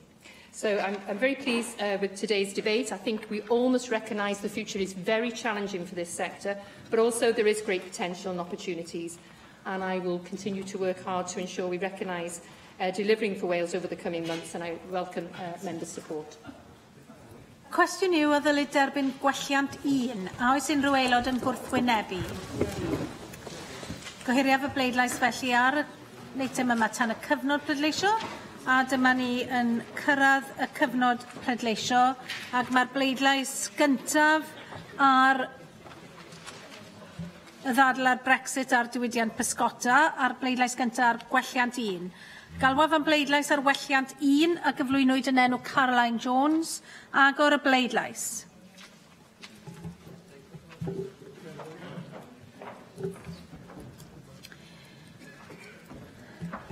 Cau'r bleidlais. O blaid 17, neb yn ymatal, 35 yn erbyn, felly gwrthodwyd gwelliant 1. Gwelliant 2 yw'r ailwelliant ac os derbynu'r gwelliant 2 cyff gwelliant 3 ei ddad-ddethol. Galwaf am bleidlais ar welliant 2 a gyflwynwyd yn enw Paul Davies. Agor y bleidlais.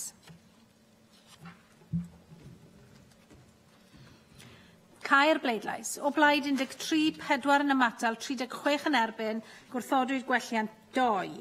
Gwelliant 3. Galwaf am bleidlais ar welliant 3 a gyflwynwyd yn enw Caroline Jones. Agor y bleidlais.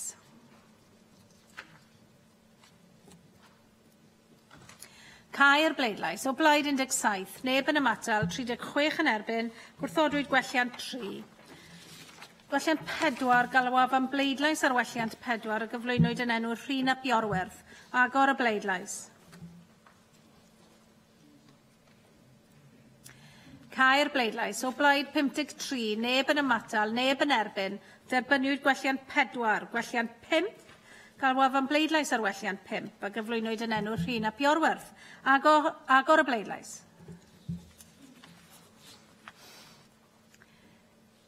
Cau'r bleidlais. O blaid 53, neb yn ymatal, neb yn erbyn, derbynwyd gwelliant 5. Gwelliant 6, galwaf am bleidlais ar welliant 6 a gyflwynwyd yn enw Rhyn ap Iorwerth. Agor y bleidlais. Cae'r bleidlais. O blaid 53, neb yn ymatal, neb yn erbyn. Derbyniwyd gwelliant 6. Galwa felly am bleidlais ar y cynnig wedi ei ddiwygio a gyflwynwyd yn enw Julie James. Agor y bleidlais.